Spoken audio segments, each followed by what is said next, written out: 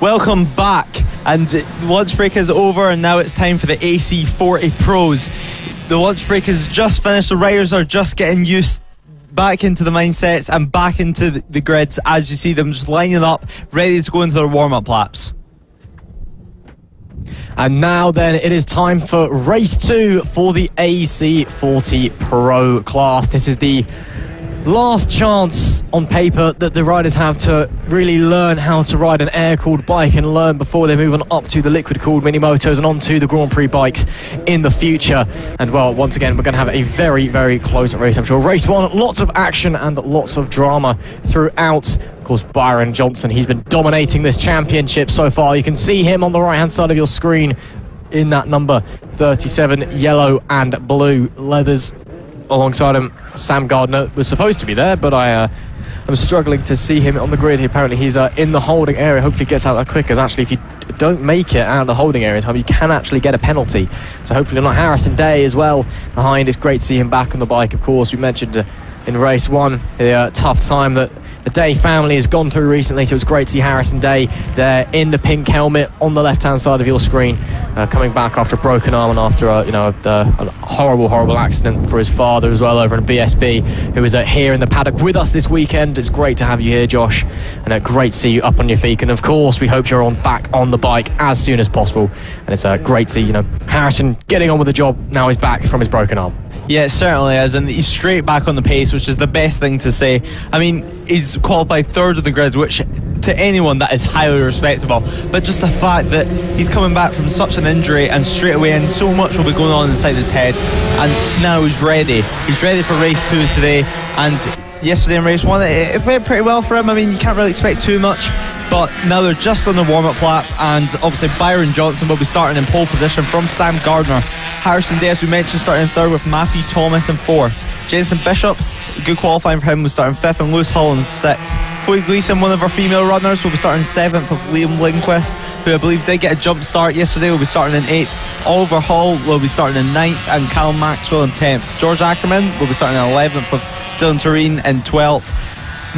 Rex Austin will be starting in 13th, and Ollie O'Gorman rounding off the grid in 14th. Of course, KBC O'Gorman's brother Ollie also racing at FAB. It's becoming a family tradition for them.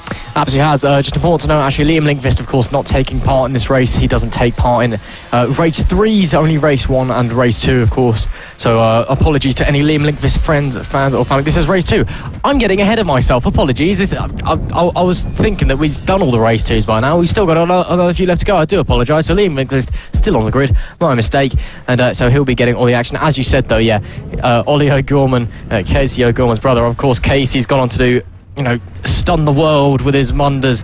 Maybe that'll be something that Ollie O'Gorman doing in the future as well. But now lining up, Byron Johnson sets his eyes forwards on the pole position. It's been a dominant season so far for Byron, and I'm sure that he'll be wanting to put another win onto his list so far. Got a last few teething problems on the grid for seems for one of the bikes at the back. I believe on Ollie O'Gorman, just making sure that everything is okay. Now the marshal walking away. The green flag goes up at the back of the grid, and the flag marshal at the front moves out of the way. There you can see Roger Keys preparing to put the red lights on. And the red lights off, we're underway. It's a very good start from Sam Gardner. Once again, he slides to the inside and gets the lead from Byron Johnson. He did that in race 1. He's done it again in race 2. How could Byron Johnson respond further back? Harrison Day manages to hold on to P3. Matthew Thomas slots in behind in P4. There's a few riders moving about here and there, but overall, Sam Gardner leading the way on the first lap of the race. There you can see Matthew Thomas challenging Harrison Day to the outside, but unable to make the gap appear for the time being. But he's all over the back of that pink helmeted young rider, but it is Sam Gardner leading this race. Yeah, Byron Johnson straight away is just trying to fight anyway. There it goes. Very close race, and in the lead of the race now. Now it's all about, will Sam Gardner be able to keep his pace? It looks like it from what we've seen across the weekend. It looks like Sam Gardner does have the pace to keep with him, and this could turn into a very, very good race, because there's nothing between these two riders. The bikes are so small, the riders are so small, they're watched down the straight, getting everything tucked in, trying to fight anyway past Sam Gardner, dipping slipping into the slipstream there, but cannot find any way past. But it's still Byron Johnson who leads the way. It is indeed. Managed to go past Sam Gardner with a brilliant late braking manoeuvre down into the hairpin at the back end of the track. That being Barney's hairpin. He now leads the way from pole position. But again, as you said, we know that Sam Gardner has got a lot of pace on board that bike. He's managed to kind of be up there all weekend long, and he's still going to be challenging, I'm sure, for this race victory. But Byron Johnson back in control. Harrison Day still maintaining onto P3 as well. It's been a good weekend for him so far, but he's still facing pressure from Matthew Thomas, who set the fastest lap of the race on that first lap. And hopefully he can still try and apply that pressure. But it is Byron Johnson that is leading the way, as Matthew Thomas, I think, may have had a fall as they come round to cross the line now. So you should be seeing, that's Harrison Day. Matthew Thomas nowhere to be seen. He's had a fall coming through Barney's hairpin. So Matthew Thomas, I think he might be out of the race, unfortunately for him. So the pressure on Harrison Day eased monumentally as Lewis Hull is promoted up to P4. Liam Linkvist, Oliver Hall, Jensen Bishop also moving up places. Chloe Gleason now in P8 as well. Of course, the first female pole sitter in FAB-Racing history after a great pole at the final round of Clandau in 2021 in the rookies class. There we can see some fighting going on in that mid-pack. Hull, Linkvist, Hall and Bishop having a right scrap coming through the middle sector. Very, very close between a lot of them. Obviously, Oliver Hall, the rookies champion from last year, he's making great progress and he's diving down the inside into Barney's.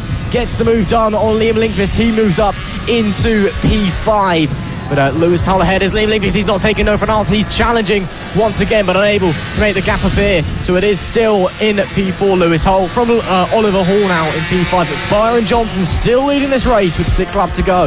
Yeah, he is, and they're still not too far off the lap record now. It's definitely closer than what we've seen over the course of the weekend.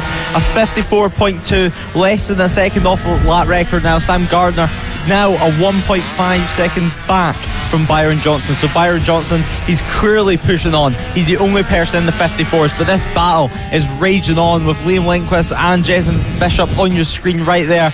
And it's great to see so many battles all the way out for the field. I mean, Oliver Hall, of course, the rookie champion, and he's down. That's a big accident for Oliver Hall. Into the tyre barriers, bike spiraling. If he's up on his feet, that is great to see. There's Daniel Hall, his father there with him, making sure he's okay. But Oliver Hall, thankfully, up on his feet, he's all okay. And they're actually bringing the bike over as well. I think the bike, magically, is all right. I'm not sure if Oliver Hall's going to get back off. Daniel giving it a good old shove, trying to get that thing going again, because that was a big old shunt for Oliver Hall. And it's great to see him up on his feet. And there, Oliver Hall re-enters the race. How about that after a massive crash? Oliver Hall back on the bike and back going again. Of course, he's dropped down the order significantly, but he's still going to be finishing, potentially still pulling in points as well with 5 laps to go. Byron Johnson still leading the way from Sam Gardner and Harrison Day, though. That also eases the pressure on Lewis Hull as we see some battles further back in the pack as well, as they come round through the middle sector. I believe that is Jensen Bishop there with Liam Linkvist behind, heading through the first corner. Wow, talk about luck there for Oliver Hall. That could have been a very broken motorcycle there, but he's managed to get back on and managed to continue, and up on his feet as well. Great to see. Yeah, it certainly is. I mean, his dad took the time and effort just to check that it was okay before he put them back on the motorcycle, which is exactly what you want to see. I mean, just check everything's okay with him, and then attend to the motorcycle and try to get it started, and then check that he is ready and he wants to go back on the motorcycle, which he did. And now it's really just trying to salvage some points for Oliver Hall. Of course, last year's rookie champion, so he clearly got some pace. At this track, he got a clean sweep last year. All 3 wins went to him, but now he's in the pro class. He's still learning, he's still trying to get faster, and he definitely has potential. I mean, he's testing at the MotoGP 50s and he's looking great already. But Byron Johnson, he's put the lead up to 2.7 as this battle still rages on with Jensen Bishop.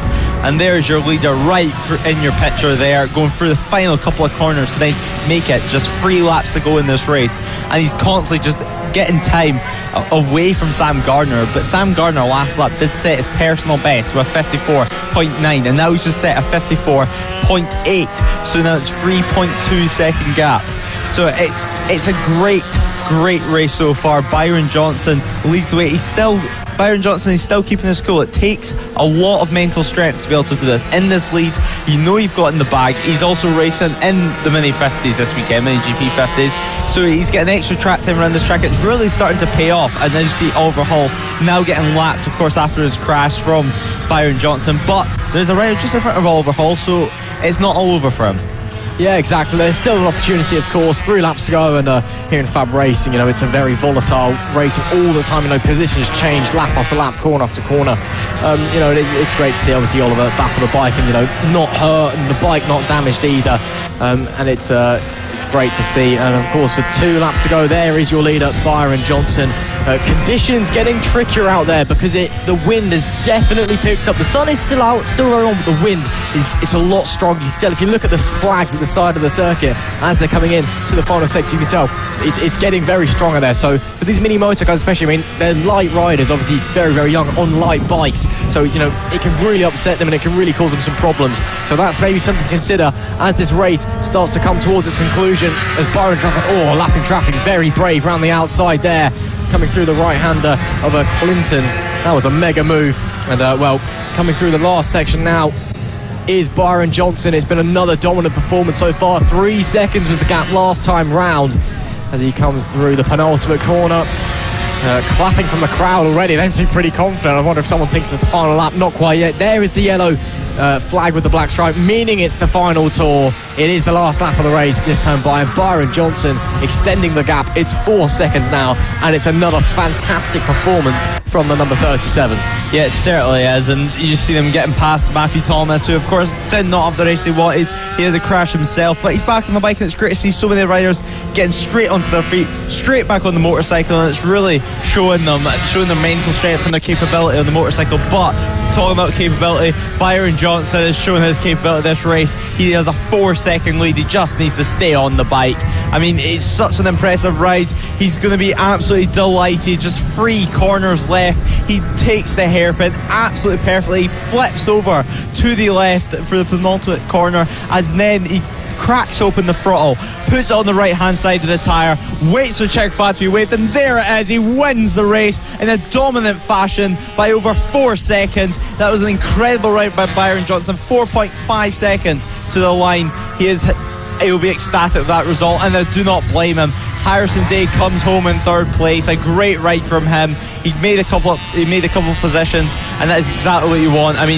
Great ride from Harrison Day, and all the top 3, to be honest, and Jensen Bishop and Lewis Hull were battling all the way to the line, but it looks like Jensen Bishop did get it, and there's your confirmation of the top 3. Byron Johnson takes a race win from Sam Gardner and Harrison Day. Great ride from Byron. It was a dominant fashion. We've seen it before, and we'll probably end up seeing it again. He's so confident on his motorcycle. Yeah, he's been absolutely on it this season so far, and a great ride once again from Byron Johnson. He takes a commanding victory here in race 2 for the AC40 Pros, and there just to confirm him as your victor with 4.5 seconds at the line, followed by Sam Gardner and Harrison Day. Another great podium on his return to FAB. Jensen Bishop came home in P4 with Lewis Hull in P5. Chloe Gleason, great result there for her in P6 with Liam Linkvist. He won't be appearing anymore. He was still here in this one, but that was his last race for the weekend, unfortunately for him. But a good result there in P7, followed by Dylan Torian, George Ackerman and Rex Austin to round out the top 10.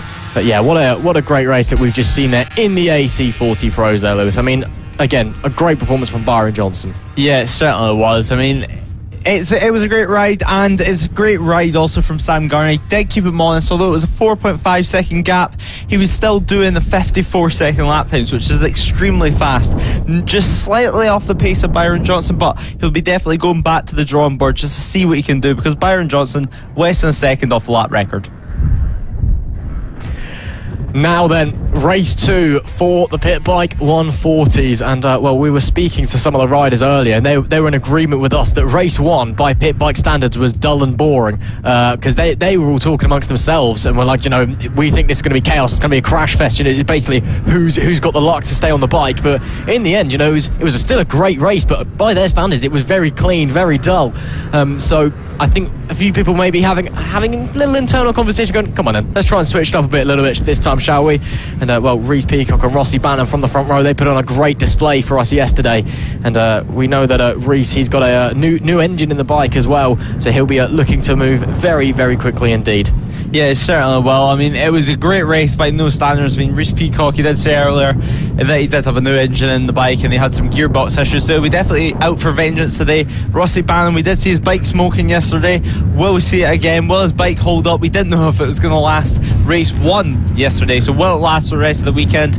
Rossi Banham having a little conversation on the grid there just before we get underway. Race control, as you can see on your right hand side of your screen. But yeah, Lucas Brown also in your picture there with the purpley blue levers in the third bike in your picture. And it's always close race, and although yesterday it wasn't what we expected, it was still a great race, as you said, and hopefully today it'll be even better. Yeah, absolutely. Well, we'll just have to wait and see. A massive grid of 30 riders here in the pit bike. The pit bikes are now such a popular class. They're the most popular class of FAB that they have to take reservations for who's going to be at the race because they're oversubscribed. There's too many people in the pit bikes. It's quite unbelievable. You can see there the grid stretching around the final corner.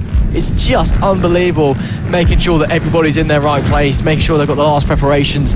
Everybody's sitting there anticipating on the grid. I think we've got a couple few bikes still in the holding area, actually still to come out, so maybe some problems getting out of the paddock. But the last bike I'm just seeing out of my window now, managing to get out on their way and get going, and then so we can finally get going on the formation lap as it'll be Reece Peacock going from the pole position. Rossi Banham, who won the race yesterday, starting alongside him. Lucas Brown is in P3 with reigning champion Taylor Lawrence in P4. Chris Wells is 5 with Richard Holmes-Williams in P6. Jamie King starts in P7. This is his home track and he's a 3-time pit bike champion. How can he do? Nathan Riggy is in P8. Tristan Finocchiaro, an international superstar and former FAB commentator, in P9. Marco Pandolfo rounds out the top 10.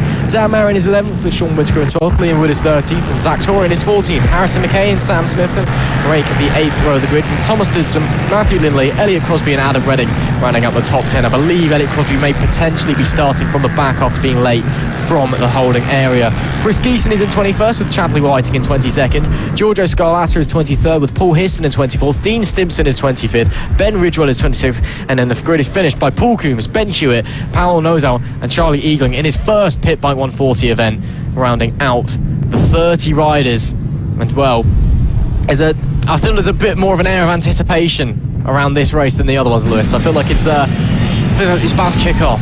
Yeah, it certainly does. I mean, every single rider will know in that grid that this is about to get crazy. The pit bikes are always crazy. It takes so long for these front boys just to sit on the grid and wait for the other 29, 28 bikes to arrive. They're waiting here for quite a while, staring at the flag marshal, waiting for them to point up to the lights to then go out, and then they can head down to the first corner for what is going to be an insane race. I mean, Rossi Banham will be out for vengeance as we just wait for 1 or 2 final changes on the grid to be made, and then we can get underway. You can see Roger Keys in your picture there, our race control, the person that really does it all. And then as we wait for the lights to turn on, the lights are on and the lights are off, and we are racing here. Rossi Banham gets a good start, but Reece Peacock gets pushed all the way down to 3rd. Rossi Banham leads the way, but it's a great start also from Taylor Lawrence in 2nd place. Taylor Lawrence, we didn't see too much of him yesterday in his bright green levers, but Rossi Banham now is his chance to go, because yesterday it was him and Reece Peacock is at the front, but now he's leading the way, and now there's Lucas Brown also getting involved in the mix. This may let Rossi Banham get away if these riders behind them start to scrap. Yeah, great start there from Taylor Lawrence, but losing out to Lucas Brown. Rossi Banham, meanwhile, great start, getting into the lead, absolutely perfect. Reece Peacock, though, that was really not what he would have wanted, going massively backwards. I think he just didn't react in time, to be brutally honest with you. But now Rossi Banham, is he able to pull away, or can those front 4, those riders that we always see up the front of the pit bike races get going? It's loud, it's noisy, and it's going to be Rossi Banham leading the way on lap 1 as he flies down into turn 1 at Degner 1, but it very, very close behind Taylor Lawrence, Taylor Lawrence did go back into the lead briefly, but I believe Lucas Brown actually swapped places, so Lucas Brown back into P2. It's still Rossi Banham leading the race. There you can see, I think Rossi Banham actually maybe having a bit of a transponder issue for a moment. He's not appearing on the left-hand side of your screen, but he is in the lead of this race for the time being. No, there you go, he's now popped into place. Great stuff. So Rossi Banham from Lucas Brown, who's massively closed up and actually having a look into the inside of Barnes, can't make it appear, but it's Banham from Brown, from Lawrence, from Peacock, your top four, very, very close together. Yeah, as I think it's going to stay like this for the whole race now. Rossi Banham will try absolutely everything though to try and get away, because if you can get away, every other rider behind you will just start fighting each other in the group. But Rossi Banham having a little look behind, checking to see who was there. But Rhys Peacock, he did put a new engine in because he was having gearbox issues, so maybe it has a slightly different clutch with a slightly different biting point, and he just didn't get a good start because it's not what he's used to. So it's quite a bad launch for him. But there we go, straight away into the 50s. 50.6 for Rossi Banham on that second lap. Yeah, that's a great lap. It's about not quite a second off of the lap record that we saw yesterday from Rhys Peacock.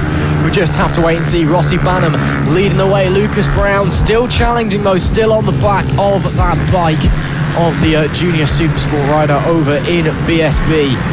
Well, Rossi, we know, is a very talented rider, but all of these guys at the front are very talented rider. Banham, Brown, Lawrence, Peacock, Wells, King, Holmes and Riggy as well. Those guys are the kind of the top 8. They're the guys that are always in the top 8. They're always fighting for places. We've got a bit of split here from the top 4. They're starting to pull away as we'd expect. And now it's all about when do you go? When are you willing to go? We know that Rhys Peacock, he likes to leave it to the very last minute. He's made 2 race-winning moves on the final corner of the final lap this season already. Maybe he's thinking about going for a third. We'll have to wait and see.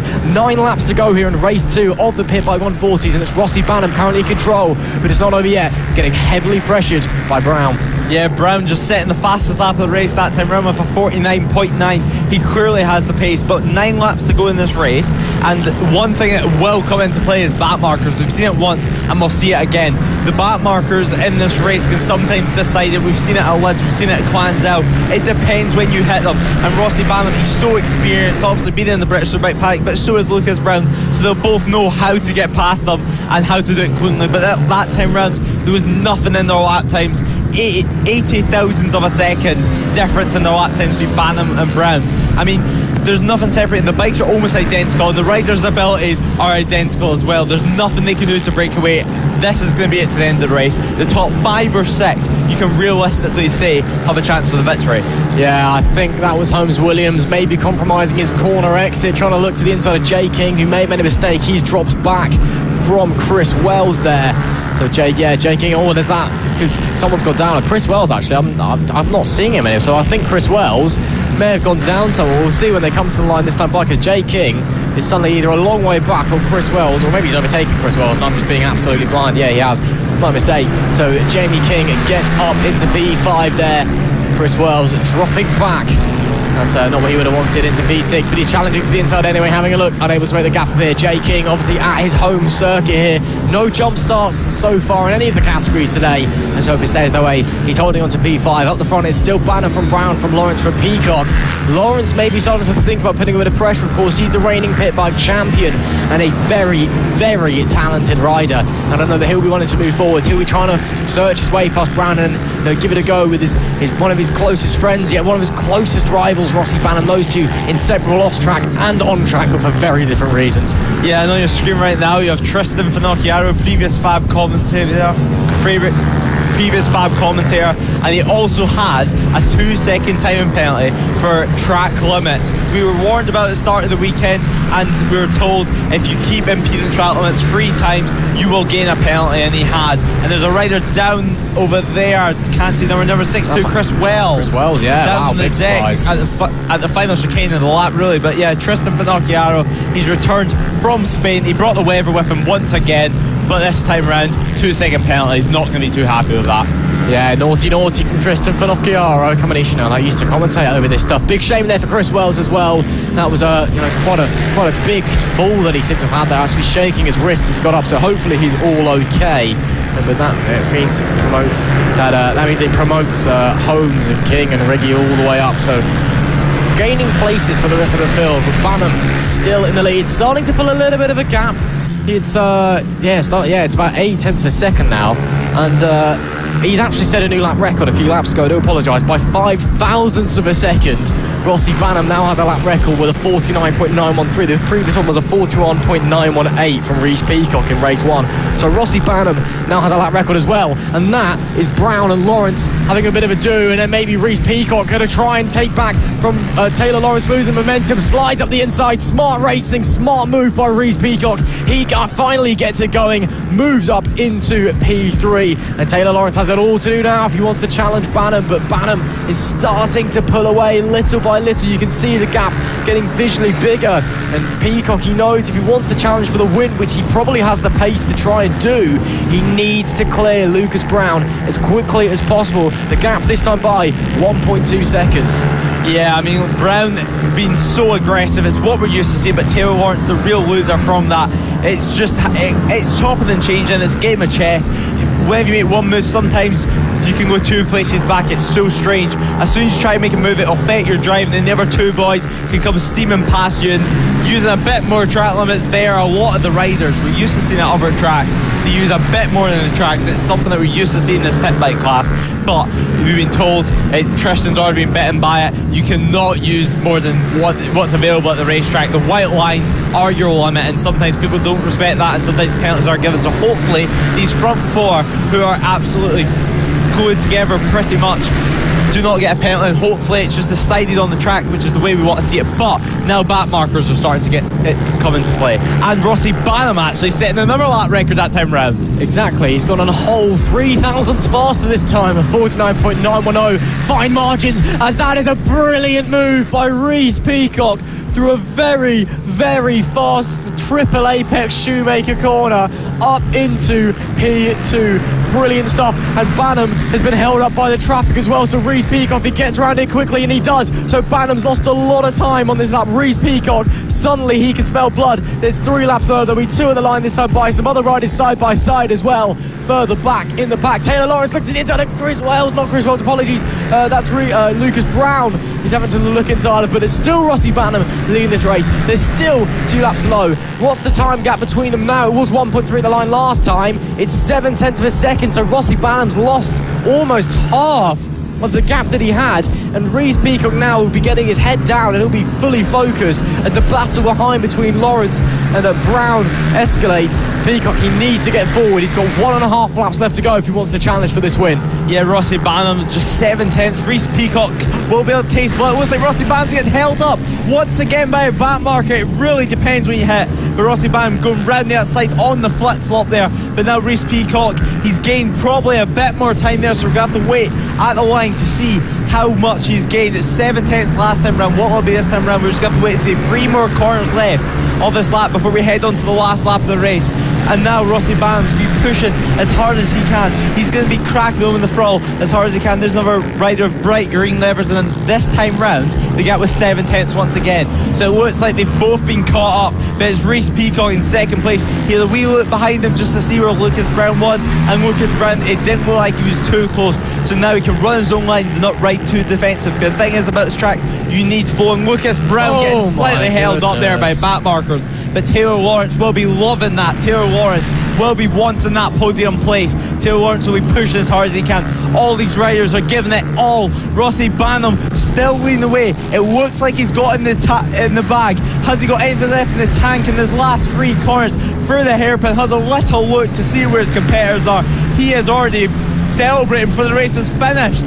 1 more corner left through the last corner, and he gives a little wave, and you can see the delight. A little wave. He is absolutely buzzing that. You can almost see the smile underneath his helmet. A little wave to Reece Peacock, a little thumbs up. Reece Peacock will be happy with that second place after all the drama that he's experienced over the past day.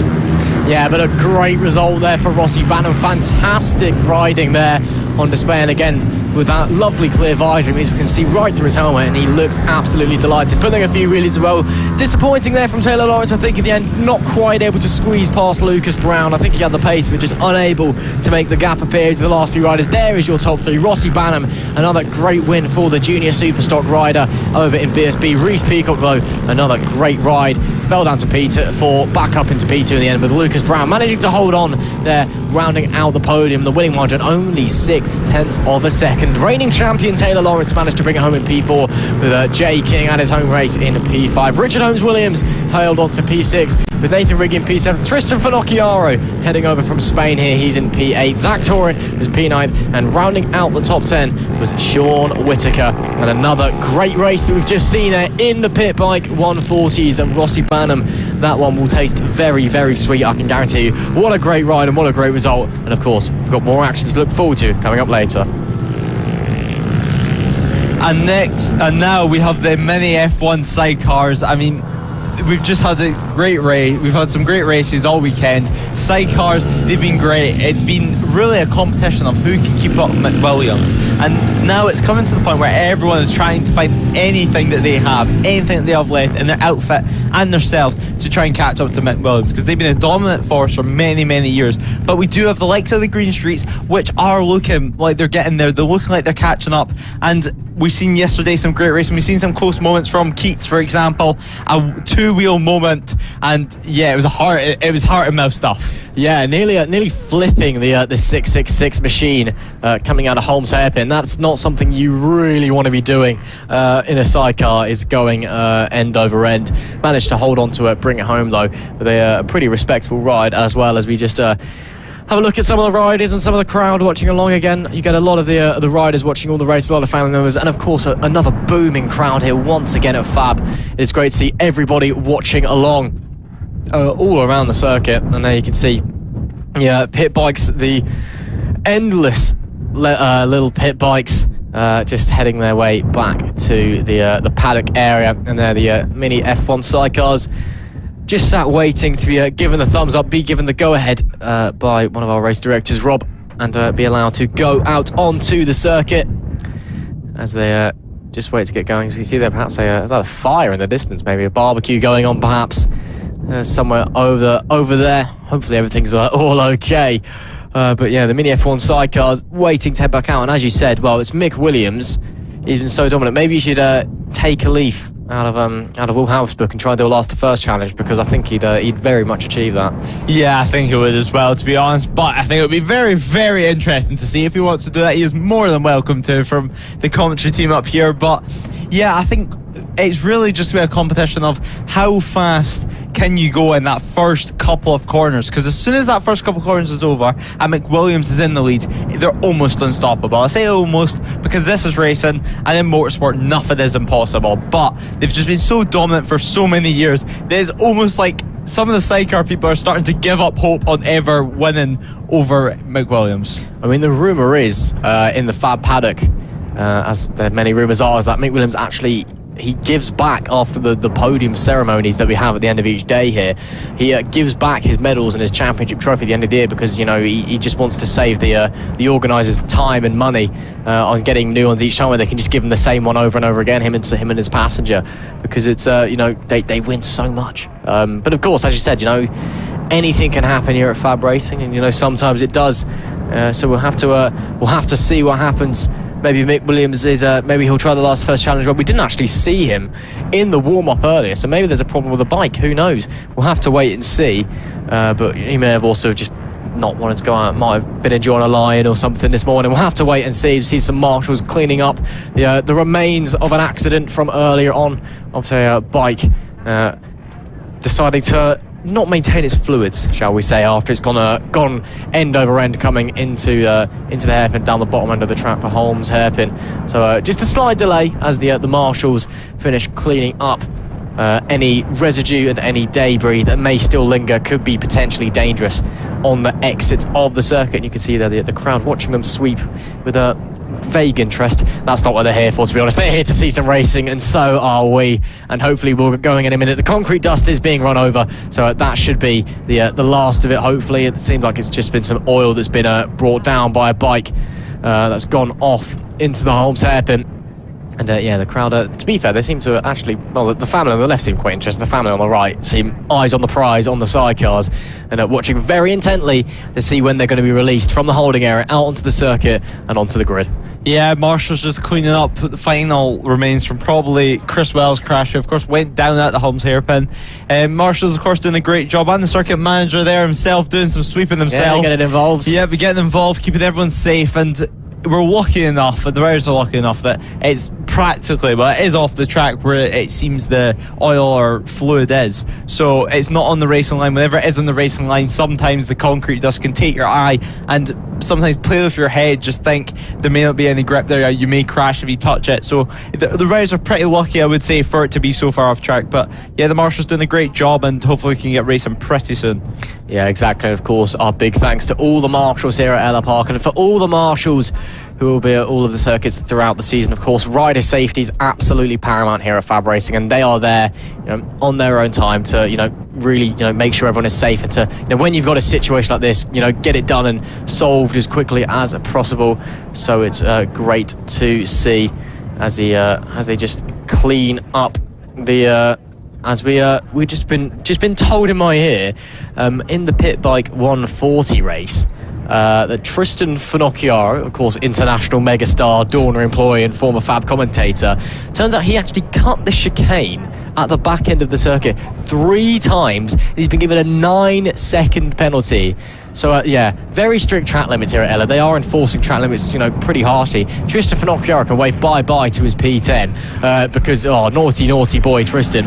As we got another flyover. There's a nearby airfield, and there's actually an RAF base not too far from here either. So I'm hoping to maybe get a jet flyover at some point. That would be quite entertaining, wouldn't it? As all the issues with the oil at the side have been cleaned up, and the riders and the passengers heading out onto the circuit in the sidecars with Mick Williams. Who else leading them on their way to the grid in that Red Bull livery? It's quite a classical looking sidecar, isn't it? You mentioned that yesterday, Lewis. You've got obviously all the riders and the passengers. They build these sidecars themselves. It's not like the mini motos or the GP50 where you can buy the bike and then you can engineer it if you so wish and mechanic it. And these are custom built machines. You got on the front row, some of the Green Street, so you're seeing on the left, it's quite a modern looking sidecar. When you see a modern sidecar, all about the aerodynamics and the straight line speed. But Mick Williams, it's quite a classic looking sidecar there. Yeah, it certainly is. But in reality, all that matters is what's underneath it and what power is underneath it and how reliable they are. Because as you mentioned, they are built by just the riders. So the reliability can sometimes be an issue. Just little niggly things. Obviously, some of them are 2-strokes, some of them are 4-strokes. Williams does go with a 2-stroke engine, while Green Street goes with the slightly more reliable but slightly more underpowered 4-stroke. But Williams, of course, will be starting in pole position with Green Street's in second. Keats will be starting in third, and Vince Bailey will be starting fourth. Mark Parker in fifth, and Chris Impey in sixth. Kyle Masters will start in 7th, and that is our grid for the mini F1 sidecars. Not a big grid, but it produces some great racing. Obviously, we're missing out on a Glover this round, it appears. So, we're just waiting for the riders to finish up on the warm-up lap. Of course, just one warm-up lap. These sidecars, they run it tight on fuel. I mean, it's not a big fuel tank in any of these mini bikes, but with the sidecars there's a bit more weight on it and it uses a bit more fuel, and really just trying to save on weight. They don't have massive fuel tanks, so it can be sometimes tight, and that is why we only have one warm-up lap, and some tracks no warm-up laps actually if we have a red flag or anything along that lines. But the riders just coming to the end of, riders and drivers I should say, coming to the end of their warm-up lap, ready to start a second race of the weekend, first race of the day. McWilliams pulling up to the usual spot, pole position. They're going to be feeling great, but Green Streets, they will have some part in their head that is thinking we can beat them. But there's Keats, of course, big moment yesterday, as we said, we start in third. They'll be wanting to try and change McWilliams' dominance as well. Everyone will be wanting to, as they all wait for the lights. There's Roger Keys on your screen. Race control, I see lights are going to come on, lights are on, and we wait for them to go, lights are out, and we go racing. It looks like Green Streets has made a great start actually, but Williams is leading the way to the first corner, and Keats is also way around the outside of Green Street. And Keats looks like they're on it straight away. Can Keats do anything? Can Keats mess up McWilliams' rhythm? It does not look like it so far, but Keats will be pushing. They'll be giving it absolutely everything, as we know that Keats do. Keats puts on a great show every single round. We were talking about yesterday, two-wheeled action, but they're looking behind them. They see that Green Streets is there. They may start to defend, and that's going to let McWilliams get away even more. But Williams leads the way from Green Street and Keats. What a great move there by the Green Streets getting through as McWilliams shoots off into the distance once again. But yeah, great move by the Green Streets, sweeping round the outside through O'Rossi. Lovely stuff there as McWilliams comes through Holmes hairpin down the bottom end of the track onto the main stretch. And this is where Mick Williams is absolutely dominant. Of course, in the fast stuff, they're pretty good as well, but it's in the slow stuff where they're in an absolute class of their own. That bike is just so agile, it's so strong. But yeah, the Green Streets up to second, the 666 machine dropping down to third. But let's see if they can hold on to those podium places. Mark Park behind as well. He's trying to hold on. But yeah, what a great start for that number 666. Sliding around the outside of the Green Streets on the number 90s. Round the outside of turn one. It was a really great start from them. A really nice move, of course, unable to hold on to that position. But that just goes to show, it may not be, their day in terms of race pace, but, they've definitely got it on the start, But with a bit of tinkering to the bike, maybe one day they could be challenging further up. Yeah, certainly. I mean, I think everyone would hope so. But Williams, they've been dominant for many years, as we've said, but there's so much class in this field. Although the lap times may not be the closest and the racing sometimes can get a little bit spaced out, it's so impressive to watch all these sidecar riders. I mean, look at them just turn. There's Keats on your screen right now, going around the left hand of the rider, and then rider basically hugging the driver as they head over to the right. I mean, it's so impressive to watch. And the helmet coming through right-handers, the passenger, they get so close to the ground. You can just look at that. They get so close to the ground. They're using absolutely everything, because these are still mini bikes. These are bikes that are not really designed to be ridden by adults, and somehow we're making two riders fit on to one machine. It's really something special, and it's really something, as you've said before, it's the niche of the niche. That's why it's such a small grid. It's only 6 bikes, but it's still great to see so many riders out here enjoying the day, really. Yeah, exactly. I mean, it's sometimes we have a little bit more, sometimes we have a little bit less, but it's usually the smallest grid here at FAB-Racing. But nonetheless, these guys, they're turning in, week out, always putting in the work. Even the guys who are at the back of the grid, they're still putting up, still trying their hardest, still always working on the bikes. Because, it's, sidecar. It's almost a bit like a cult, to be honest. You kind of get into it and you can't really escape. It's its own intoxicating drug within the world of motorcycle racing, and mini F1 sidecars is its own intoxicating drug within the world of mini moto racing. And it's just, again, I don't know who dreamed up of a mini F1 sidecar. I mean, obviously, the 12 people out on track right now are probably very thankful. I'm sure everyone else is thinking, you guys must be mental, but that's just part of the beauty of it. It's a way of just expressing your love for the sidecar while still being in kind of mini moto racing, and still being able to turn up here at FAB-Racing and go around tiny little kart circuits, which normal sidecars wouldn't be allowed within a mile of them. Frankly, it'd be way too fast for places like this. So mini sidecars, and it's a way to have fun as well. I mean, at the end of the day, that is one of the big parts of FAB-Racing is obviously we pride ourselves here at FAB of being the place for junior riders to come and learn their trade, learn their craft and start a motorcycle career. But all of these adults that keep coming back week after week, they're doing it for fun. They're doing it for the community, and the mini F1 sidecars is part of that. It's their own little community within the paddock, and you can tell every single one of them absolutely loves what they do. There is a reason. Mick Williams, I mean, for example, he's another 6 seconds up the road already with only a few laps left to go. But it's they keep turning up. Will Howarth earlier, he did a last to first because he was bored of being so fast. Mick Williams, he still does it. All of these riders, even the guys at the back, they just absolutely love mini F1 sidecar racing. Yeah, they do. And I mean, it's quite a similar attitude to what the senior mini moto guys have towards the racing at FAB. They just do it because they love it. In sidecars, even at big sidecar racing, they all do it and they all put maximum commitment in, because whenever you race sidecars, you do it because you absolutely adore sidecars. I mean, whenever you have the fairings off these sidecars, anyone could appreciate it. Even these mini sidecars, everything's hand built, everything's one of one. We can't buy them on the market. These are built by them. These are or their family or their sponsors, anyone, but it's built by one person usually in their garage, and that is what racing really has always been about. And it's great to see that it's still happening in this modern day, and the fact that we can still go mini F1 sidecar racing. Although McWilliams has been dominant for so much time, people still come and race just to try and beat them, or just to test themselves, or just to test their bikes that they've made, because they love this. They do it because they love it. And McWilliams now a 7.4 second lead over Green Street. I mean, it's something that we've been seeing for quite a long time now. McWilliams and Green Street, top two, usually going at it. We've seen a couple of times Green Street trying to make a couple of passes on McWilliams, but McWilliams just drifting it round and just kind of showboating at this point. Yeah, exactly. And of course, if you fancy having a go on the mini F1 Cycle, if this looks like something that's appealing to you, any of our of the FAB activities looks fun as we head on to the final lap of the race. And of course, you can go and check out the FAB-Racing website, and we've got all the information you will ever need there on how to get involved.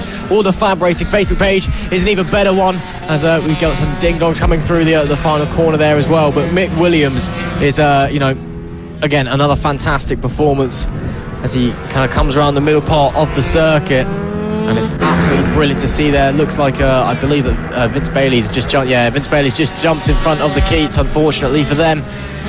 Russ Morgan was telling us last year, he's one of the guys on the Keats bike, about how excited they were to bring their bike in for this year. And it's not quite what they would have wanted. It's not quite as quick as they would have wanted, but it's progress nonetheless. And progress is more like domination for these guys out here. Mick Williams on the number 26. Who else would it be? It's going to be another absolutely dominant victory in the mini F1 sidecars. It's another win for the number 26 bike with Mick Williams at the helm. A brilliant race once again, and that was absolutely fantastic. Green Street's bringing it home in second once again. The gap 8.5 seconds. That's getting closer still, to be fair to the Green Streets. They're not quite there yet, but they're reeling them in. Another second place, that's great to see. And Vince Bailey should be bringing it home for P3 as well, I believe. Although the Keita, right, they're telling the Keita got up on two wheels again, coming out of the last corner, pushing too hard and running wide as a result, because they were absolutely on it. I think there was actually a bit of argy-bargy, bit of a knocking on when Bailey got the overtake done. So I think actually maybe some potential damage to the frame of that bike. But hand up anyway, it's all in good spirits really, and it's another dominant victory for Mick Williams. Great stuff. Yeah, it was. I mean, Mick Williams, great dominant performance, as you mentioned, that 8.5 second lead. So it is getting slightly closer, it seems. I mean, Green Street just has to find slightly more. Their best lap was half a second off McWilliams' best lap. So there's not a terrible amount, but over a race, it just widens and it widens. And McWilliams, they may have a little bit left in the tank. They've never really been pushed their limits just yet. We actually have no clue what McWilliams is capable of. We just see what they show us, but they will have some left in the tank whenever they need it, whenever a surprise competition comes along. Absolutely. But another great performance there from Mick Williams and the number 26 machine. And there we go. Mark Parker and Chris Impey bringing it home in P5 and 6 as well. With a great ride from all of those involved, and that brings a conclusion to another great sidecar race. And now, next up, we have the LC40 Elite Race 2. It was a great race in Race 1. It's exactly what we expected, but there was some surprises in there. I mean, Johnson's were looking pretty strong, both of them actually. Obviously, Byron still being that air-cooled bike and still being highly competitive. I think he's surprised some people around this paddock. Oh, absolutely. All the guys at the front, to be fair, in this senior, it's the junior mini motos, but it's the senior junior mini moto category, if that makes sense.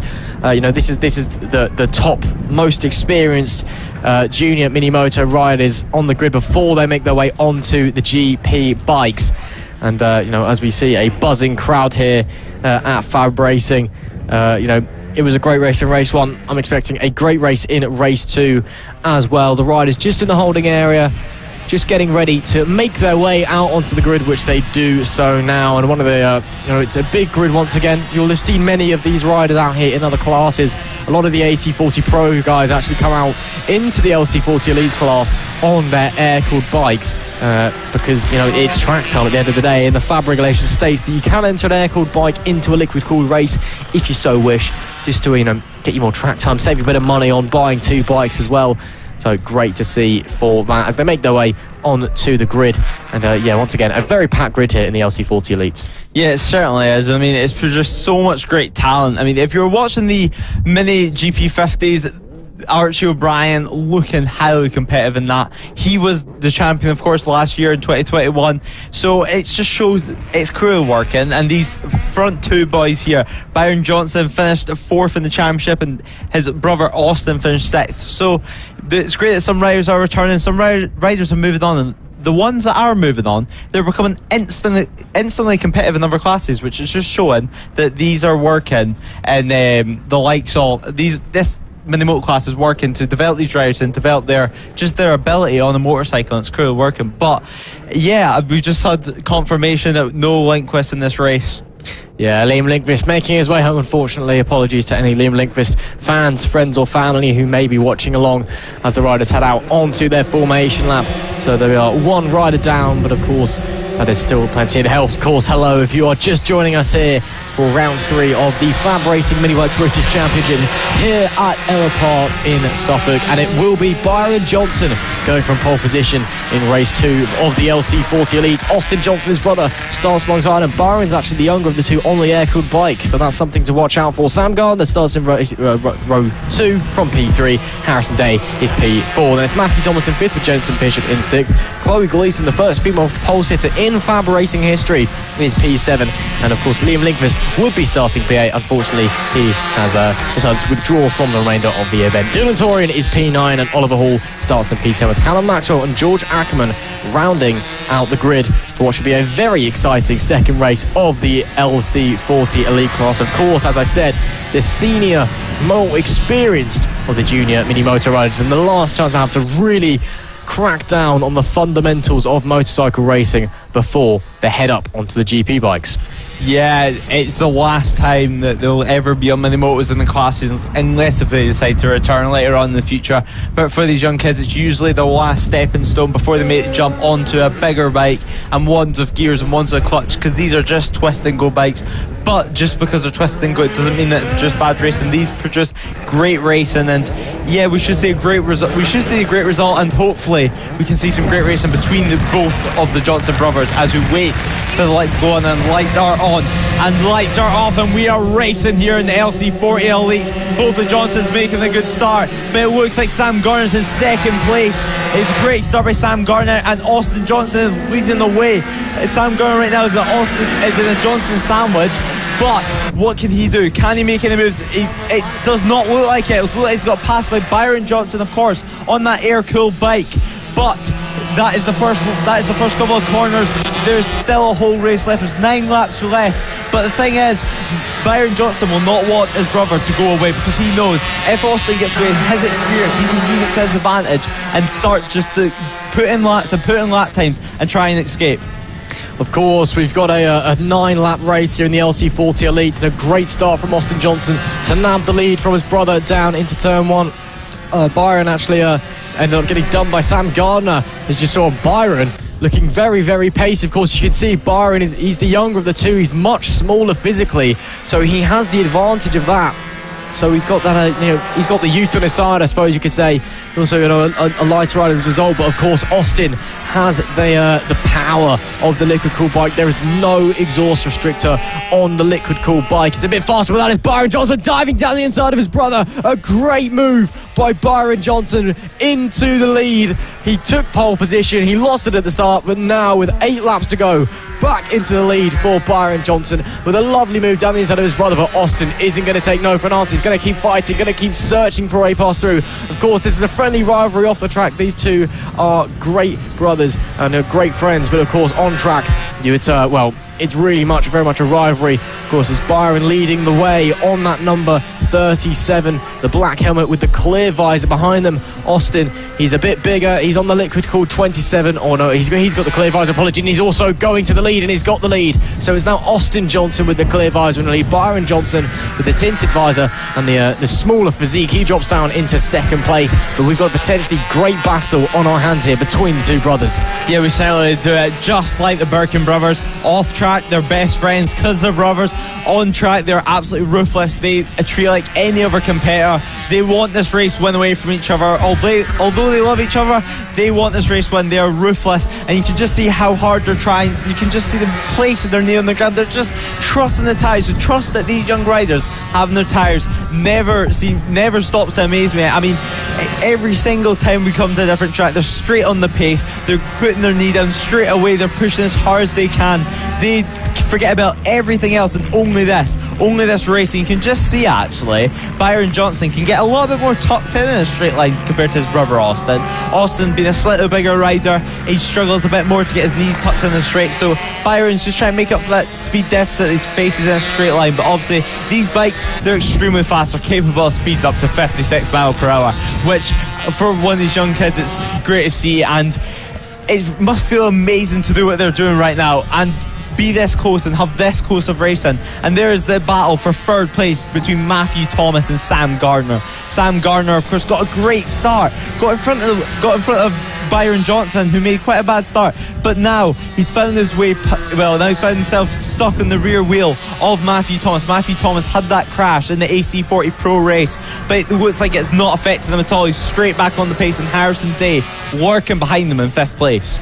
Yeah, well, the Johnsons still neck and neck up the front. It's a 53.363 best lap the last time out for Austin, who is currently in the lead, of course. A little way off the lap record. The wind has picked up even further here at Ellough Park. It is really starting to get quite blustery out there, and of course that's going to be a disadvantage to Austin. Just you mentioned him, obviously he's going to struggle to tuck his knees on in the straight. He's just a bigger rider than his brother. He's just older. He's just got taller, I suppose.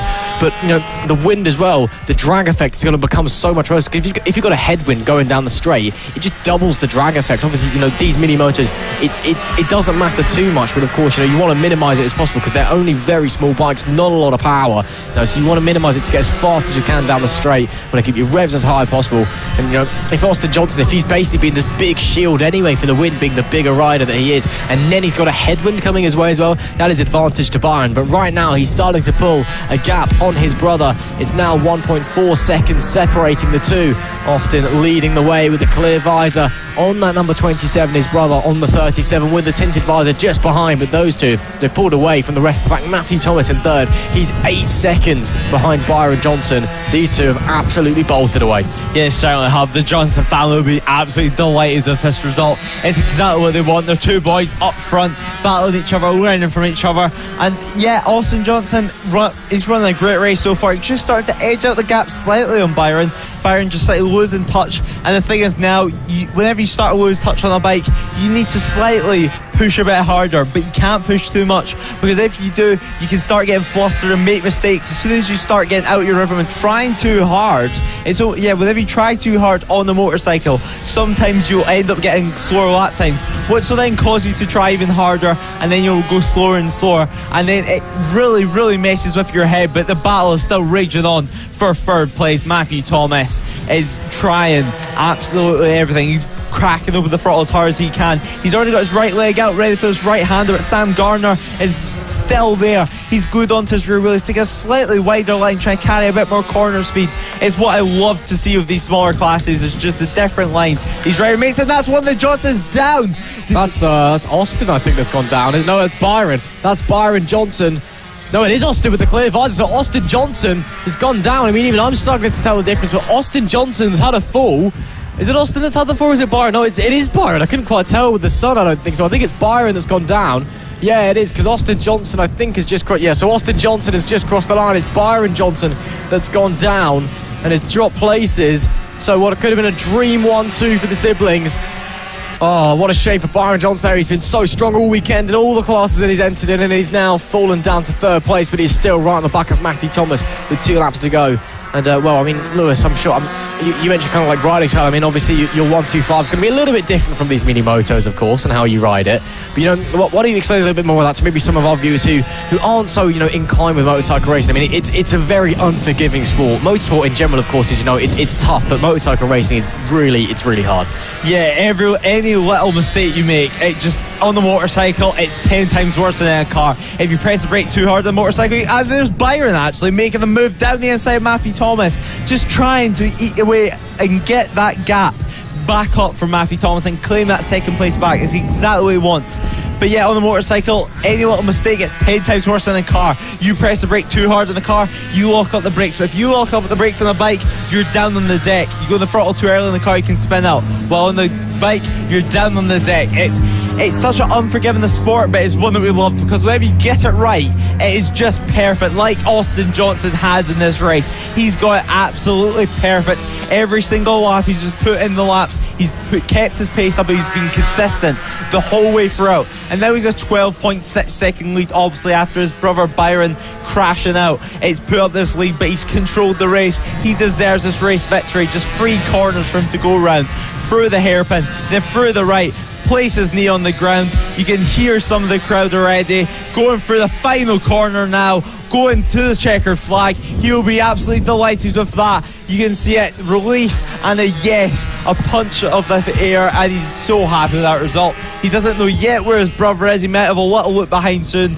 I don't think he'll know his brother has crashed, but Byron should come home and take second place, and he has with a 12.7 second lead, closely followed behind from Matthew Thomas, just 1/10 behind Byron. What a victory there for Austin Johnson, and it was the dream 1-2 for the Johnson brothers in the end, as you said. And well, as you said, Lewis, perfection from Austin Johnson. Didn't put a wheel wrong. Yes, of course, he had that battle with his brother early on.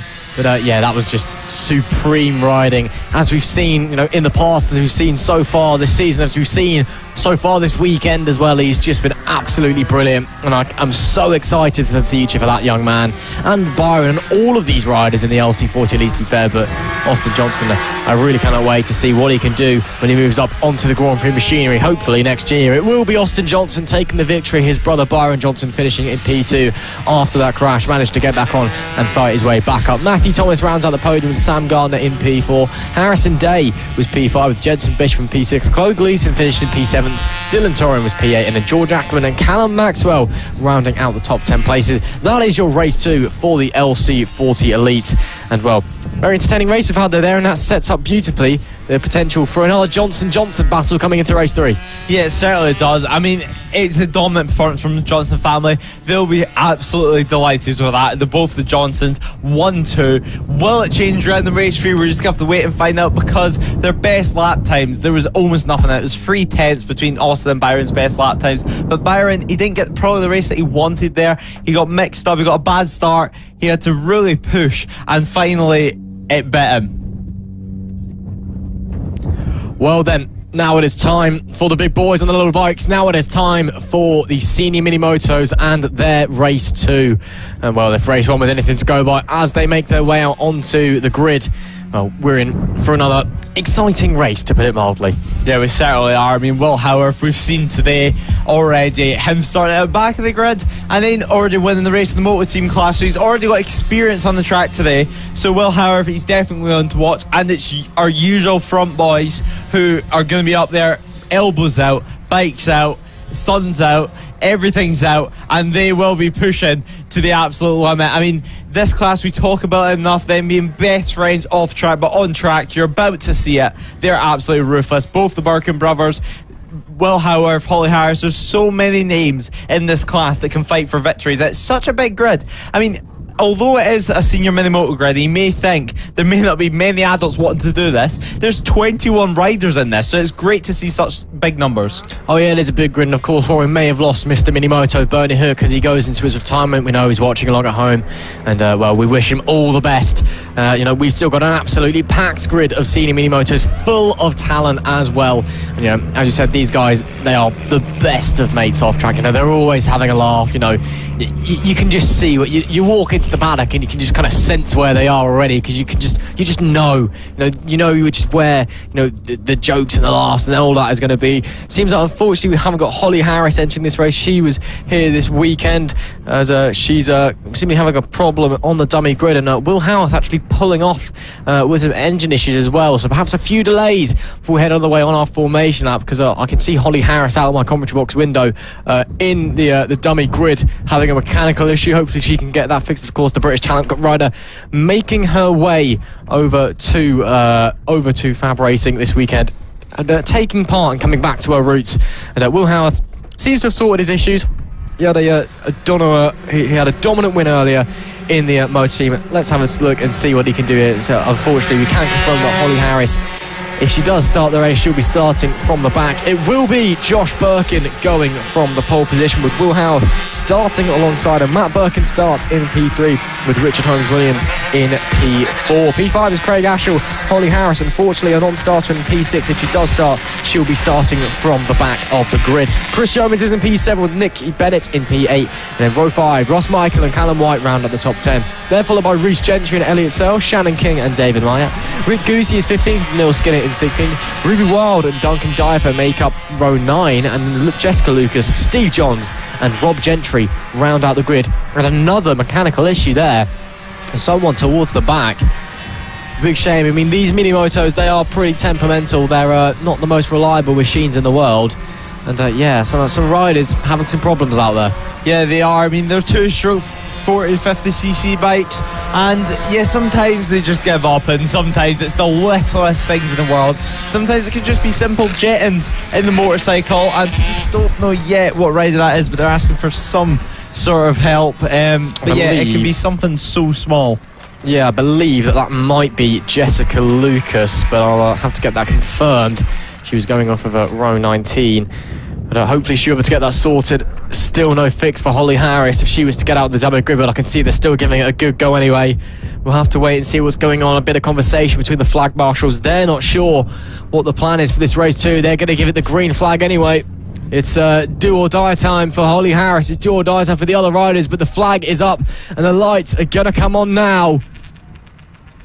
It's lights out and we are underway for race 2 of the mini motos, and it is a great start there from Will Howard from the 96, sweeps into turn 1 in the lead. Matt Birkin behind managed to hold us for P2 as Richard Holmes-Williams takes P3 as well. We've got some changing position, I believe that was Richard Holmes-Williams going past Matt Birkin actually, and Josh Birkin in the mix as well. But it's a good start, all clean so far. The front four already beginning to break away. Craig Ashell maintaining that P5 at the moment, and that is definitely breaking track limits just a little bit. And well, we know that track limits being enforced quite harsh this weekend. Hopefully nothing happens there. But going around into Barney's hairpin for the first time, and a challenge for the lead, I believe that is, and I believe that it's Richard Holmes-Williams. Yes, so that's Will Howard losing the lead of the race to the number 32, back to Richard Holmes-Williams there, getting through on the 126. Great stuff there from him starting out this race, and he will cross the line in first position. Awesome stuff to lead lap 1.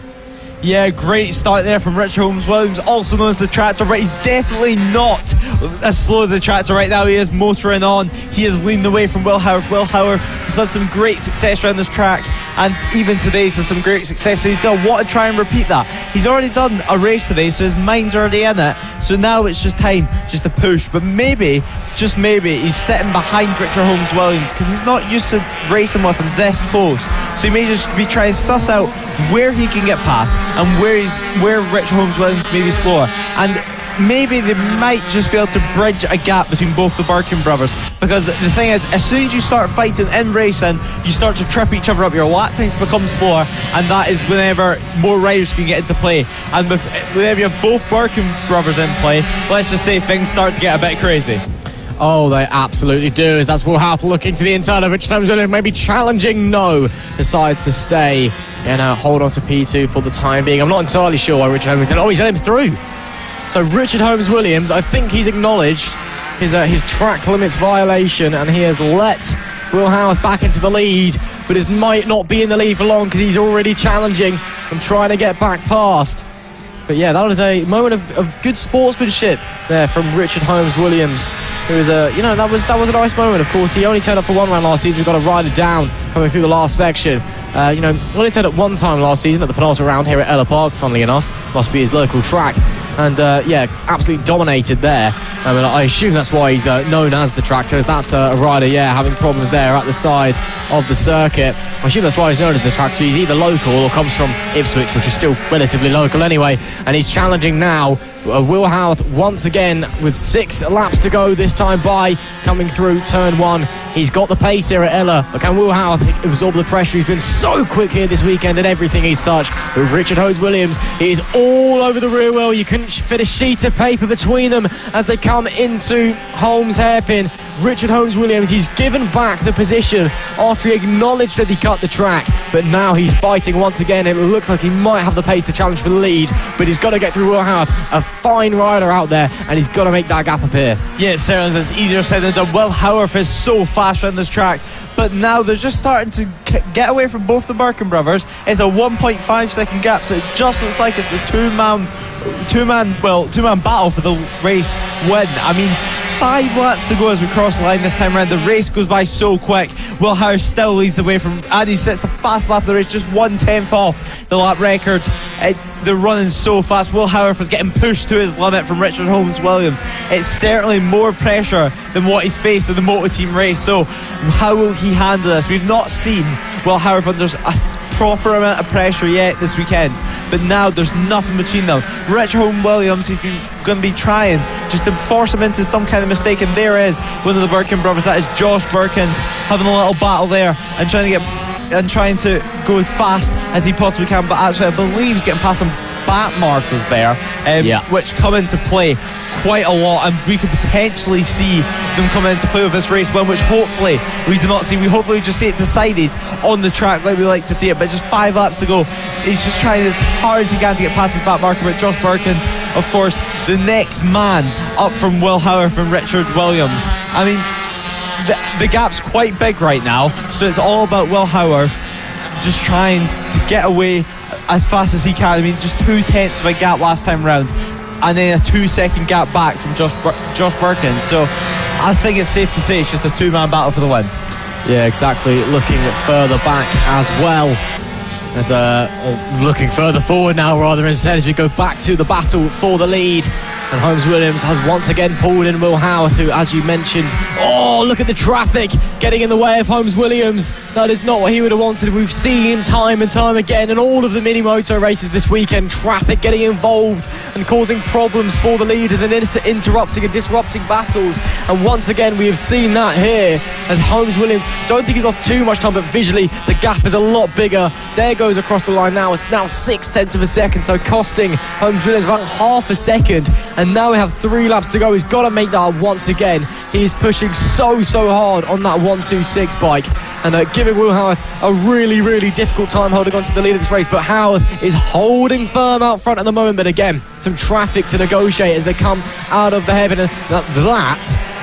That's just well off the circuit, isn't it, Richard? Come on, let's talk about this a minute. We're talking about extending track limits, and then that was basically in a different postcode, frankly. But you know what? He didn't go for the overtakes. That's fine in my book. It is still Will Howarth leading the way. 3 laps to go.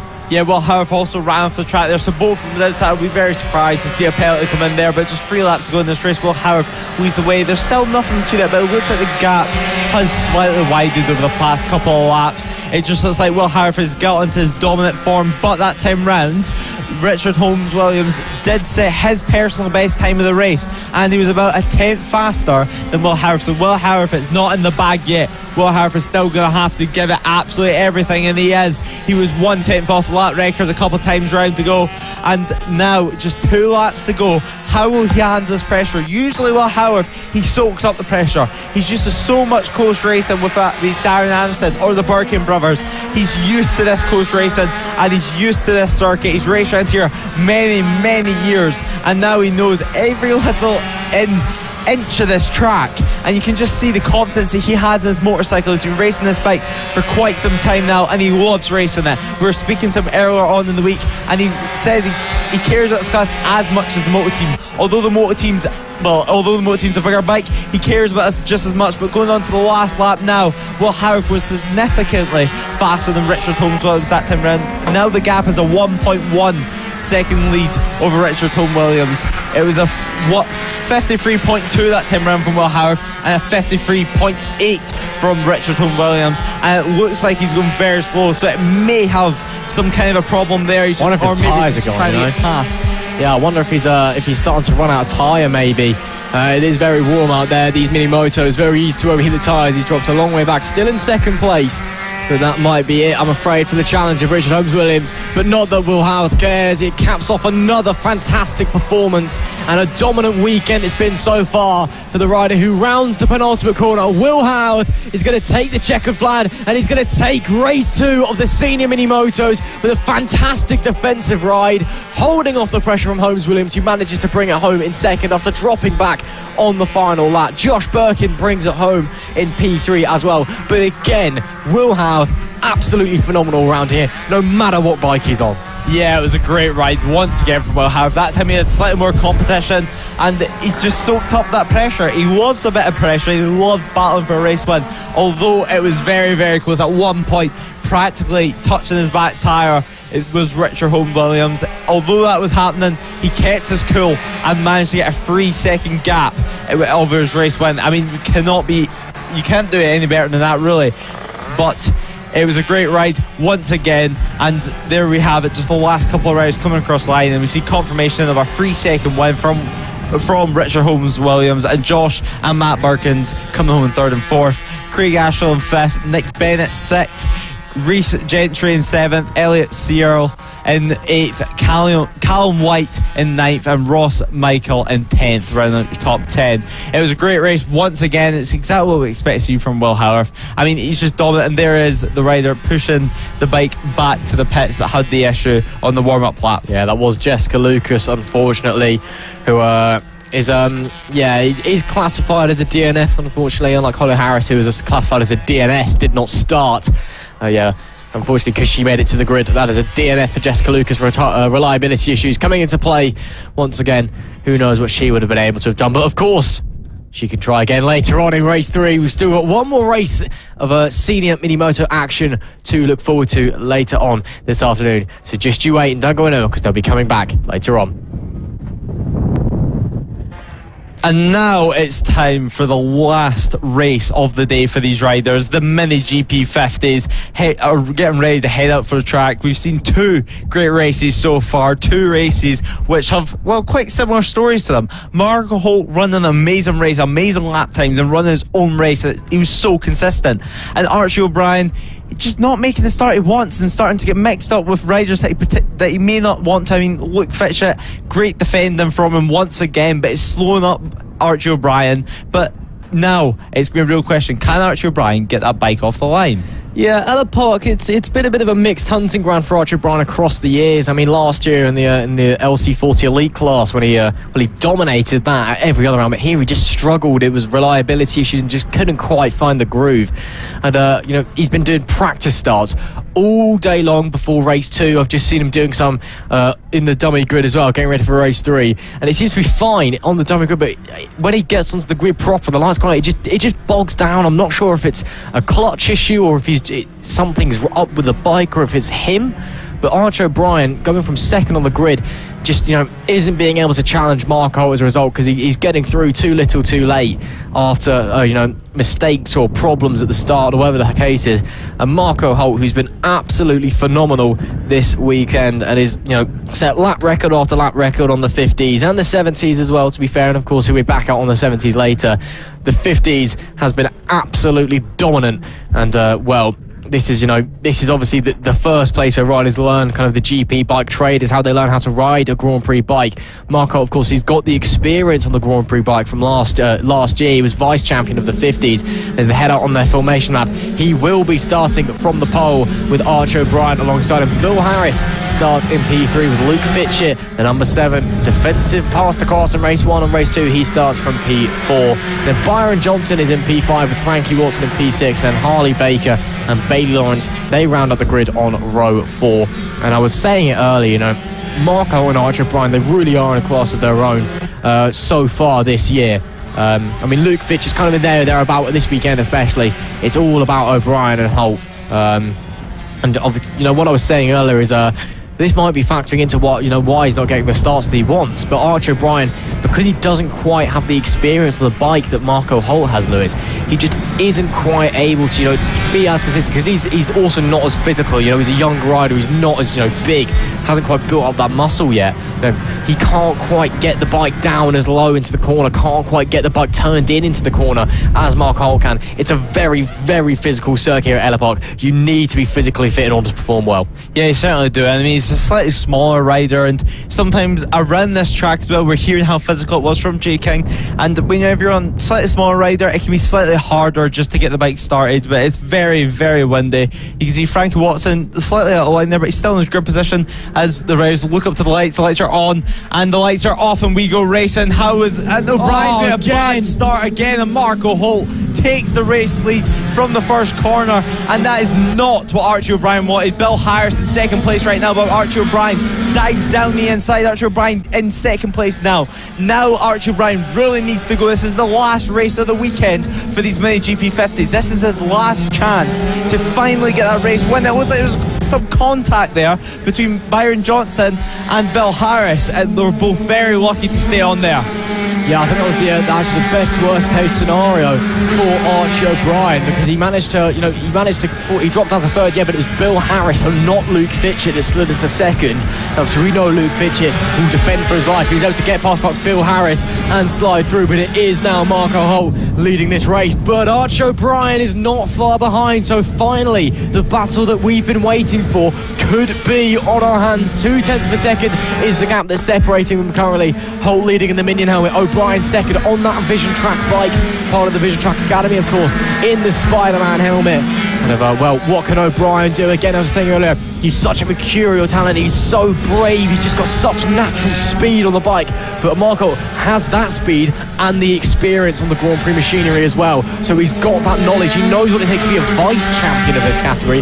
He's ready to be a champion of this category as well. But Archie O'Brien, he's been improving race on race, session by session, all throughout the year, and now he's on the back of Marco. He can see exactly what Holt is doing in the race to Masters Ellough Park circuit. This could be where he interrupts Holt's weekend and spoils his hat-trick. Yeah, it might just happen in this race. I mean, Mark Holt, of course, did have that crash in this mini GP 70 race, so he's just trying to get back into the rhythm of things. Because last time he was on track, he was down the deck, so it just takes maybe a lap just to get back to that. As Archie O'Brien, since the fastest lap of the race, he was 1/10 faster than Marco Holt last time round to a 50.5. So Archie O'Brien, he's not letting Marco Holt have this. It's half a second gap last time round, but there's Bill Harris on your screen having the scrap with Luke Fitchett. Luke Fitchett, as we mentioned, great defender. Archie O'Brien is frankly lucky, as we said, that he was not there in the second place position. Otherwise, he may still be stuck behind them now. I mean, it's really impressive with Luke Fitchett this year. He won all the races first round, and it's shown to be last round and this round just how good of a defender he really is. And although he may not have raw pace sometimes at this kart circuit, he just doesn't have the pace that Holt and O'Brien has. He can defend for his life, and he's really good at that. But that time round, Archie O'Brien, a 50.3, and it's 4/10 of a difference, and it looks like it's starting to hot up here for the win. It does indeed. O'Brien is closing in, and there you can see visually the gap a lot closer as they're coming to Holmes hairpin. O'Brien is ready to move past. What can Marco Holt do to hang on to the lead on that Vision Track number 91? Is pushing and pushing hard as they come into the back section of the track. We've seen a few incidents here earlier. Archie O'Brien poking a nose to the inside. He gets through. It's a brilliant move from Archie O'Brien into the lead of the race. That was fantastic. He saw the gap at the first opportunity and slid on through, and it's Archie O'Brien to the lead. What a move.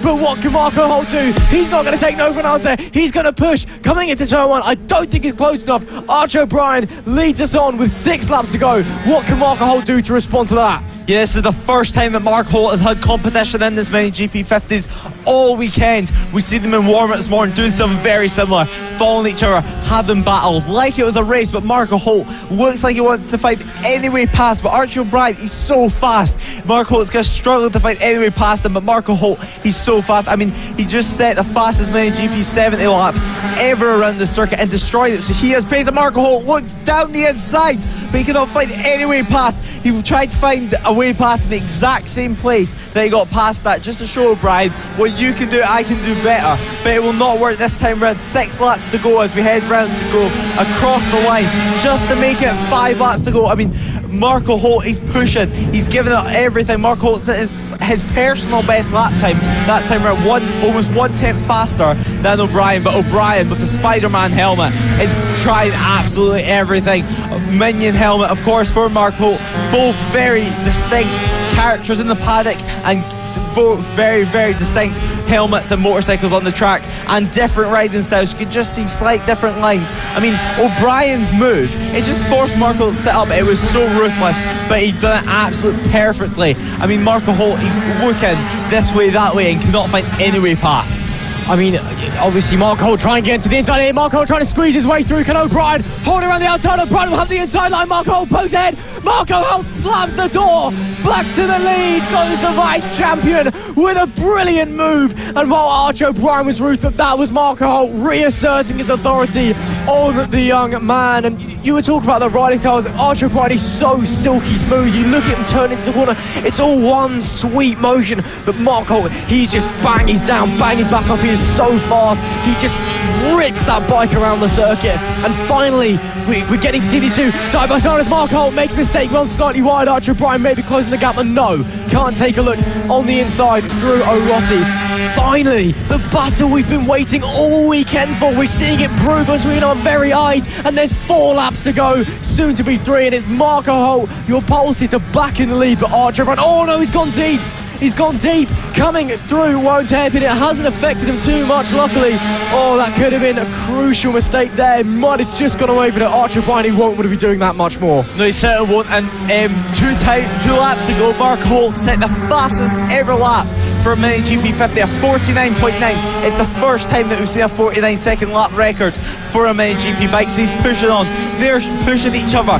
This is what racing's about. You race with someone, you'll learn so much more than just running your own race and learning on your own. Side by side with someone, you push on each other. You get lap times that you never knew was possible. Who would have thought going into this weekend that we would have a 49 second? Nobody. But Marco Holt is showing everyone wrong, and Archie O'Brien is wanting to do that as well. Archie O'Brien is wanting to show everyone wrong and not let Marco Holt get free out of free race wins this weekend. But he ran slightly wide coming out the Holmes hairpin last time round, so it dropped him off slightly. It looks like he's gained it back this time round as we head across the line just to make it 2 laps to go, and Archie O'Brien says his fastest personal best lap of the race. Indeed, it was his personal fastest lap. Marco Holt's lap was ever so slightly faster with 2 laps to go. Archie O'Brien was having a think about a similar move down into Barney's once again. If you get it confirmed, new lap record of 49.940 for Marco Holt. The first time ever we've seen a Mini GP50 in the 49s here at Ellough Park. Brilliant stuff from him. But Archie O'Brien, look how close they are once again as they come round through to start their final lap very, very shortly. It's Holt seemingly in control, but can O'Brien put the pressure on? He's a lot better through the exit of the Wones hairpin this time round. And Marco Holt, can he maintain the pressure? He went down in the 70 race 2. Can he stay on the bike? 1 more lap to go. Yeah, just 1 more lap to go. Marco Holt leads the way. It's looking like this is in Marco Holt's hands, but Archie O'Brien is going to try and get every single inch. This is the last race of the weekend. This is where it all counts. This is what they've been looking forward to all weekend. This is the big one. This is the one that they'll think about going into the next round, is the fact and the result coming out of this race. But Archie O'Brien is now in the back of Marco Holt. He's looking for any way past. He's looking like he's trying to plan and make a move. Can he dive? No, he cannot. Marco Holt shuts the door on him. He's going to leave it down to the hairpin, the Holmes hairpin, but it looks like it's too big of a gap. Archie O'Brien is still in the back wheel. Marco Holt just 4 tenths, but he cannot find any way past. But it's Marco Holt who comes around the final corner to take 3 out of 3 in the Mini GP 50 class, and Archie O'Brien shakes his head. He was wanting the race win that time around, but he could not make it work. 4 tenths separating them across the line. What a fantastic piece of motor racing we have just seen. Respect between the 2 competitors there. The 2 hotshots of this young field both of them tipped for many, many big things in the future. But Marco Holt taking proud a hat-trick of victories here at Ellough Park. Another hat-trick. That's the second time this season that he's taken all 3 wins there. Archie O'Brien tried his best, finally got into a position where he could fight Marco Holt after 3 bad starts, but he just wasn't able to capitalise. Unfortunately, he did take the lead, but you can see he was disappointed. He knew he had the pace, but ultimately, it's Marco Holt's day. Luke Fitchett was able to bring it home in P3 in the end, but Marco Holt and Archie O'Brien, I've got to say thank you, because we've been waiting all weekend for them to finally go at it, and we get it in race 3. What a race. What a victory there for Marco Holt as well. Absolutely brilliant. As Archie O'Brien, though, finishes in P2 with a fantastic battle. And Luke Fitchett as well, bringing it home in P3 to round out the podium. Byron Johnson was 4th. Bill Harris was 5th. Harley Baker in P6. And Frankie Watson rounded out the grid there. It looked like we didn't have Bailey Lawrence with us in that race, unfortunately. But wow, I mean, Lewis, that was fantastic. That's what we've been waiting for all weekend long. And that was absolutely fantastic. Both Holt and O'Brien on the absolute limit, leaving nothing on the table. Brilliant racing. Yeah, they were pushing each other to the absolute limit, and we got a new lap record that time round, a 49.940. It is an incredible lap time. But that's the over for the weekend. That's the MotoGP 50's over. Now it is time then for race 3 for the Extreme 200, and we've had 2 very exciting races already with some strong battles on our hands. Sullivan Mounsey versus Philip Soroviak, of course, the story of the weekend so far. Kenneth swap places against Sullivan Mounsey on board that Moto 4.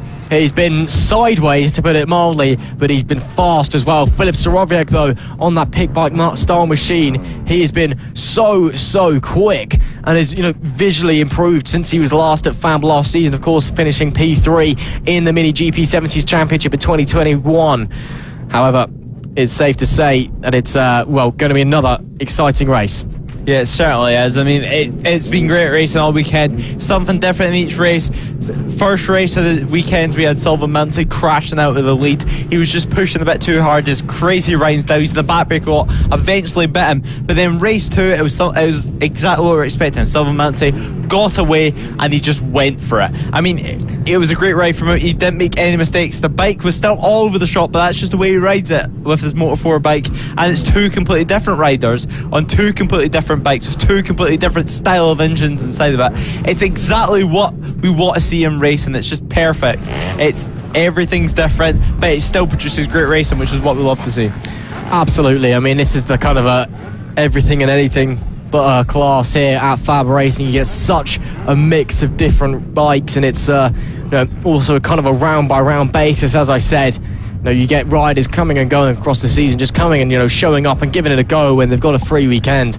And, Philip Soroviak, of course, no British Talent Cup this weekend, so he's here, of course, on the FAB-Racing bike in the British Talent Cup. And this is basically a Talent Cup race because a lot of the top riders have been there in the British Talent Cup and have been on and have gone on to other things as well. It is Sullivan Mounsey on that Moto 4 who you'll be seeing drifting every corner later, I'm sure, who goes from pole position. Philip Soroviak, race 1 winner, he goes from P2. Bailey Stewart Campbell is in P3 with Rossi Banham in P4. Zach Torian and David Thurns on the 3rd row of the grid. Chris Wells starts alongside Jamie Dutton for 7th and 8th, with Noah Guillory and Mark Evans rounding up the top 10. Reigning champion Jack Andrews, he's in P11 with Martin Cockayne in P12. And Lee Thompson is 13th with Owen Thomas in 14th. Sean Whittaker in 15th with Harrison McKay is in 16th. Sam Smith is in 17th and Danny Gilbert is 18th. Clayton Edmonds is in P19. He was your 50s champion last year, with Ben Ridgewell in P20. Adam Redding is in P21. Apparently we've got an extra rider joining in as well. But apparently that might be one of the Huntingfords who's maybe joined in, either at Charlie or Simon, father-son. We're not sure which one it is, but they'll be starting from the back in P22, just having a bit of a go, having a bit of a laugh. And it's time for some Extreme 200 racing, Lewis. Yeah, we're just waiting for the final bikes. It's quite a big bike. It's quite a big bike grid. I mean, there's David Ferrens just getting into his grid position, and then we should be ready to go. It's quite a lot of bikes in this grid. It's quite a lot of different styles of bikes in this grid. But all riders now will be fully focused on the lights as we wait for the lights to come on. All the revs are rising, and the lights are on, and the lights are off, and we go racing the Extreme 200. Sullivan Mounsey makes a great start. It's Philip Soroviak who's second second place into the first corner. Rossi Banham getting slightly sat up there from David Ferns, but Salvamanti leads the way in what can only be described as a dream weekend from him. Apart from that crash in race 1, he still has the pace to show that he can win this race. And there's Noah Gilroy actually just following Rossi Banham, who of course Noah Gilroy last race in race 2, it was not he wanted. He had 2 crashes, but this is race 3. This is the last race of the weekend, the one that everyone wants to win, and it's certainly the one that Salvamanti wants to win. And Felix Sorovic, you can just see from his riding style, and Salvamanti runs wide. Felix Sorovic tries to get past, but there's no way past. I mean, Salvamanti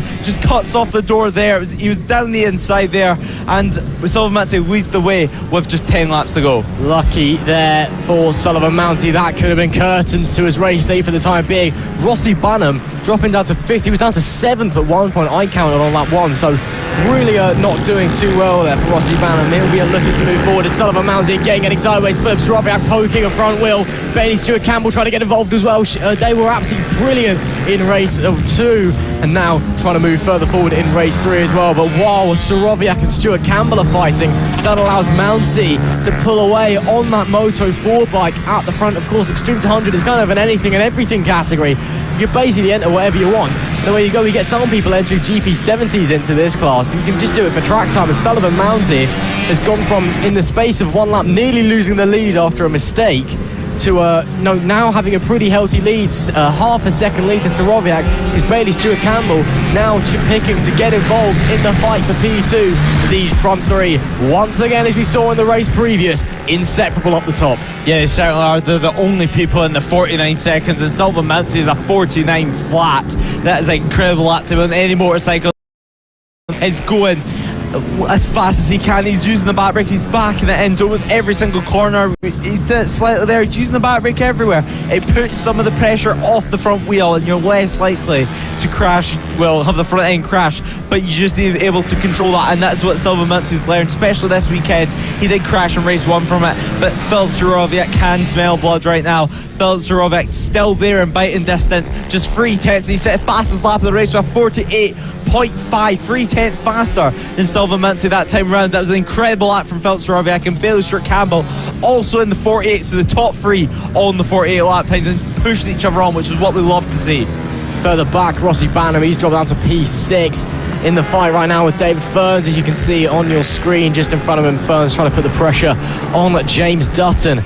But these 3, again, you've got kind of the top 3 pulling away, and then you've got these 3 as well in the fight for P4, 5 and 6. And that there is James Dutton in P44, or on bike 44 in P4 rather, being followed very closely by David Ferns, the 141, with Rossi Banham, the junior super stock rider over at BSB, graduating from FAB, but still back here, still giving it a go on the pit bikes and the extremes. Of course, we know he's been struggling with some mechanical issues this weekend. He had some carburetor problems yesterday in the pit bike races. Seems to be all sorted. Of course, you remember in pit bike race 1, smoke billowing out the back of that as Bailey Stewart Campbell now fastest lap of the race, 48.548 in P3. So Sorovic pressures on now with those front 3 still very close together. These 3, as you can see them now, I mean, look how close they are. It's like they're just going in tandem almost. I mean, you can barely fit anything between them. It's 4 tenths at the line last time to Sorovic from him to Soundsy. It was another 3 tenths back to Stuart Campbell, and Sorovic actually got held up on the exit of the corner. I think what we've just seen is a bit of mind games by Sullivan Moundsy. I think he delayed getting on the throttle, because I saw Sorovic twist the throttle, got going, and then he definitely lifted. The front of the bike dipped back down because Sullivan Moundsy wasn't moving in front of him. Yeah, I mean, Sullivan Moundsy is just maybe playing slight games. He maybe thinks he has the pace just to be able to win this race, but little does he know, Philip Sorovic and Bailey Stewart Campbell, both of them have faster lap times than him. I mean, for Sullivan Moundsy, his best lap time is a 48.6, while both bikes behind them have been doing 48.5. So they're so fast, these guys. I mean, Sullivan Moundsy just using the back brake, just trying as hard as he can to keep these 2 Supermoto style motorcycles behind them. All 3 of these riders ride in the British Talent Cup, so they trust each other. They race with each other practically every other weekend, if not every weekend. They're at Knockhill next week. All British Talent Cup riders, including these 3, will be on show around on the famous Scottish racetrack, which myself will be watching them live, and it'll be great to see. But right now, just 5 laps, so he's back in the M once again. Philip Soroviak gets a front seat view. He also gets a front seat view of his back tyre, which is still there. It's just 3/10 separating first and second place, and Bailey Stewart Campbell's going nowhere. Keep in mind he has the fastest lap of this race, so he clearly has the pace. Maybe he's just waiting and biding his time and just trying for Philip Soroviak to maybe make a slight lunge to Sylvain Mansey and start to trip each other up. It looks like Sylvain Mansey taking a slightly wider line there, but that might affect his drive in the first corner. And well, yes it will, but Sylvain Mansey still manages to keep the lead of the race. His bikes are doing all shapes and sorts, but now back markers are starting to get into play. I believe that's Ben Ridwell on your screen right there. They're coming towards. What will Sylvain Mansey be able to do? And there's Philip Soroviak looking down the inside but cannot make it work. Can they get past the back markers without getting held up? Yes they will. Yes they will. Philip Soroviak and Sylvain Mansey get past no issue, but it does look like Philip Soroviak may have just got caught just slightly, but nothing too major. Bailey Stewart Campbell's been caught up big time there. You can see the gap increase we've seen time and time again, Lewis. Back markers getting involved this weekend, just causing havoc for the race leaders. Sullivan Moundy's got 3 laps to go.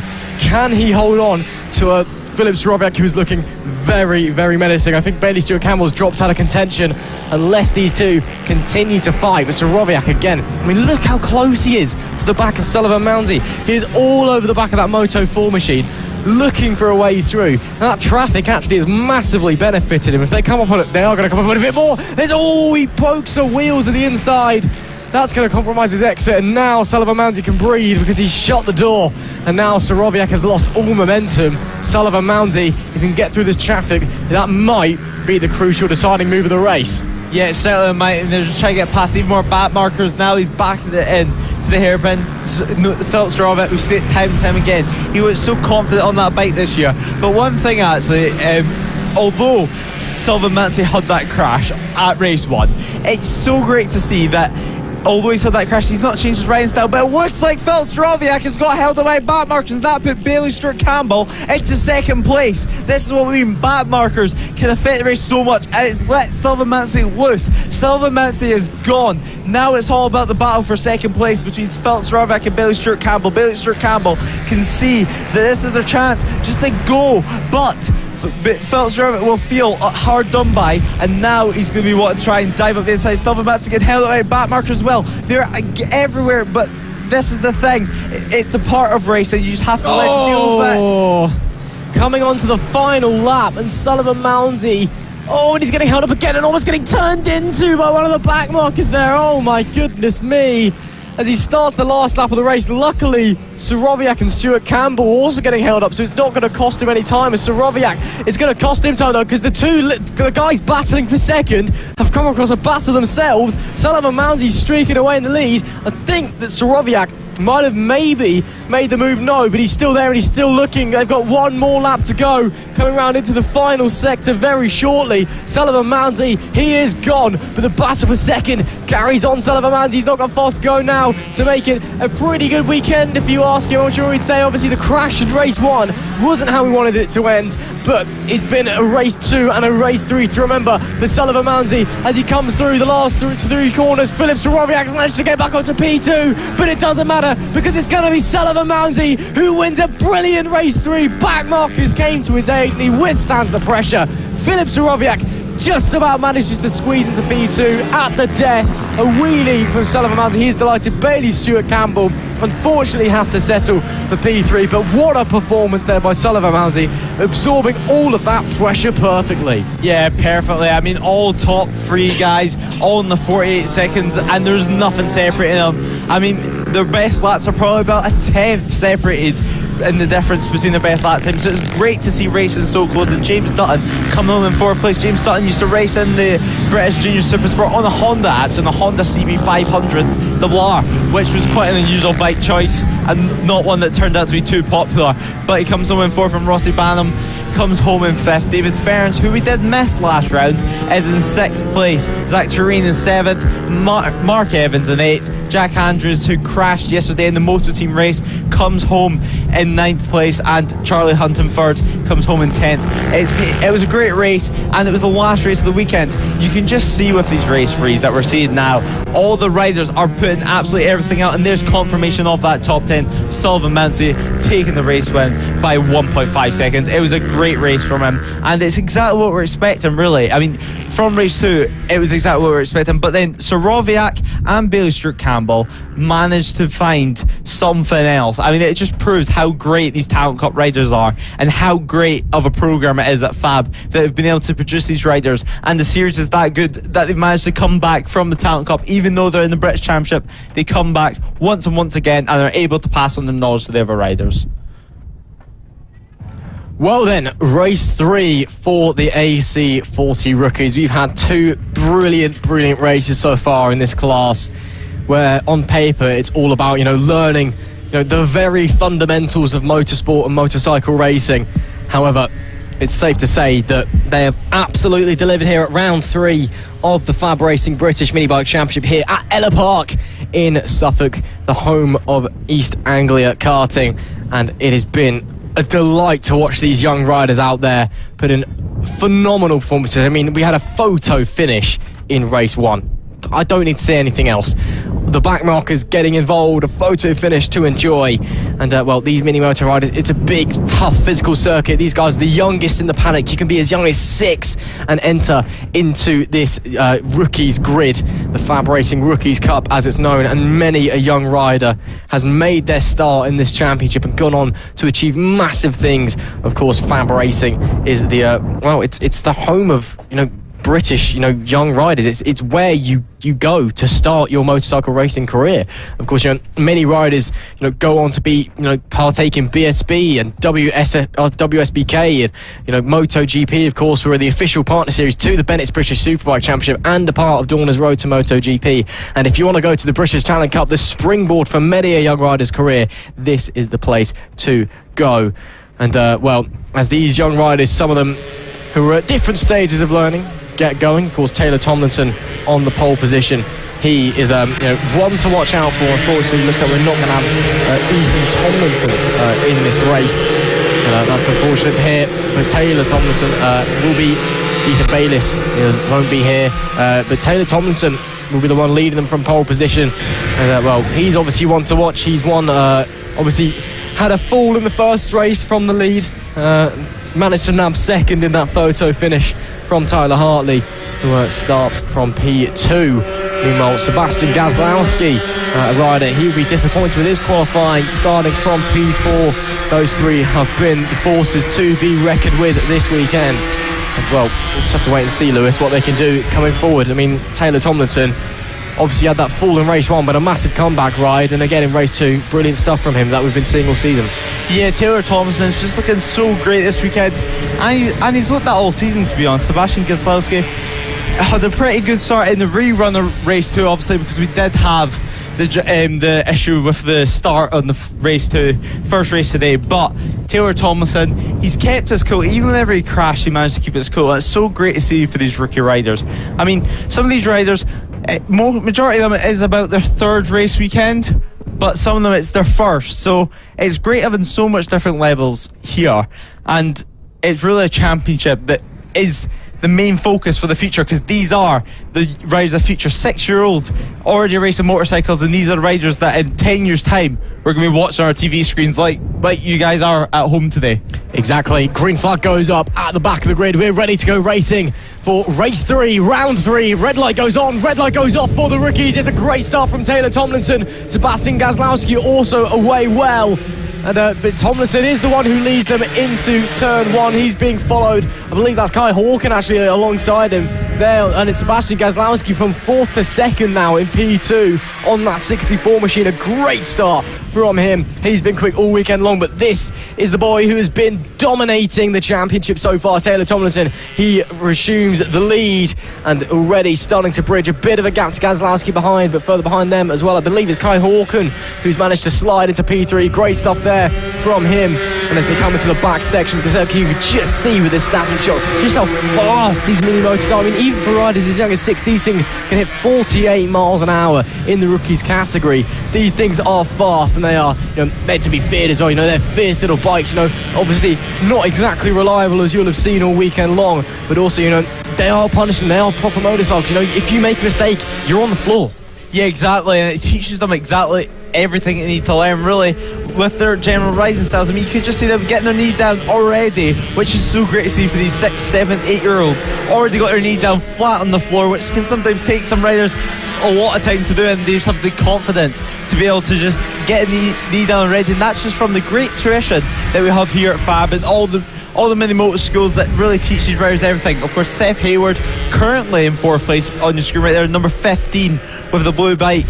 He had a crash earlier on today and remounted and finished 12th, I believe, which is a pretty respectable result from him after crashing. But all eyes this weekend have been on Taylor Thompson. It's hard not to look past him. I mean, 7 out of 8 race wins so far, and he looks like he's trying to make it a 9th. It is so great to see such a young rider with so much confidence leading the way and doing it in such a dominant fashion. I mean, although he did crash, he made a great comeback, and now in this race it's not affected his confidence crew because he set a fast lap of the race and there's a 1.7 second lead. Yeah, only rider to be lapping sub-minute laps of 59.899 for Taylor Tomlinson. That's the closest we've been to the lap record that was set by Finley Polehill in 2020. Still about 5/10 off, but of course it's a bit warmer than it was back then. Of course, we used to come to Ellough around about October time. Now we're here in June. Temperatures are up. These mini motos, their little tyres, not entirely sure they can handle the heat.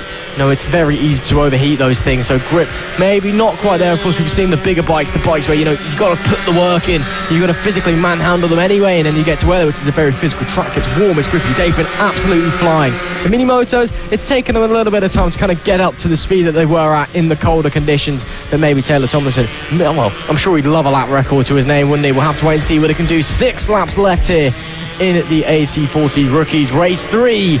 And Taylor Tomlinson leading the way. Now 5 laps to go. Not as quick this time by, so he's got a bit of work to do if he wants to get that track record. But already the gap, 3.5 seconds to Sebastian Gazlowski. Behind Gazlowski, Tyler Hartley actually trying to have a little bit of a look. He was robbed of what he thinks was a race win in race 1. Of course, that photo finish, he managed to get past Gazlowski on the last lap, and then Tomlinson coming along as they all met up with back markers coming through into the start-finish straight. They went from 1st to 3rd. That's got a sting. And Tyler Hartley, I'm sure that he'll be looking for a better result than 3rd at least once this weekend. 2nd as well within his sights. But he's got to get past Sebastian Gazlowski first, who's been a formidable rider so far this season. One of the only others, actually no, the only other rider than Taylor Tomlinson to take a race victory. Took a race victory in, I believe it was race 1 at Lid, round 1 of the season, and also, of course, race 1 here early this weekend as well. And, we've got to see what Hartley can do if he wants to make his way through. Yeah, I mean, this is turning to be a great battle for 2nd place right now. Taylor Hartley's been on all weekend. You've just been seeing them putting in the laps, being up front, and it's great to see some other riders up front.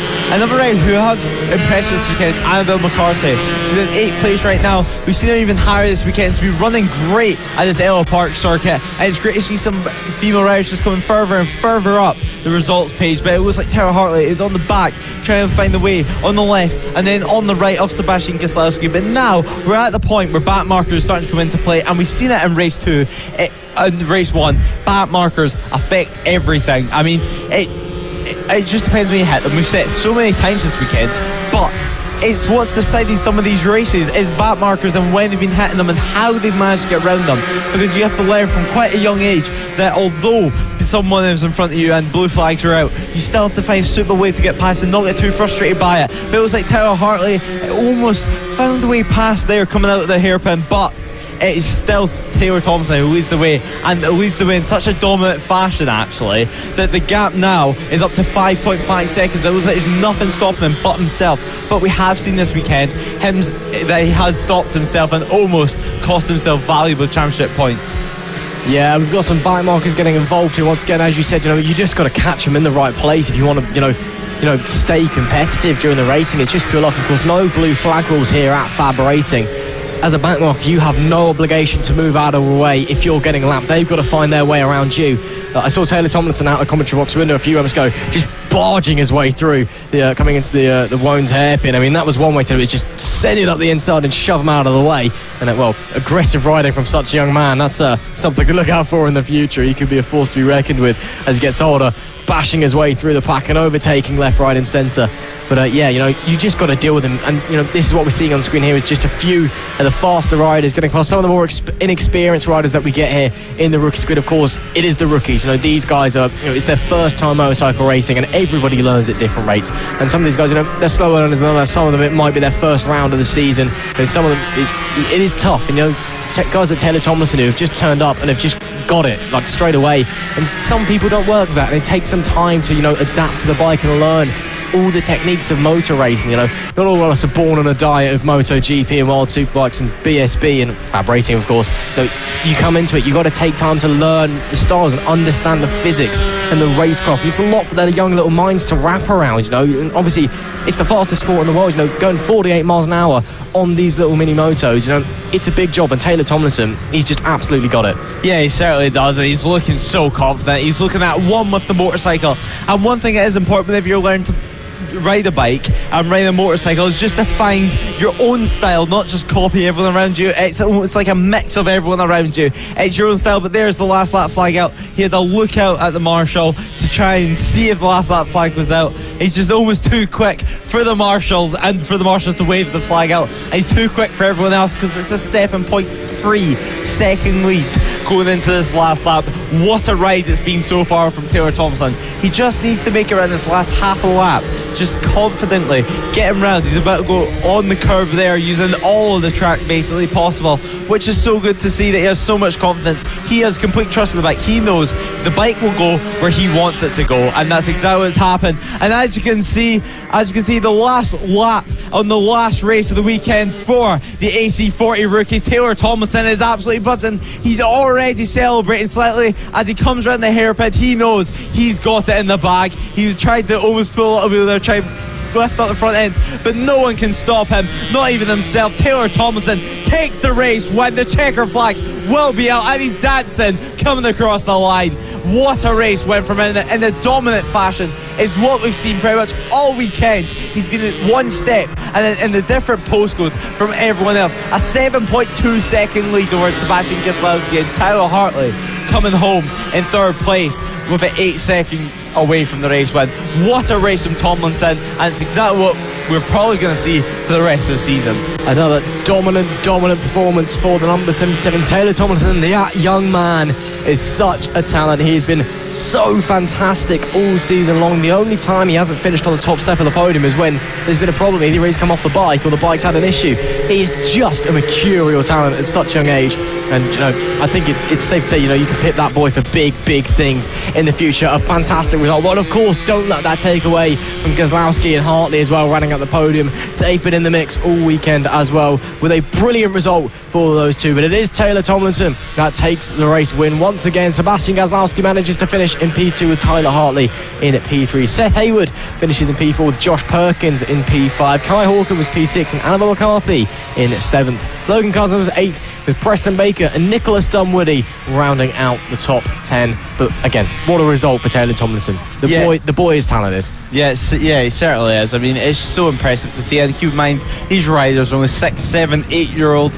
and then they're doing this. They've already got so much confidence in their bike, and it's really the talents of the future that you're watching right there. It's the big names of the future. These are the riders that are going to go on to win many races in their lifetime. And yeah, it's just great to see, and it's great to see also just the mix of riders. We have a lot more girls now coming through the ranks, and that's certainly notable in the rookies, and we're just waiting for the final riders to come back into pit lane. Yep, What a race we've just seen. What a weekend's worth of racing in the AC40 rookies and the experience for those young riders. And, again, just a fantastic weekend for Taylor Tomlinson, but everyone else as well. Brilliant stuff. Well, this is it. This is the one that we've all been waiting for. It's race 3 in round 3 for the LS2 Helmets Mini GP70 British Championship, and we've had a couple of absolute scorches already so far. But race 3, it's the one that everybody wants to win. It's the one where everything has turned up to 11. We've had five-way fights for the lead. We've had three-way fights for the lead. We've had lap records being absolutely shattered, and we're about to go again, Lewis. Yeah, we are, and we've seen a lot of different type of races. Race 1, it was almost carnage. It had absolutely everything. It had bike failures, it had crashes, it had close battles. Race 2, it was a lot more calm, but it still brought a lot of drama. It was close, fierce racing. There's so many riders that can win this race, and there's already some drama before we've got on the warm-up lap. I believe that's a rider just trying to get the bike started. Maybe it's Samuel Munson, maybe? Potentially. Well, we'll have to wait and see what's happened, but hopefully everyone is okay. Yeah, Samuel Munson. Yeah, that's hopefully everyone's okay, but all coming out of the dummy grid now. And well, as you said, the 2 races we've had so far, they've had absolutely everything, and we've had some brilliant 50 races. All the mini GP racing this weekend has been absolutely superb. But now, well, it's time for the one we've all been waiting for. It's time as the final rider, Ronnie Harris, makes his way onto the grid from the dummy grid. This is the one that we've all been waiting for. These are the names that will be looking to make their way and be the stars of motorcycle racing in tomorrow, and this is the one that they want to win. This is race 3. This is it, frankly, as far as the FAB-Racing weekend is concerned. Pole man Henry McCartney, a brilliant lap to secure the pole position, but of course he's not had the best of luck come race day. Can he finally secure what he feels like he deserves with a win? Of course, Marco Holt as well in race 2. A lap record shattered by 5/10. Can he finally get ahead and get onto that podium place? We'll just have to wait and see. Yeah, I mean, it's been some great racing. Henry McCartney, as you mentioned, starting in pole position. Not the best weekend so far. I mean, it's mainly from the first lap. He's not been getting the best first lap, and he's just been getting pushed down the order. But yeah, he does start in pole position with Ethan Sparks alongside him. Ruben Bray will be starting in 3rd, with Marco Holt will be starting in 4th, Ronnie Harris in 5th, and Blake Wilson in 6th. Wilson Dilks in 7th place, with Joshua Williams, as mentioned before. He's been having some great success out in Spain. We'll be starting in 8th. Samuel Munson, as we've seen, had a slight issue on that grid, but we'll start a race in 9th. Luke Fitch at 10th, Ollie Sims 11th, Harry Payne 12th, Noah Gilroy, who I believe will not be starting a race in 13th, and Hayden Whiteman will be running off the grid in the bright pink 84 bike. It will be starting in 14th and running off the grid. And we're expecting to see what is going to be an amazing race. I mean, there's been so much drama, even in between the races. It's going to be crazy, and there's no... Yeah, I'm almost lost for words going into this race. Oh, absolutely. Marco Holt taking a very, very slow formation up there. He is getting in the zone. He's shattered the lap record set by Ethan Sparks in lap 1 by 5/10 of a second. This is it. This is the one we've all been waiting for. Green flag goes up at the back of the grid. Flag marshal out the way. These are the crucial moments. The red lights, they come on. It's red lights off. Oh, and up into the air. Marco Holt gets it. Oh, this also isn't too good of a start there. He falls massively back in Sparks. Shoots away into the lead. Marco Holt, though, a disastrous start at the front of the bike, just popping well up into the air. He's got a huge job ahead of him now. But it is Ethan Sparks that leads this way. Henry McCartney's managed to hold on for P2. Who's that diving up the inside? Is that Ruben Bray? Look for a way through. That is brilliant stuff there from him. And also, it's Blake Wilson. So Blake Wilson sliding through into P2. So it's Sparks from Wilson, from Ron, I believe it's McCartney now in P3. So it's all drama here. Marco Holt, the man we're expecting to be challenging for this victory, has got a disastrous start. Oh, and he's running wide. I think he might have a problem. Yeah, Marco Holt, that is not starting what he did. He looks like he may have some sort of an issue, but the leaders head on. It's Ethan Sparks who leads the way. Ethan Sparks wanting this race win. He wants to win this race, but Blake Wilson is keeping him honest. Blake Wilson is right behind him and setting the fastest lap of the race that time around. Blake Wilson got a 2nd place last time out, and he's looking like he's brought all that confidence. Is looking to dive up the inside there with Ethan Sparks, but he cannot make it stick. It's such a tight corner, but Marco Holt had a disastrous start. Bike popped up into the air, and last race, it didn't go his way either. Although he got the fastest lap, he crashed out the race and then watched out our commentary box window the whole time, and he's been fixing, him and his dad and some other friends have been fixing the bike religiously, and they managed to get it working, and sadly it just doesn't look like it wanted to work right on that first lap, and he just didn't make it start and maybe got slightly flustered. But I mean, that bike, there was hammers out, there was chisels out, there was screwdrivers, there was everything to get that bike fixed, and luckily he's lucky to get it on track, and now he's trying to make up some positions, try to score some valuable championship points, just like Ethan Sparks is wanting to do, as he sets a 48.5. It's important to note that Blake Wilson managing to maintain that pace in P2. He's also setting 40, but where was Blake Wilson in race 1 and race 2? Where's this come from? Absolutely out of nowhere, and he is sticking all over the back of the reigning champion and the championship leader Ethan Sparks. Marco Holt, whatever issue he's had, it seems to be solved, because he's now challenging at the back, trying to get through the back of the pack. So it seems that the issue came and went fairly quickly, but disastrous for him.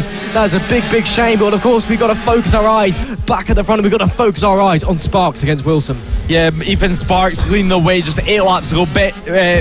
Blake Wilson, of course, in second race, he did get a second place, but it was quite a bit off the win.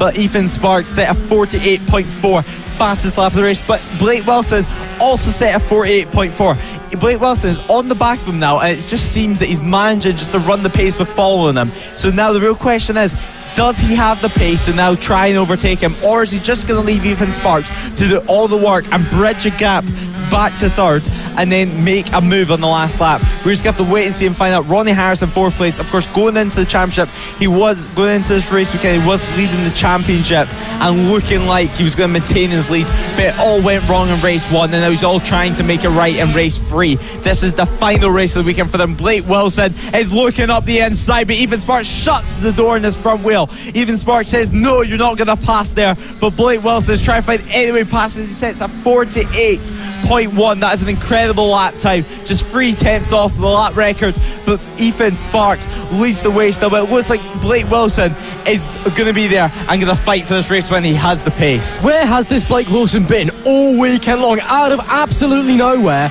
Blake Wilson is matching the reigning champion, the championship leader, lap by lap, corner by corner. Behind them, Ruben Bray and Ronnie Harris as well. Ronnie Harris, of course, after that high side in race 1, he'll be looking to make up for lost ground. He's lost the championship lead as a result of that to, I guess he's his teammate now. They're both on the Vision Track team, Ethan Sparks and Ronnie Harris. He'll be wanting to gain that ground back. But Blake Wilson, where has he been all weekend? He's been he's been doing okay. Suddenly, he's matching Ethan Sparks. I don't know if he's just got behind him. He got a really good start, got behind him, has just been able to absorb where Sparks' lines are instantly. But it's absolutely brilliant. If you see there further back, Bray and Harris battling. Joshua Williams might be looking to close in as well, because Ronnie Harris trying to make some moves up here, but unable to do so for the time being, and some battles further back as well. A bit of a flappy rear end of the bike there on one of the riders. Hopefully that's all okay, but focusing back further up in the battle for P3, Bray is still ahead of Ronnie Harris, who cannot make that gap appear, unfortunately.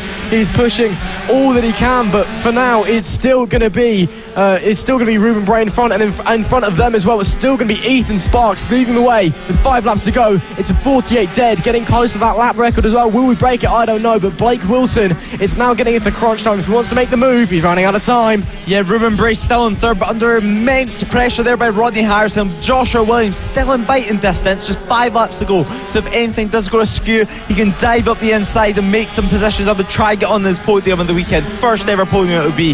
But all these riders, they want it. This is the Premier class. This is the last race of the weekend.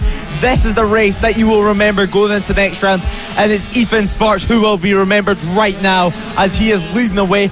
Fastest lap of the race and only a 3/10 gap. But Blake Wilson, he's surprised everyone, and I think he's going to surprise himself by in this race. A 48.2 that time around does Ethan Sparks. It's a 47.942. That is an incredible lap, just 1/10 off the lap record.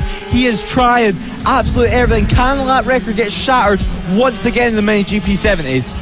Well, maybe. I think Blake Wilson, potentially that's all he has to offer. He's been lapping in the low 48s. He can't break in to into the 47s. This is possibly Sparks' chance to break away at the front, and the gap is now starting to form. Half a second separating the leaders. We've got some action further back in the pack as well. In the bus for 6th, Samuel Munson leading Wilson Dilks. Just a little bit of a gap between them, but it's currently no overtake move is being arranged, but it is still pressure on the minds of these young riders if they've got people following them, closely. As Sparks, action all through the pack. Sparks, not a great lap that time, but it wasn't a great lap for Wilson either, and potentially they might be coming up to some lap traffic fairly soon. So it could be now once again here at Ellough Park, in the dying laps of a race, lap traffic could be having a massive, monumental even effect on the lead of the race. We'll have to wait and see. There is your race leader, Ethan Sparks, on that number 62 Vision track bike. Of course, this is his second season in this championship, reigning champion, but he's too young to go to British Talent Cup, and behind him, Blake Wilson having the race of his life. Yeah, he is. Blake Wilson's giving it absolutely everything. You can just see Blake Wilson from his riding style that he was trying everything, but Ethan Sparks right now is looking quite composed. He's got a 7th gap. He may just have a little look behind him and try to see where Blake Wilson is, but Blake Wilson's still there in biting distance, but just 2 laps to go in this race. Ruben Bray drops down to 4th place. Ronnie Harris has finally made that move, so it's a Vision Track 1-3 right now. Vision Track doing a great job at bringing these riders through. They have an opportunity after this. Vision Track also have a team in the British Talent Cup. They've been doing highly successful. Got a 1-1 actually in a tied race at Donington Park, which sounds crazy to say, and they have a system that leads these riders all the way up to Moto 3. So it starts here at FAB. This is where the stars are in the future. Ronnie Harris in your picture there, winning the championship going into this round. It all went wrong in race 1, but he's making it right. It's Ethan Sparks who's going to lead the way going into the last lap here, going round the final corner to head to the line. It's Blake Wilson though, who's still there. He's just 6/10ths away. One mistake from Ethan Sparks in his last lap. Blake Wilson will be there. Blake Wilson can make a move if there's one mistake. Can Ethan Sparks stay composed? He has won the championship before. He's trying to make it the first ever 2-time Mini GP 70 champion, but he's used to this pressure. He's used to Blake well, he's not used to Blake Wilson, but he's used to someone being there in the last lap. He knows what he has to do, and that is be absolute perfect. He's on the final half of the lap. He's going through the chicane. He's going towards the hairpin, going as fast as he can. And then it flips over to the left. Just 2 corners left. He does that absolute perfect. Going to the final corner. He cracks open the throttle. He tucks in and he celebrates the race win for the final race of the weekend for the Mini GP 70s. Blake Wilson comes home in 2nd. What an amazing race. And Ronnie Harris comes home in 3rd. Finally overtaking Ruben Bray, who comes home in 4th. Joshua Williams couldn't just make it up there to Ruben Bray, finishing in 5th place.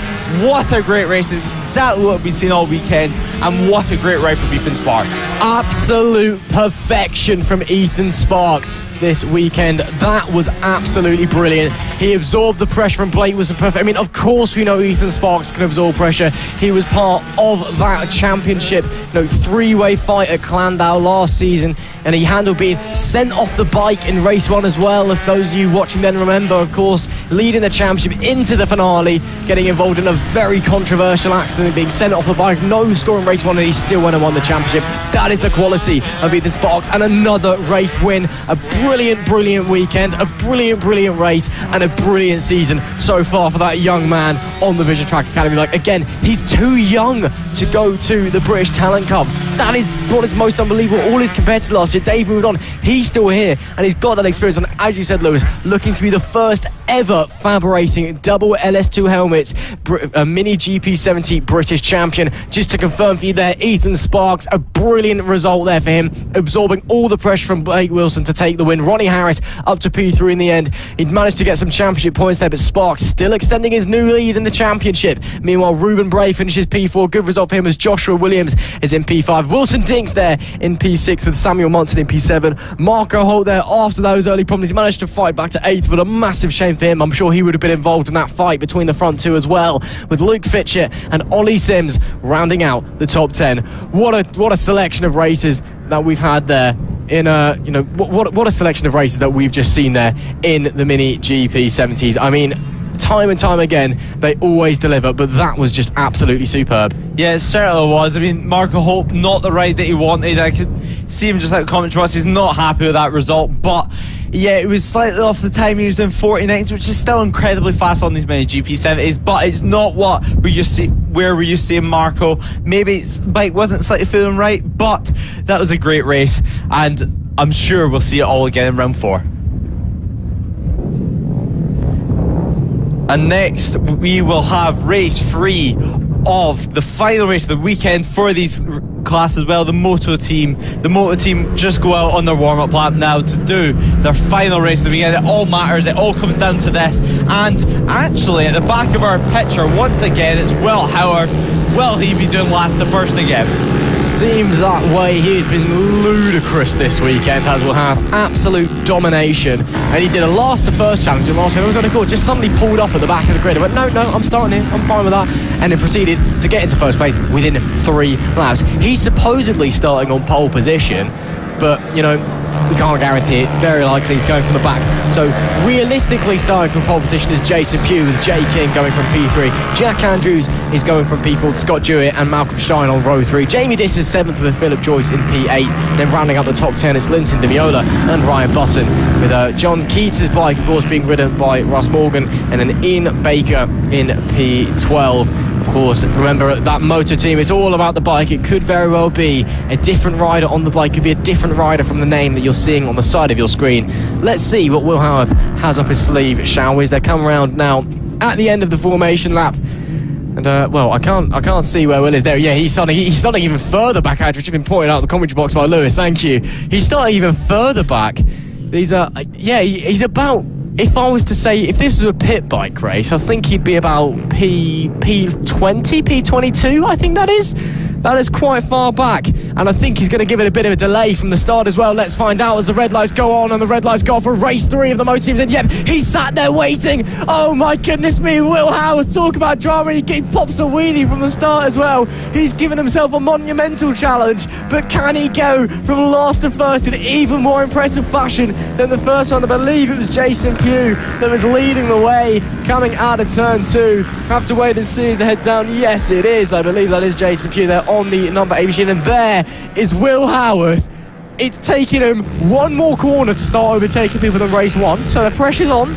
You know, he was overtaking people in race 1 by turn 2. That was turn 3, so you never know. But Will Howard, I don't know what else to say. Honestly, this is just what class looks like. Yeah, it certainly is. I mean, the fact he started even further back and then waited some, it was a solid 7 or 8 seconds after everyone else, and he's diving round the outside at the hairpin there over the 111 bike of Malcolm Stein. This is incredible, and he goes round the outside of Linton. Already, he's made up amazing time, and already he's making up so much time that he's going to be in the podium positions within the next couple of laps. But he's still got amazing riders to get through. I mean, Jason Pugh, this is his opportunity to win the race. He needs to push from lap 1 and try to make up as much time as possible, but it's still 10 laps left. Will Howard manage to make it a Will Howard show once again?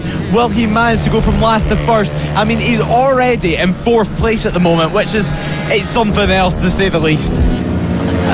I can't quite believe how he's so much faster than everyone else. And even when he's starting that far back, his best lap currently is 3 seconds a lap faster than the next best lap. I don't need to say anything else, do I? He is carving time, and that was a mistake there. Going out of the penultimate corner as well for Jack Andrews. And that, well, now that the first proper lap time is being set, and Will Howard is only a second quicker on that lap, to be fair, now that the proper lap time is being set. But already, surely Jack Andrews is starting to feel a little bit nervous because Will Howard is on his way. Now, to be fair to Will Howard, it was this lap in race 2 that he got into the lead.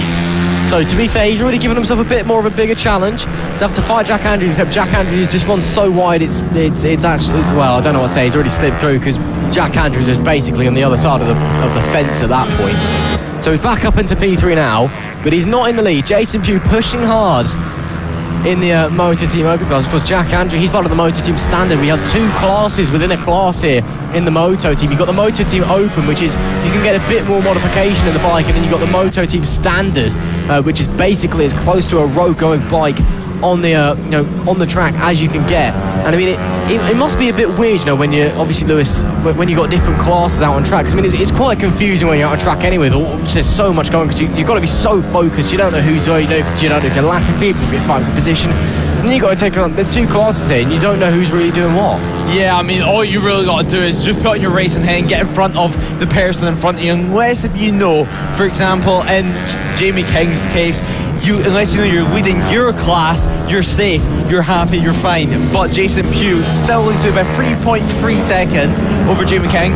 But all eyes are on Will Howarth. I mean, Will Howarth, his best lap was a 52.9 that time round, 2 seconds quicker than Jason Pugh in first place. This man right here, Jason Pugh, number 8, using all the track, and then a little bit more, a little bit cheeky there, putting it to 7 laps to go. He comes across the line, and he's already got past Jamie King. Will Howarth is in second place now, 2.5 seconds. This means he should cap them either this lap or next lap. Will Howarth should be leading the race with a look at the lap times. Brilliant stuff, almost breaking his lap record a few laps ago as well. He was only a couple of tenths off. So yeah, he is absolutely flying right now, is Will Howarth. And well, Jason Pugh must be well, I don't know if you'd just be feeling nervous or you're just disheartened. Like, what? I'd just let him through if I was in Jason Pugh's face. I wouldn't even bother putting up a fight, because you know that Will Howarth is coming eventually. There's no point trying to hide from the fact he is just on another level at the circuit. Of course, himself and Darren Anderson, they're the usual two suspects up the front. Darren Anderson's a no-show, so it just makes Will Howarth look even better, and at a circuit that we know he absolutely adores, he absolutely loves. And we know as well that this is a track that's all about physical fitness. Comes to the line now, it's now 1 second and another fastest lap.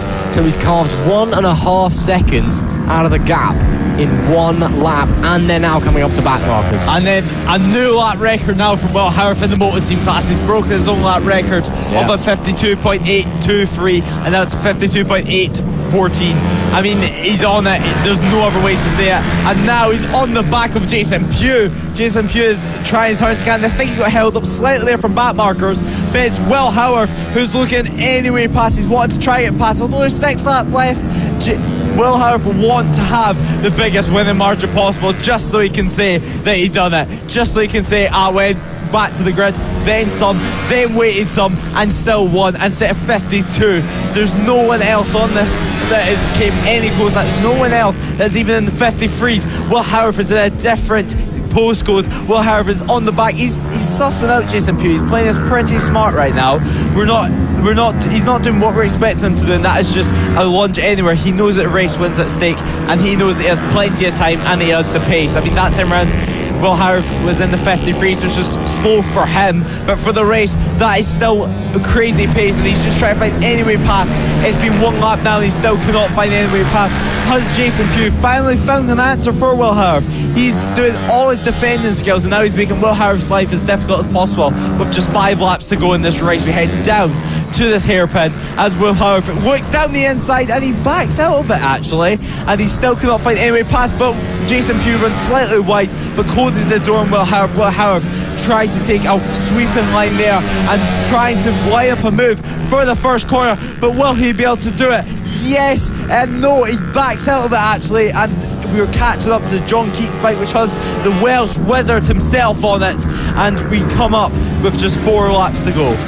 I think, I get the feeling that Will Howarth is just toying with Jason Pugh. He's trying to have a bit of fun, and it's just, going for moves and then letting it through, and then, oh no, I'm going to back off. Because you can tell he's bored this weekend, in this class. He has been absolute, and in mini moto as well, he's just been second to none. And, starting, from the rear of the field ×3, essentially, and look at that. Like, you shouldn't be backing out there. Like, any racer who was pushing would have gone through by now. He's taking it easy, he's taking it chill, he's having a bit of fun battling with Jason, and then Jason runs wide. Look, he'll back off here as well. Yep, there you go. He'll have a look to the inside, he'll back off here as well, he'll give it a bit of a weave. He's just having a laugh, isn't he? He's just toying with Jason Pugh, having fun. Is this the one when he finally goes for the lead? Yes, I think it is. No, backs off again. Will Howarth is now, when do you think he's going to go for the move? Because he's got the pace, and that he's just backed off. I mean, his last lap, he's gone from hitting 48s, or 52s rather, he's dropped back to 54s, just a lap. just a lap with Jason Pugh. I mean, this is something else. I mean, I'm not entirely sure. I mean, it's almost like they've bet, and it's like, oh, you know, I bet you I can go from last to first like this much. I'll put a fiver in for you. And Jason Pugh's the one who's made this bet with, and now he's just doing it just to tour with Jason Pugh, because I'm sure Jason Pugh doesn't want to part with that £5 like anything. Will Howarth, there's not really much else to say. I mean, it's just what he's been doing this weekend on that Moto team bike is just absolutely phenomenal. Yeah, it certainly is. And I mean, he's definitely slowed up. And the thing is, he knows he has the pace and he's faster than Jason Pugh. So I think he's just waiting till the last lap, and maybe even waiting till the last couple of corners to make this overtake. Just and then he can basically taunt everyone else to show I can do this whenever I want.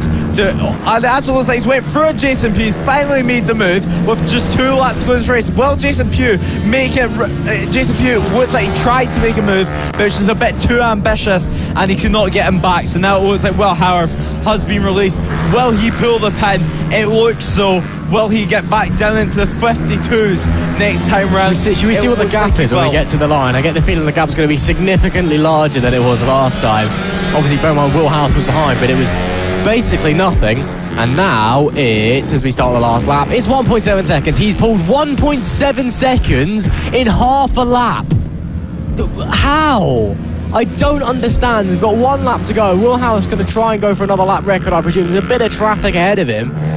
How do you do that? I don't actually know how you can pull 1.7 seconds in half a lap. That is unbelievable pace. Don't think he's going to set the lap record because he's got some traffic here, so he's going to have to back off, unfortunately. But Will Howarth, this is a weekend of domination. This weekend has belonged to Will Howarth. There was no other way to put it. Rename Ellough Park circuit to Will Howarth. I don't know anything, because that has been pure genius, absolute class, and so much more, because this man has dominated everything he's touched. Will Howarth caps off a fantastic weekend. He wins all 3 races in the Moto team class, last to first. Once again, it was 2 seconds at the line, and this time it was last to first on steroids, coming from the very back of the grid slots, not just the back of the grid. Unbelievable. Yeah, it was. There's no other way to put it. It was unbelievable. Will Howarth, great sportsmanship, even though he dominated that win. Jason Pugh is buzzing for him as well, you know, and he's popping a little wheelie for us. Will Howarth is absolutely delighted. He had fun that race, and that's literally all that matters, and he still won it. So, and he did 52 lap times. He set a new lap record. He achieved pretty much everything that race, and you know, it had everything. And Jamie King, on your screen right now, it's his home race, and he's gotten a podium. Jamie King will be absolutely delighted with that, although at the start of the weekend he did have a jump start. We did taunt him for it. He's proven it right. He's got a podium overall, and jump start Jamie, I think it's fair to say we no longer need to call him that. You've been relieved of your duties, jumpstart Jamie. I know he was asking us this morning, you know, how long are you going to be calling me that? And I was like, yeah, we'll give it to the end of the weekend. I think he's safely qualified away from that. Of course, as well, he's the winner of the Moto Team Standard class this weekend as well. So it's great to see Jay enjoying some success at his home track. Of course, he is the reigning and defending Moto Team champion on that bike. That's why it carries the number 1. Of course, that caps a dominant weekend in the Moto team. It's there's only one thing you can say about the Moto team, and it's Will Howarth.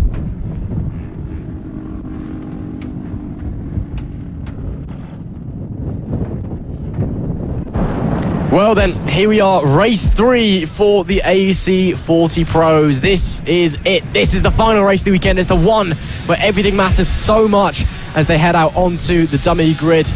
This is the one they all want to win. I mean, we've seen a couple of fantastic races in the AC40 categories. Byron Johnson against Sam Gardner, and I'm sure we're going to see it once again. But maybe someone's going to launch a surprise. We've seen in some other of the final races so far that, you know, we've seen some unexpected results here and there. So who knows what's going to happen? But the AC40 Pro Safety, we've had a brilliant weekend's racing so far. I'm sure race 3 is going to cap it off. Yeah, certainly. I think it will as well. I mean, Byron Johnson, he's had a mixed weekend. He's had a good weekend overall, I would say. I mean, you can't really be too displeased. Obviously racing the AC40 Pros and the LC40 Elites, and his last race, which was in the LC40 Elites, he did have a small tip-off, but it does not look like it's affected his confidence. He looks ready right now, starting in pole position. Sam Garner, another great weekend for him as well. Obviously at the start of the season he did have that quite a big off at Lid, but he's came back stronger than ever, starting second place in the grid. I mean, these top three in your picture right now, they are so fast for just kids, and it's exactly what I like to see. These are the kids of the future. These are the middleweight class, I guess you could say, of the junior mini motos. They are exactly what you want to see. These are talents. And now Byron Johnson will start in pole position for the last race of the weekend. Sam Garner in second place. Harrison Day on the second row of the grid will be starting in third, with Matthew Thomas, who's had quite a successful weekend on his bright lime green bike, will be starting fourth. Jensen Bishop in fifth. Lewis Hull in sixth. Chloe Gleason, another one of our female riders, will be starting seventh, and Liam Lindquist, I do not think will be starting this race, but he should have been starting in eighth. Oliver Hall will be starting in ninth, and Cal Maxwell in 10th. George Ackerman in 11th, and Dylan Tureen in 12th. Rex Austin will be starting 7th row in 13th, and Ollie O'Gorman will be rounding off the grid and will be starting in 14th position. Yep. It's been great. It's been great racing all weekend, as it has been in all the classes, and hopefully all the riders will be gunning it out for the final race of the weekend. Yeah, absolutely. I think one rider who perhaps gunning it a little bit more perhaps will be Sam Garner. He's had two fantastic starts so far this weekend, and ultimately it's wound up to not end up with a race win, and I'm sure that he would love to cap off round 3 of the FAB-Racing British Mini Bike Championship here at Ellough Park with a win in race 3. So we'll have to wait and see. The last few riders coming up to the grid, of course. Last bits of words of advice from some parents. There you can just see a few of them. You can see on the left-hand side as well, or now in the centre of your screen, Roger Keys, the race director here at FAB-Racing, getting ready to do the lights, because the light box is on the outside of the race control room for reasons. Here we go then. It's time for race 3, and it's time to get going. The flag marshals move out of the way, and it is red lights on, red lights off. We're underway. It's a great start from Byron Johnson. That being said, Sam Garner once again sweeps down the inside for the third time. Sam Garner takes the lead at turn 1. How can Byron Johnson respond? Can Sam going to hold on to it this time? Who knows? It will be Harrison Day in P3, Matthew Thomas in P4, but another fantastic start there from Sam Garner. But Byron Johnson already looks at the inside. He squeezes through. A great move from Byron Johnson. That was perfectly timed. He saw that Gardner was running wide and just hit the brakes, brought it in and swept through. But how can Sam Garner stick on the tail? Is Byron Johnson going to do what Byron Johnson does best and shoot off into the distance once again? Yeah, I mean, it was a great start once again from Sam Garner, but Byron Johnson, just his raw pace shown there, and now he's going to try bridge gap, but Sam Garner will not let him escape. He knows this is the last race of the weekend for the AC40 Pros. Obviously a lot of these riders will still go out for the LC40 Elites, so it may not be the last race of the weekend, but they all want to win this. I mean, it's so important, and it was a great start actually from Matthew Thomas in third place on that distinct bright green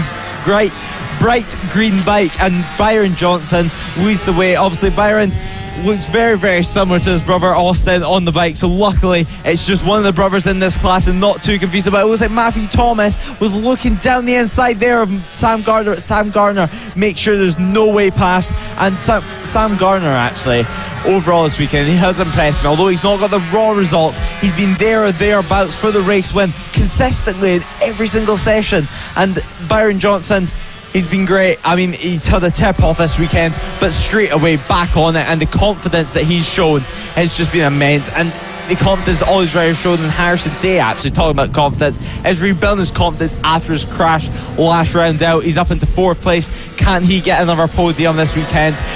Yeah, it's just great to see so many young riders. And actually Matthew Thomas has set the fastest lap of the race. They're all in 59.4s. These top 3 have nothing between them. I think we have a race in our hands here, Ross. Oh, I think we do already. Sam Garner looking, smelling for a move up the inside, see if he can find anything, any chink in Byron Johnson's arm. I mean, we've seen so far. Oh no, he's run really wide. Sam Garner, I think he lost the front of the bike. coming through Rossi, and he's run really wide. Matthew Thomas has slid through. I thought I did see a wobble just before the camera panned away, and he's run really wide, and that maybe has allowed Byron Johnson the gap that he needs, unless Matthew Thomas can get onto the back end of him once again. What a shame there for Sam Gardner, but he's still pushing Byron Johnson. I think I just made a little mistake there, because Matthew Thomas is still right with him. As you said, we've got a race on our hands here. Byron Johnson has not done what we expect him to do. We expect him to shoot off once again, but no, three-way fight for the lead here with 6 laps to go. Race 3 of the AC40 Pros here. This is about to go off.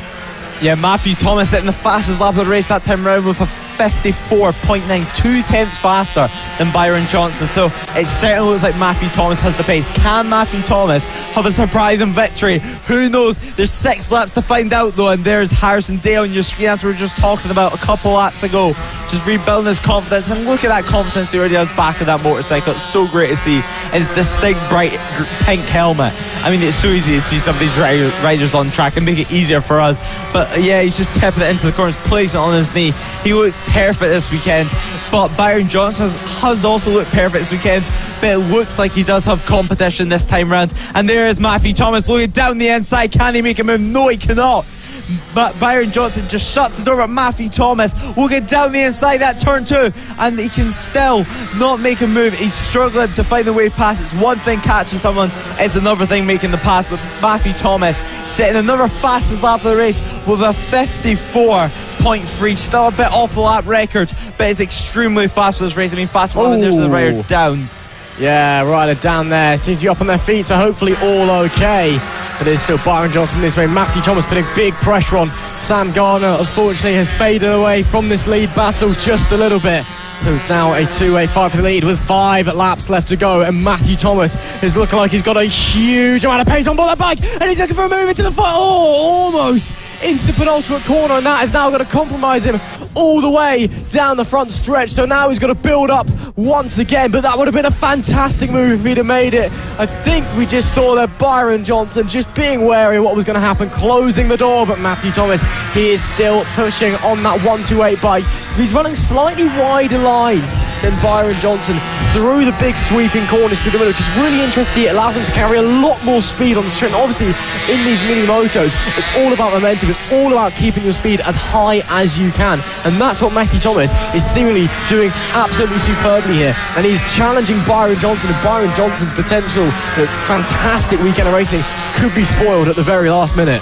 Yeah, Byron Johnson just fighting back with a personal best lap, so he knows that he needs to push and try as hard as he can. You can hear the crowd in the background cheering on Byron Johnson, Matthew Thomas and Sam Gardner. Sam Gardner still there. There's the decent sized gap, but he's still there's to fight and bite. But there is Matthew Thomas at the fast lap of the race and try to dive down the inside. It's a 54.2 that time round, getting closer and closer to the lap record as we go on. But Matthew Thomas is trying absolutely everything that time round. 46 thousandths of a second separating the top 2 riders. This is why we go racing. This is close racing. There's nothing between them. These are almost equal machinery. Nothing between them, and they're trying absolutely everything. They tuck in every single part of their body to try and get as slipstream as possible. Because as you see there, 46 thousandths of a second, that is nothing. That is why they tuck in their legs. Every single thing counts in these mini motos. They're trying absolutely everything. You can hear the crowd once again shouting as we go round to the hairpin. And Byron Johnson still leads away, still nothing. Once again, as Matthew Thomas looking down the inside but cannot make it work. We head round the final corner to make it just 2 laps to go. Just 2 laps to go to the race. Matthew Thomas looks up the inside and he makes a move for the race. Leads. Matthew Thomas leads. Matthew Thomas takes control of this race, but Byron Johnson, does he have anything in the tank? This is the final 2 laps of the race. Matthew Thomas runs extremely wide, but Matthew Thomas shuts the door. But Byron Johnson dives down the inside and sets up Matthew Thomas. Byron Johnson takes the race lead.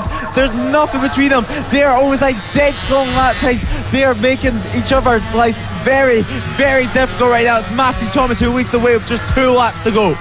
What a race we've got on our hands. Matthew Thomas, he's been improving race by race. He had nothing at Lid, then a host of podiums at Glasgow, and now he is fighting for his first AC40 Pro race win here at FAB-Racing. But Byron Johnson, as they come onto the final lap of the race, he wants to cap off his weekend with a great win. But Matthew Thomas is trying to line up a win, overtake rather, into the same place. No, Byron Johnson is wary of his defensive moves, but Matthew Thomas, he's on the throttle so early. He's trying to sweep around the outside. Oh no! Later on the brakes is Byron Johnson and Matthew Thomas. They're still side by side through the corner. Oh no! A huge high side for Matthew Thomas.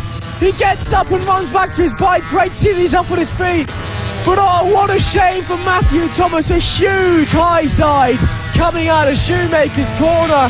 Byron Johnson will win this race as the yellow flags are. Oh, Matthew Thomas got the wind knocked out of him there. Hopefully he's all okay. He was quick up to his feet, so we know he's okay. But Byron Johnson with an anticlimactic finish to this race, but it is a great win nonetheless. He absorbs all the pressure from Matthew Thomas and retaking the lead when he needed to. Byron Johnson is going to win a brilliant race 3 in the AC40 Pros. What a superb victory, what a superb ride for Byron Johnson. Another win. He extends his lead at the top of the championship. He extends his winning streak as well. But oh, your heart has got to go out to Matthew Thomas. What could have been?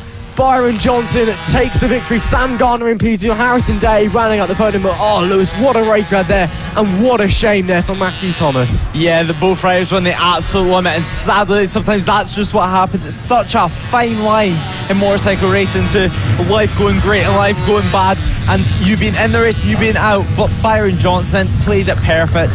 He was on the absolute limit though. To be fair to Matthew Thomas, he kept him honest, and Harrison Day comes home with a surprising podium, and they're just still trying to get that bike sorted, try maybe get it restarted, and I believe they're still just trying to get that started.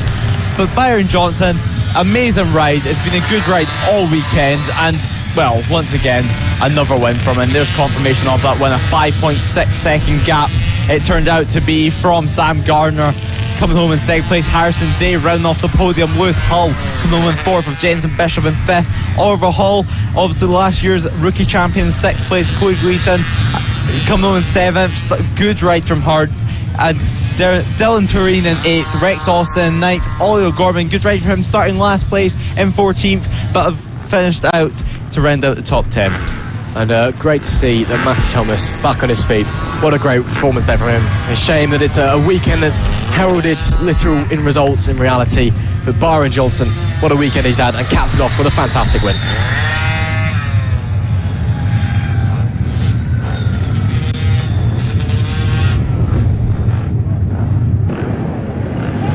Well then, it is time for a race I think we've all been waiting for. It is time for race 3 of the Pit Bike 140s. We've had 2 action-packed races which, by their standards, have been dull. And even the riders themselves have admitted that. They've been expecting crashes, they've been expecting jostling position. We haven't had that in the pit bikes. It has been 2 brilliant races. And as they come out of the dummy grid, it's the man who's been dominant so far this weekend, Rossi Banham, on pole position. However, Reese Peacock, we know he's been challenging with that new engine on the bike as well. He's been very, very fast. What's going to happen this time then? Yeah, I mean, we're just going to have to wait and find out. I think this has been the last race day. It's going to be one of the craziest. I mean, I've seen Rossi Banham, he's clearly in a good mood, coming out of the pit lane there. He does elbow actually on the ground, so he's just getting warmed up. He's clearly in a good mood. I mean, just having a little fist bump there with Taylor Lawrence in the bright green levers. I mean, they're so distinct and they're so easy to see, and they're both having a laugh with Lucas Brown on the grid there. Everyone's ready. There's Reese Peacock actually there, just looking chilled, got his visor down, doing the last couple checks, checking his gloves, trying to get his mind in the zone, while some of the younger riders, shall we say, is going for a more jokey, fun attitude, while Reese Peacock, complete focus, and as we wait to go in this first warm-up lap. Exactly. We've got 30 riders out there, including Tristan Finocchiaro, former FAB commentator, an international megastar who apparently, despite his racing success around the world, doesn't know what a track limit is. 9-second penalty in race 2 for cutting the chicane 3 times. Naughty, naughty Tristan. And as we head out on our formation lap, it is Reece Peacock starting from pole position. Rossi Banham starts alongside him with Lucas Brown in P3 and reigning champion Taylor Lawrence in P4. Chris Wells is in 5th with Richard Holmes-Williams in P6. Jay King, 3-time champion in this class, obviously at his home race. He's in 7th with Nathan Riggy in 8th. Bad boy Tristan Finocchiaro is in P9 with Marco Pandolfo in P10. Dan Merrin is in 11th with Sean Whittaker in 12th. Liam Wood and Zach Torrey make the 7th row of the grid. It's Harrison McKay and Sam Smith in 15th and 16th. Then it's Thomas Dawson, Matthew Lindley, Elliot Crosby and Adam Redding rounding out the top 20. They're followed by Chris Geeson and Chadley Whiting on row 11.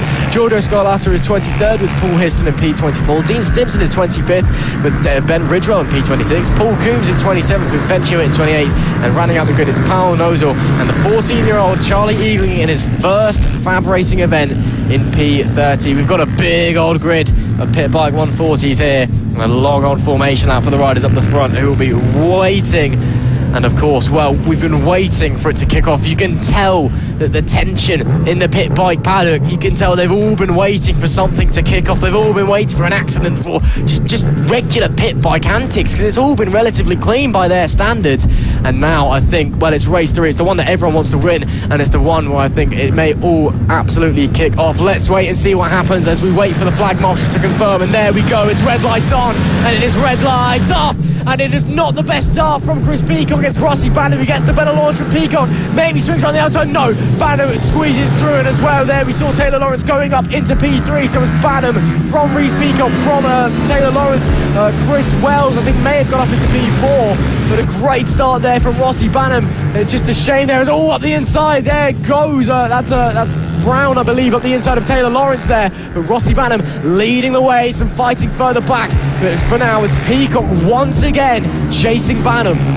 Yeah, I mean, great start there from Rossi Banham. He just straight away, just off out the gates, made a dive up the inside, it managed to stick, and now it's time to see, will he break away or will it bunch up? It's already looking like it's a freeway battle, but Taylor Lawrence, he's a very, very fast rider. We've seen him and Rossi Banham have battles all the way up throughout the year so far, so I do think he'll eventually bridge that gap. But Rossi Banham leads the way, ending the first lap of the race, and of course the fastest lap of the race, a 52.5 straight out the gate. Just 10 laps to go. This race goes by so quick, but it goes by so quick because it's so fierce. The racing is so fierce in this class. I mean, Reece Peacock, he's going about it completely differently today. I mean, he's just trying as hard as he can. He's got a new engine in that motorcycle. Slightly better start this race, but maybe not what he wanted. Rossi Banham getting the better start, and Rossi Banham leading the way. He's controlling the race so far. You really have to wonder, is this Rossi Banham pushing to his limit, or is this Rossi Banham just trying to control the race and just trying to keep everyone behind him without giving too much away? Oh, big crash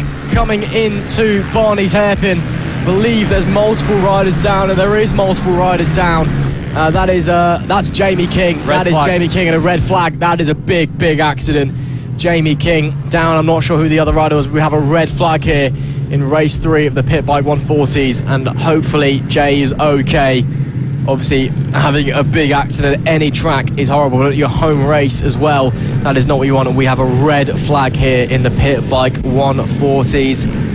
Marshall's running over as the bikes come to a stop. Of course, the regulation here at FAB-Racing is that you stop at the nearest Marshall post where there is a red flag. You don't all group up in one place. You basically stop where you get told to stop. So it's all a bit of a weird collection. A few of the riders have to move out of the way as well. And there we see as all of the riders come to a halt at the side of the track, having words, a few of them going over to check on Jay as well as the ambulance heads over. Hopefully everything is all right. See a few marshals running over to take care as well, but that is really not what we want to see. I mean, it is very, very fast coming through that back section.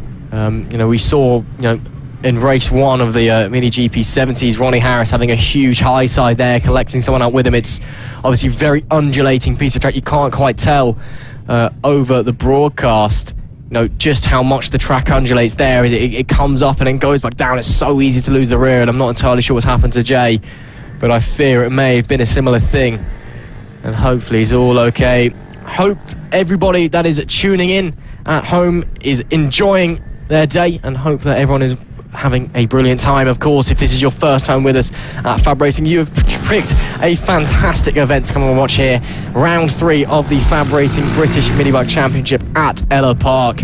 And it's lovely and sunny here in Suffolk, and it's been a beautiful weekend worth of racing. And well, Lewis, although we have this red flag situation at the moment, I'm hopeful we'll be able to get the pit bike 140s back out to finish this weekend with a bang. Yeah, hopefully. I mean, it was turning into what was going to be a great race. Rossi Banham losing the way. There wasn't too much separating them, and Rossi Banham, he just got a good start. So now, whenever we get restarted, he's going to have to do that all over again. And now with this red flag, it's another thing to cope with. You just have to get your mind reset and get your head back into the game and just forget about every single thing that's just happened and forget about almost the previous race, because it no longer matters that last start. It's all new, and it's all about this next race that will eventually, hopefully, that we'll get. And then a couple shots there from our crowd that's just watching on, waiting for the racing to be restarted. Yeah, as always, a big crowd here at FAB. You know, parents, grandparents, family and friends always coming along. And of course, if you fancy heading along to a FAB event, you are more than welcome to come along. If you perhaps see your local event, of course, you can go and see the race calendar on the FAB website. It's also the place to go if you fancy getting involved. If you yourself or a family member, maybe you have a kid who wants to give motorcycle racing a go, then of course the FAB Racing website, or indeed the FAB Racing Facebook page as well. They are the places to be. As we just wait to hear the news to make sure that Jay is okay during this red flag situation. I have sent all of the bikes back to the dummy grid, which tells me that the plan is to restart the race from the get-go. So that tells me that we'll be going from the start of the race, maybe minus a few laps, as we sit in the dummy grid. Some of the riders having a few conversations, some of the marshals there as well, of course. Thank you to them. They've been doing a fantastic job this weekend. And of course the medics as well. We've unfortunately had a few red flag situations where the ambulance has had to be called over, actually, and the medics have been doing a fantastic job. And I can see out of our commentary box window that Jay is on his feet, and he is walking, helmet off. So that is absolutely great to see. Jamie King, 3-time pit bike champion, is up on his feet. He is being helped into the ambulance, but he is up. That is the main thing, and that is absolutely delightful to see that Jay is okay. And I'm sure the riders, they can probably see that from the dummy grid as well. That is probably great for them to see as well. And of course, luckily for Jay as well, this being his home race, he's about 50 minutes down the road, so it's not far for him to go. Just a cart home and go to bed. It's not far from where we're staying, is it? So great to see that Jay is okay, and yeah, very much seems that they're getting ready to send those pit bikes back out there. Just let the ambulance go to his thing, let the marshals and the medics clear everything up as we get ready to go racing once again. But absolutely fantastic to see that Jay is okay. But now that we know he's okay, it's time to go back and focus our attention on the racing, Lewis. Rossi Banham, we saw there, getting a fantastic start away. Managed to hold on to that lead. He's got to do it again now. Reese Peacock, though, it was an okay start, but it wasn't anything spectacular. He's now got to get back in that zone and try and get out better this time. Yeah, he certainly does. I mean, Rossi Banham, he made a pretty good start at 10th round, but Reese Peacock, this is his opportunity. He has to seize. Although he didn't make a good start, he has a complete new time. He has a complete new chance to do this right. And there's race control. These are the people that are keeping us all safe and coordinating everything around the circuit, really, and telling almost everyone what to do and checking on everyone's safety. They do a great job here at FAB, and a very, very efficient job here at FAB. They get us through the races throughout the day pretty quickly, and yeah, we're just waiting for final few checks we've done. I believe there may be some fluid down at the corner as the concrete dust is out, so we just wait for this restart of the pit bike race. Of course, it's a bit weird having race control down there. It feels quite lonely. Obviously at Clandau, we're literally right above them, so it's a bit weird to have them in a very different building, very far away. Obviously we're not on the PA, so they can't hear us. I don't think they've got the broadcast up either, but you know, race control, you know, they do a fantastic job here. You know, Roger Keys, the race director, he's been doing this from the get-go back in 2004 when FAB Racing first got established, which is older than, well, almost as old as me, depressingly. And you know, they do a fantastic job down there in race control. And while it may be a bit lonely up in the commentary box today with them not here, you know, they are doing a brilliant job as always. And of course, a big thank you to them. And as I mentioned, to the marshals and the medics and to everybody who has been running, you know, running the races at FAB-Racing absolutely perfectly, and they are just finishing up the clean-up process from the incident earlier as the ambulance heads away. Of course, Jay did walk into the ambulance, so he is he's okay enough to walk. I can confirm that, so that is wonderful news to hear. Likely just a precaution, and it seems the marshal's just putting down a bit of concrete dust. Hopefully the bike is all right as well. I know Jay's been a bit of concrete dust. I hope Jay's bike is okay. I know he's been running a new bike this season. Of course, if you follow his Pit Bike Sonic YouTube channel, you can see all of the drama, and I'm sure he'll be posting a wonderful episode detailing exactly what's happened in a few weeks' time from here. Round 3 of the FAB-Racing British Mini Bike Championship here at Ellough Park. But of course, that's Jay's accident out of the way. I think it is time to go racing, and I think all of the riders will have taken assurance seeing him walk away from the incident as we just wait for the confirmation from race control that we are good to go racing. Hasn't quite come through yet, but I'm sure it's not very far off, because all the riders, as you can see on the screen, they all look ready and set to go racing, and they're all ready to go back out. Of course, there you can see that Tristan Finocchiaro, obviously naughty boy in race 2, forgot what track limits were, which for a man who's done international superstock and BSB and whatnot, that's really poor from him. Obviously former FAB commentator as well. Clearly he's clearly forgotten how to race now he's working at Dorna. He's got a point to prove after being heavily penalised for his track limits violations coming out of race 2. So it's he's got a point to prove. A few riders, he's one, obviously. You got Reece Peacock as well. Taylor Lawrence, reigning champion. He's been running just outside of the podium places so far this weekend. I think he'd love it if he could start into the podium. Maybe challenge Rossi like he loves to do so week in and week out. He did that all through last season. He's done it so far this season as well. Maybe he can start his way up through the pack as well. Yeah, we're just going to have to wait and see. Obviously, Tristan, as you mentioned, did get a jump start penalty, but he has run the whatever to him here in Suffolk, so we can thank him for that one. I mean, even last year whenever he was racing, it was lovely conditions again, so it's clearly doing something. He's bringing the Spanish weather with him. But all riders now just chillaxing. I believe that was Lucas Brown actually practically lying on his bike. He's just...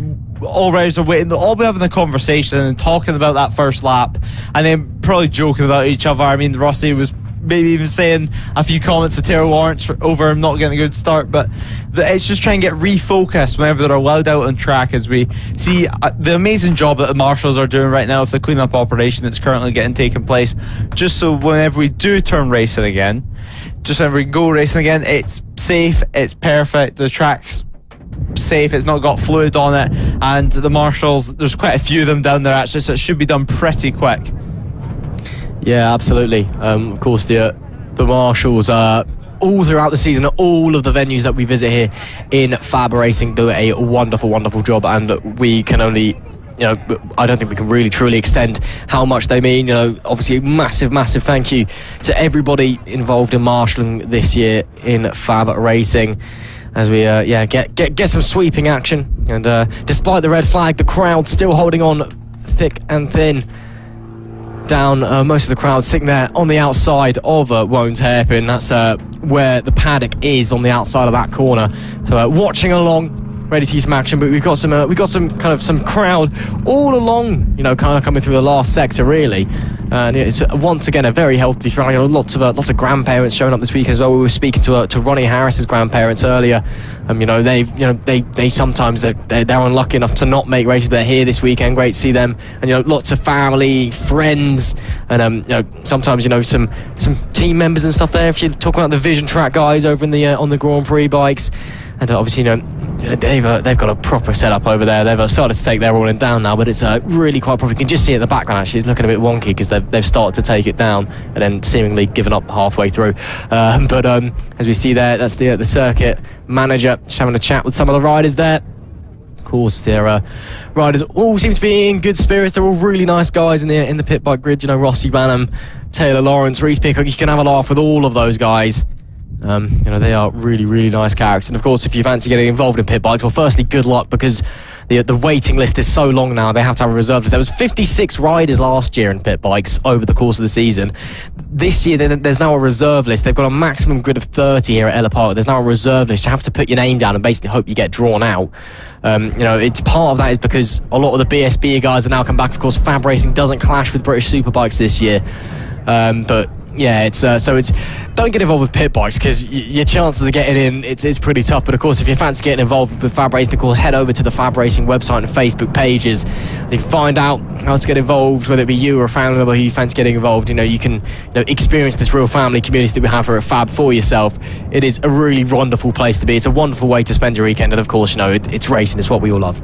Yeah, it certainly is. I mean, it's grassroots level racing. Everyone's here because they love racing, and especially these pit bike boys, the BSB guys are here because they want to do more racing, and they're here having fun, and they're here with their friends. You've seen Philip Swarowiak and Lucas Brown have a little hug there. I mean, it just shows the friendship that they have, and there's Hayden Whiteman as well, wearing the Union Jack undersuit. So yeah, they're all having fun and they're all enjoying themselves, and everyone's kind of just waiting for this race to get underway again. And well, they're all having the conversation right now and just discussing what happened in that race and maybe how they can improve, or maybe a battle that they had, or a dodgy move that got put on them, as what happens in the pit bikes quite a lot of the times. And Taylor Lawrence still in his helmets and levers and still in his bikes, and Tristan Finocchiaro talking to his dad right now, having a little conversation.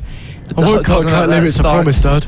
Yeah, talking about track limits maybe in his case, and maybe how can he improve. And Fabio Finocchiaro, pretty good last name if I do say so myself. And a rider there with a Superman top on, actually, so maybe he's just trying to be a superhero and go as fast as him. Yeah, just kind of really shows the real family nature that we have here at Fab. Of course, if you're just joining us currently in a red flag period after an incident, the rider was up on their feet, so they are okay to the best of our knowledge. We're just waiting for the track to get finished cleaning up, so the rider's just waiting in the dummy area. We're presuming that they will restart the race with a couple of laps chopped off for timing, but we haven't had the confirmation from race control yet, so we'll keep you posted as we go. And it seems, according to our live timing, it says -3 laps on our live timing, so it may be that we come in with 8 laps remaining left on the timing screen, so we'll have to wait and see. Rossi Banham, he's just gone out of your shot, but he's opted on his bike, he's rolled his bike forward. That tells me he's ready to get going out of the dummy grid, and he's looking over to the marshals. I can see him out of my commentary box window. He's ready to get going again. Of course, Rossi was vice champion of the Pit Bike 140 class in 2021. Taylor Lawrence, of course, you can see there in the green leathers, taking the championship. Rossi, he's moved on to a junior super stock over in BSB this year. He's really starting to make a name for himself in the BSB paddock. But of course, because BSB and Fab doesn't clash, he can come back every weekend. And we've been informed by Race Pro, it's a full race restart, so we're going to get all of the laps that we were robbed of back again. So we only did a couple of laps originally before the red flag in this 11-lap race. So as far as we're aware, according to race control, we're going to go racing for 11 laps again. But that starts to bring into question, do they have the fuel to make it to the end? Yeah, we're just going to have to wait and see. And I mean, it's been such a long weekend for these riders. It's been the last race of the weekend, obviously. So we're just going to have to wait and see how they get their focus back into it and how they manage just to go straight away. I mean, this is quite a long break that they've had, and quite a long break that they're not focusing in. They've had time to talk, they've had time maybe to get a drink, some maybe even to have a little snack. And yeah, this cleanup operation is still going on, but it doesn't look too far away from going racing. There's a couple of marshals in shorts just showing the lovely weather that we have here at Suffolk. Another marshal opting for jeans, which I don't really think's the best option. I mean, we're both in jeans, coming from us, both in jeans, warm. But yeah, it's quite warm to wear them. And yeah, the cleanup operation doesn't look too far away.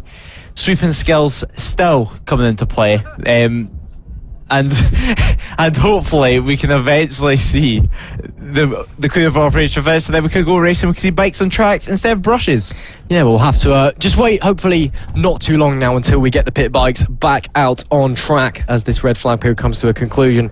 The circuit manager is just walking away from the marshals, so that might be a good sign. We'll have to wait and see. And I mean, again, this is the perfect opportunity, Lewis. I mean, obviously, you know, you race yourself. I don't know if you've ever sat through a long red flag period like this. You know, it's obviously something that no one really wants to sit through as a racer. But you know, it must be really hard, you know, to kind of make, you know, you wonder what's going on. You're hoping everyone's okay, but then you got to get back in that mindset. You got to go racing again afterwards. Yeah, it's quite a strange thing in the red flag. You almost got to put the incident, and no matter who it is, almost to the back of your mind, and kind of forget about it until the race is over and focus on your own race and focus on how you can improve. Because although even in Ian Rossi Bam's case, although his start was great and he was leading the first corner, there's still room to improve. You need to think how you can improve in that first couple laps, maybe what you can do better, because everyone else on the grid is going to do that. And just because if you were leading going into the red flag and think, all right, I was leading, everything's great, everyone in second, third, fourth is thinking, how can I improve? How can I get in the race lead? And if you don't think that as well, you can get a surprise with that launch in the second restart. So it's just try and get your focus back in and forget about every single thing other than your own race and yourself and how you can improve. Yep, absolutely. As we're still seeing some sweeping action here coming into Barney's hairpin after Jay King's big accident, of course, causing a red flag. He was up on his feet, luckily, if you're just joining us. And well, if you've been with us throughout the weekend, well, thank you very much. We are coming into the last few races here at round 3 of the FAB-Racing Mini Bike British Championship here at Ellough Park in Suffolk. A track which we haven't been too much over only really started going last year, but I feel like it's become a bit of an instant classic for some of the riders. It's really popular. It's it's a big track, very physical circuit. It takes a lot to be quick around here, and it's very popular with the riders. And I think the circuit manager, I think he's gone over to have a word with race control, so we'll have to wait and see what happens. But the last of the sweeping is hopefully taking place, so we'll just have to wait and see what happens. A lot of concrete dust being put down, so Jay's bike must have taken a big old hit. Maybe a lot of oil being spewed out onto the track. Of course, there was another bike involved with the incident, of course, so you have to take that into mind as well. Of course, the rider there was perfectly fine, so I have to wait and see what's going to happen. A lot of the riders now taking their helmets off, actually, in the waiting area. Some of them keeping them on. Rossi Banham is one, of course, going off a P2 on the grid, and the race leader at the time of the red flag, Reece Peacock, as well. He's got his helmet on, but a lot of the guys further back in the pack take their helmet off. They seem to be pretty much in relaxation mode at the moment as we wait for the moment. But while Jay obviously out of the race, hopefully he's okay, and we think that he's okay. He's got one gift for us. He may be out of this race, may have caused red flag, but he's got one gift for us, and he sent us some GoPro footage from Ellough Park on his pit bike, for a bit of an onboard, so you can really get the feels of how it feels to be a pit bike rider, in these races and in these qualifications. So this is on board with Jamie King as we go through a lap coming out of the final corner now. That's Rossi Banham and Taylor Lawrence in front of him, as you can see. Of course, very sunny here on Friday in this, I believe it was a practice session. So not pushing to the absolute maximum, but you can really tell, just how close it is out on track, how tight it is. I mean, this must be obviously a familiar sight for you, Lewis, but it's, it's super, super close there. You are millimetres from other riders. Yeah, you certainly are. And one thing you also got to remember is this GoPro was centered, and there's some track limit violation there. But the GoPro is centered in the middle of his motorcycle, so you got to think about the rest of the bike to the left and to the right of you, and then the rider, and then you start to get an idea of just how close it is to some of these other people. But it's a great lap. It's a great circuit, actually, as we head round this hairpin. And it then goes into this tight left-hander, which you need to get on the throttle really quickly, but then you stay tight to the inside for the final corner as we head over the line to start a lap, a proper lap, a flying lap. And then the first corner, it's a nice sweeping right-hander. It's great. It'll be great to ride on for a motorcycle. It's almost like it's made for a motorcycle. And then the right side tire is nice and warm, but you tip in for another right-hander, which is almost like a double apex. It's similar to what you would find at Ellough Park. Then you head down to a left kink into this left-hander, and then once again over, violating the track limits into another left-hander and staying hopefully away from the track limits, otherwise you're far too wide. Then into a right kink, then pit exit on your left-hand side into a right-left. It's almost like a small chicane. Then you power down to this hairpin, try and get as hard onto the brake, try and get your line absolutely perfect, slightly wide there I would say personally, and then through this left-hander, as I said earlier, right over to the inside, hard on the throttle, as hard as you can get over to the line, trying to get as best a lap time as possible. It's such a nice lap, especially this first corner. It stands out to me. It would be perfect to ride on. I mean, it's fast, it's flowing, you're right on the edge of the track. It would be so exciting. But back to live pictures, sweep off operation is still going on, but hopefully we're not too far away.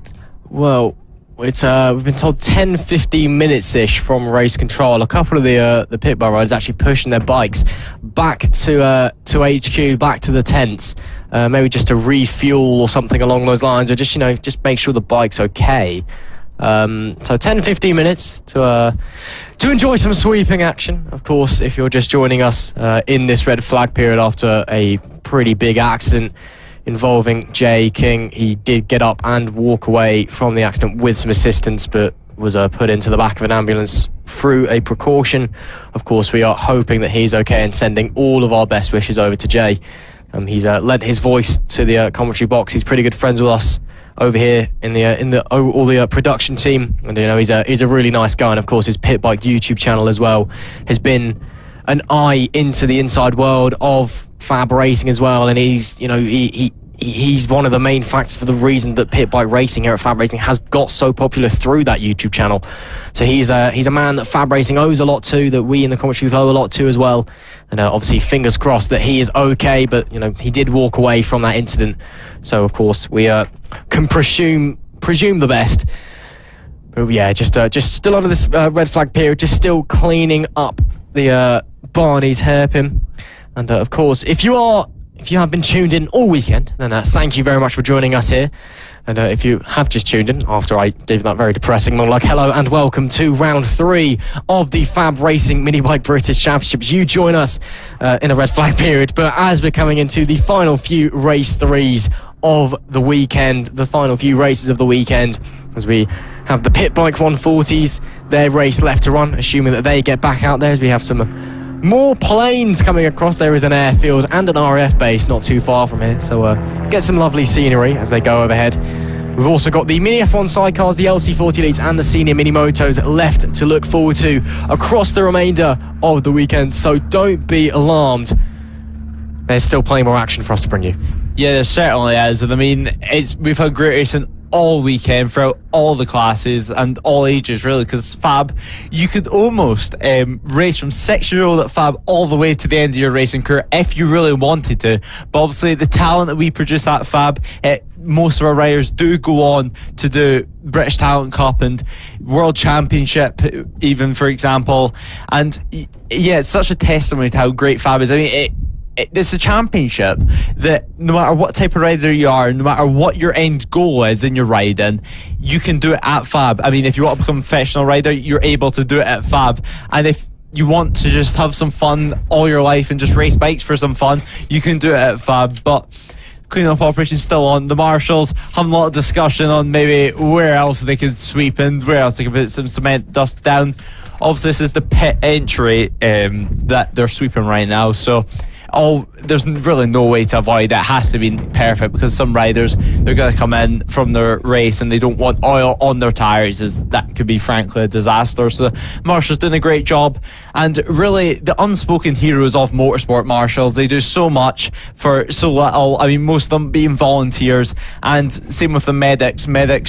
They do a great job to keep everyone safe, and I believe, actually, just looking at the commentary box, there's some more cement dust coming over. So not quite done sweeping yet. Not quite done. We're going to see some more sweep actions soon. So anyone that's really interested in that, don't worry, we have more coming your way, and more racing coming your way. Of course, there's still a couple of races left. We still have the Pit Bike 140s to run, then straight after that we're going to have the Mini F1 sidecars, and after the Mini F1 sidecars we're heading back over to Mini Moto land. We have the LC40 Elites, then the Senior Mini Motos to round off our weekend of racing. It's been a really, really good weekend of racing here at FAB. I mean, it's been it's my first ever time seeing the Ellough Park circuit, and on the TV screen it looks tight, and it is quite a tight track, but it's such a technical track for these riders and produces such good racing because it is a corner for everyone, really. It's a track that really produces great racing because it helps to everyone's riding styles. No matter how you ride the motorcycle, there's a corner for you. I mean, there's stops and starts in this track, and then there's corners like turn 1, which is fast and it's flowing, and then there's flip-flops, there's chicanes, there's every single thing you would want in a racetrack. And you can just see some more cement dust getting placed on there straight out of the bag this time, and this is going to be, well, hopefully a restart in about 5-10 minutes time, who knows. Yeah, fingers crossed that we'll get underway soon. Just had the circuit manager give us a little shake of the head as he's just come in to put the tannoy microphone, because it exists in our commentary box. So, well, we'll just have to wait and see. There is a lot of orbit done. There's a clean-up operation on track. There's also been a clean-up operation in the commentary booth because the wind has blown all of my notes on the floor. It is really, really windy out there. The wind has picked up gradually over the day. Yesterday it wasn't too bad. And the sun has been out and the sun has been shining, although it's hidden behind some clouds, and it's still pretty warm there, but it is really, really windy. As you can see, those flags fluttering quite hard. And it's pretty chilly now in the commentary box as well, because we've just got the breeze blowing straight through. So we'll just have to wait and see what happens, but it is windy, so that's something to bear in mind as well. And as the day goes on, the track's going to get cooler and cooler, and when those pit bikes go back out, the track will be cooler than when they went on. So that's something to consider as well, as the conditions are going to have changed. And of course there's going to be a lot of sand on the floor coming into Barney's hairpin as well, so the grip into Barney's, although it's a little bit more grippy than it would if it was just flat out oil on the circuit, it's going to be a bit dusty over there. Not ideal on the first few laps going through. Yeah, it certainly is. And one thing with cement dust is some riders, they don't care, they just go over it, but some others, it can catch your eye, as mentioned earlier whenever we were doing a clean-up operation, and it can really just make you wary of that corner and slow down your lap times. It's a real mental block for some people that takes some time to overcome. So it's really important whenever we do get underway that these riders, especially some of them that don't have tyre warmers, and a couple of the bikes that are still in the dummy grid and that haven't been taken back to their pit box in their garage, it's just that on these warm-up laps you need to push as hard, not as hard as you can, but you need to push relatively hard to get the heat in your tyres and to get your confidence around Barney's hairpin back again, just because you will have to ride over this dust. Even if it's offline, you still have to ride through it in this pit bike racing, because you have to think about potentially getting pushed wide or having to make a move. So you have to think about going off the racing line as the marshals are starting to sweep again, and some interesting styles of sweeping that we have going on here from the marshals, but they do a great job to keep us all safe and to get us back racing again, hopefully. And yeah, I mean, it was a great race, and it's been a great race all weekend. As we mentioned earlier, from these pit bikes, it was slightly more dull from what we've been seeing round 1 and round 2, but in general standards, it's been some pretty good racing. Yeah, I mean, obviously no disrespect to the pit bike guys, but by general pit bike normal standards, this has been perhaps the most boring racing that we've seen from them in years. By regular motorcycle standards, it's been fantastic racing, don't get me wrong. It's just the pit bikes are usually so good. It's just corner after corner, just attack, and you get crashes, and there's chaos, and there's back marks, and there's everything. And even the riders themselves, we were speaking to Reece Peacock earlier about it, and he was even like, yeah, this has been boring, because all the riders thought this was going to be chaos, because it's such a tough track, it's such a physical track. They were talking before it, they were like, yeah, this is going to be insane, this is going to be just a complete mess of a weekend. It's going to be who survives, who stays on the bike. And it's been dull. They've all been surprised by how little action, I say that with heavy quotation marks, has been going on, because obviously, again, by normal racing standards, it's been a phenomenal weekend. It's just that by pit bike standards, not a lot's really gone on. Sweeping still's taking place down at Barney's hairpin. The marshals doing a great job. And go on then.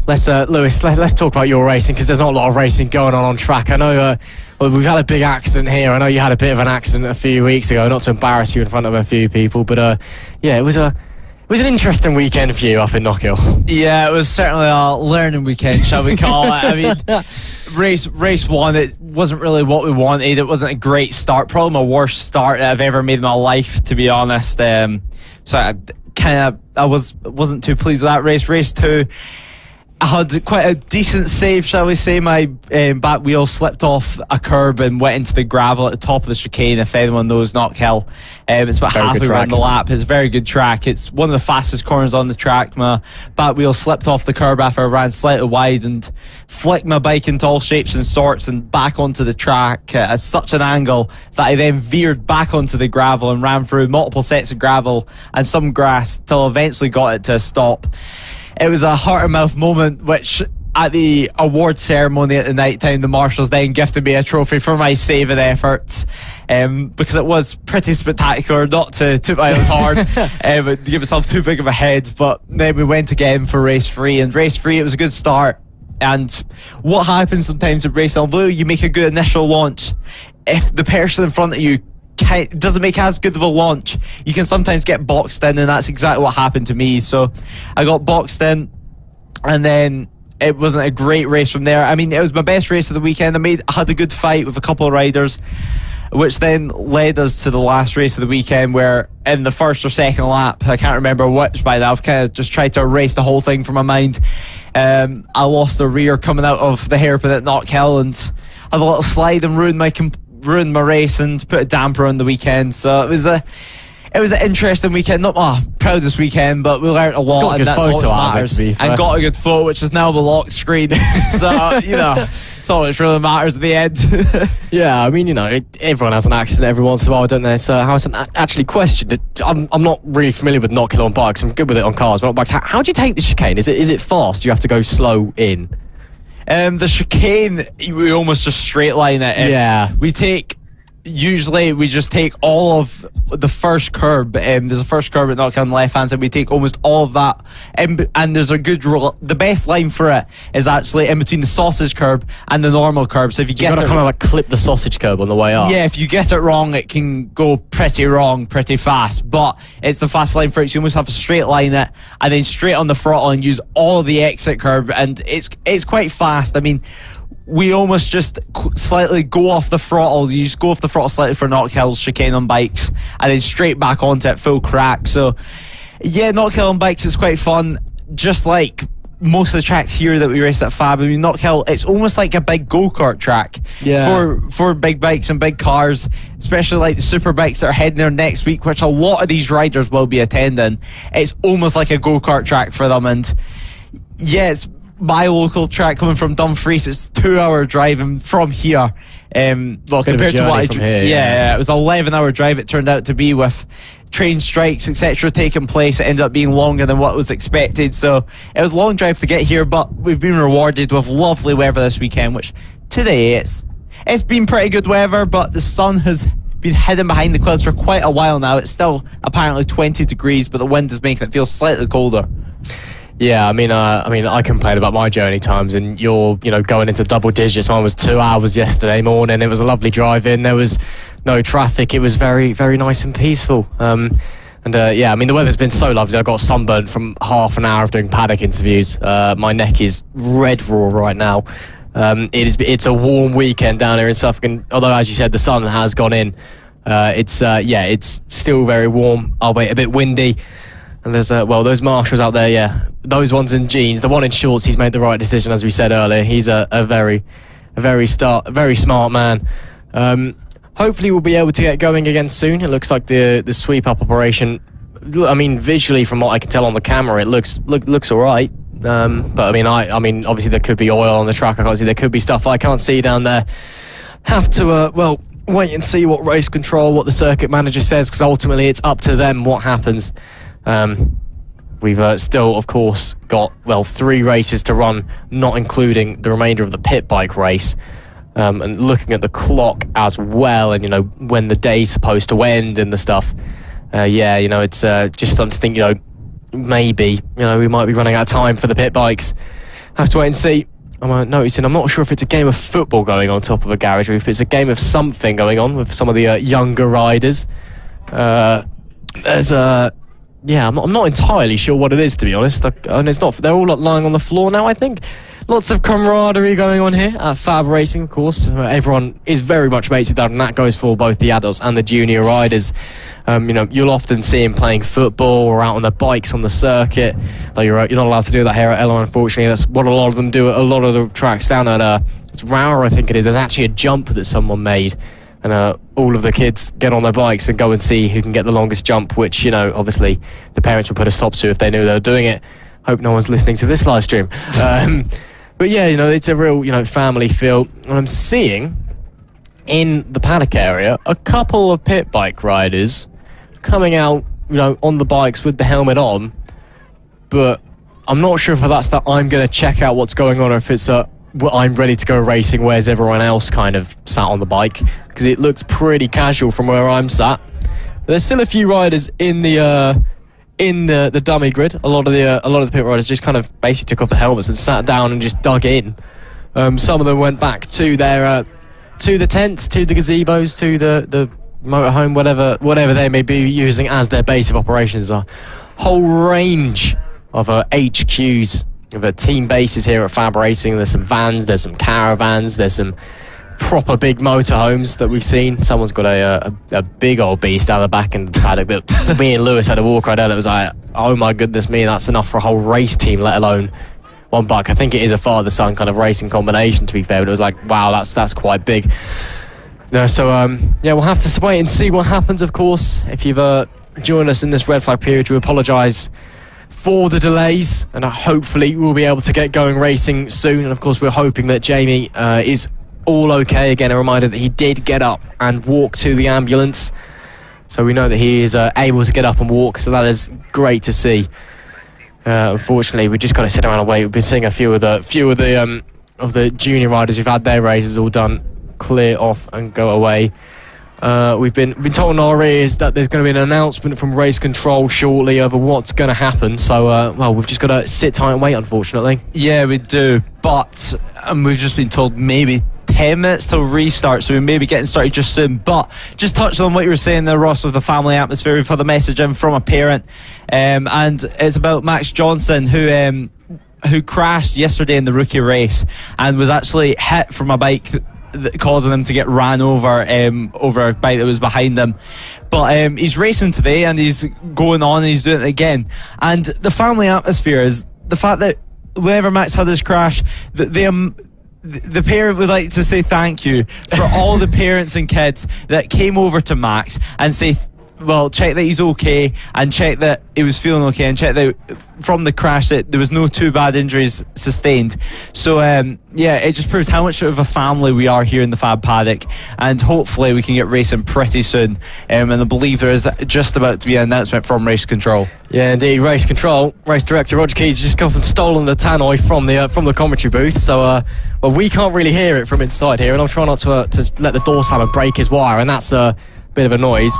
Oh, that's you can just about hear that in the but if you've got a bit of a problem with the tannoy, Roger, we got some feedback from the tannoy, but we'll try and get it sorted as soon as possible. But we're just waiting to hear what the announcement is. We'll see if we can try and help, as the wind's now blowing everything. Hopefully we'll be racing again pretty soon, so we'll just have to wait and find out what the announcement is going to be. So stick with us. We've still got 3 more races to come up, but of course we can't hear the announcement being made, so we're going to have to tell you after other people. So you can hear in the background there, among some feedback, the announcement being made by race director Roger Keys on the situation with the red flag. It's feedbacking quite badly. 10 minutes is what we've been told, so we've got a 10-minute call for riders in the holding area. So because for the sake of our audience watching at home, I'm going to ask race director Roger to tell me directly what he's just said down the microphone, so then I can tell everybody on the broadcast, if that would be ever so kind of him. So what was the announcement, Roger? The announcement was was that I would like the riders to be in the holding area, ready for a restart in 10 minutes, and there will be a race over 8 laps, maybe with 2 warm-up laps beforehand. There we go then. Thank you very much, Roger. I'm not sure if you just caught that, but the announces we've got a 10-minute warning call for the riders, for the pit bike riders to be back in the holding area, and then we're going to have an 8-lap race, potentially with 2 warm-up laps. So there we go. We are getting ready to go racing once again in the pit bike 140s after a long delay. So it is, well, of course, all the safety precautions, they have to come first. Safety is paramount here at FAB-Racing. Thank you to race director Roger Keys for passing on that information. Coming up, of course, we've got the Tallow microphone in the commentary box for reasons I'm not quite sure. So we've had a few people come in and steal that across the course of the weekend. But it is great to hear that we're going to be go racing in about 10 minutes time, give or take. An 8-lap race for the pit bike, so I assume they'll be starting from the positions they started the first edition of the race in, and then potentially 2 warm-up laps just to gauge the conditions, also gauge the sand and the concrete dust that's down over at Barney's hairpin. So we'll have to wait and see what the situation is, but a 10-minute warning. We are going racing once again.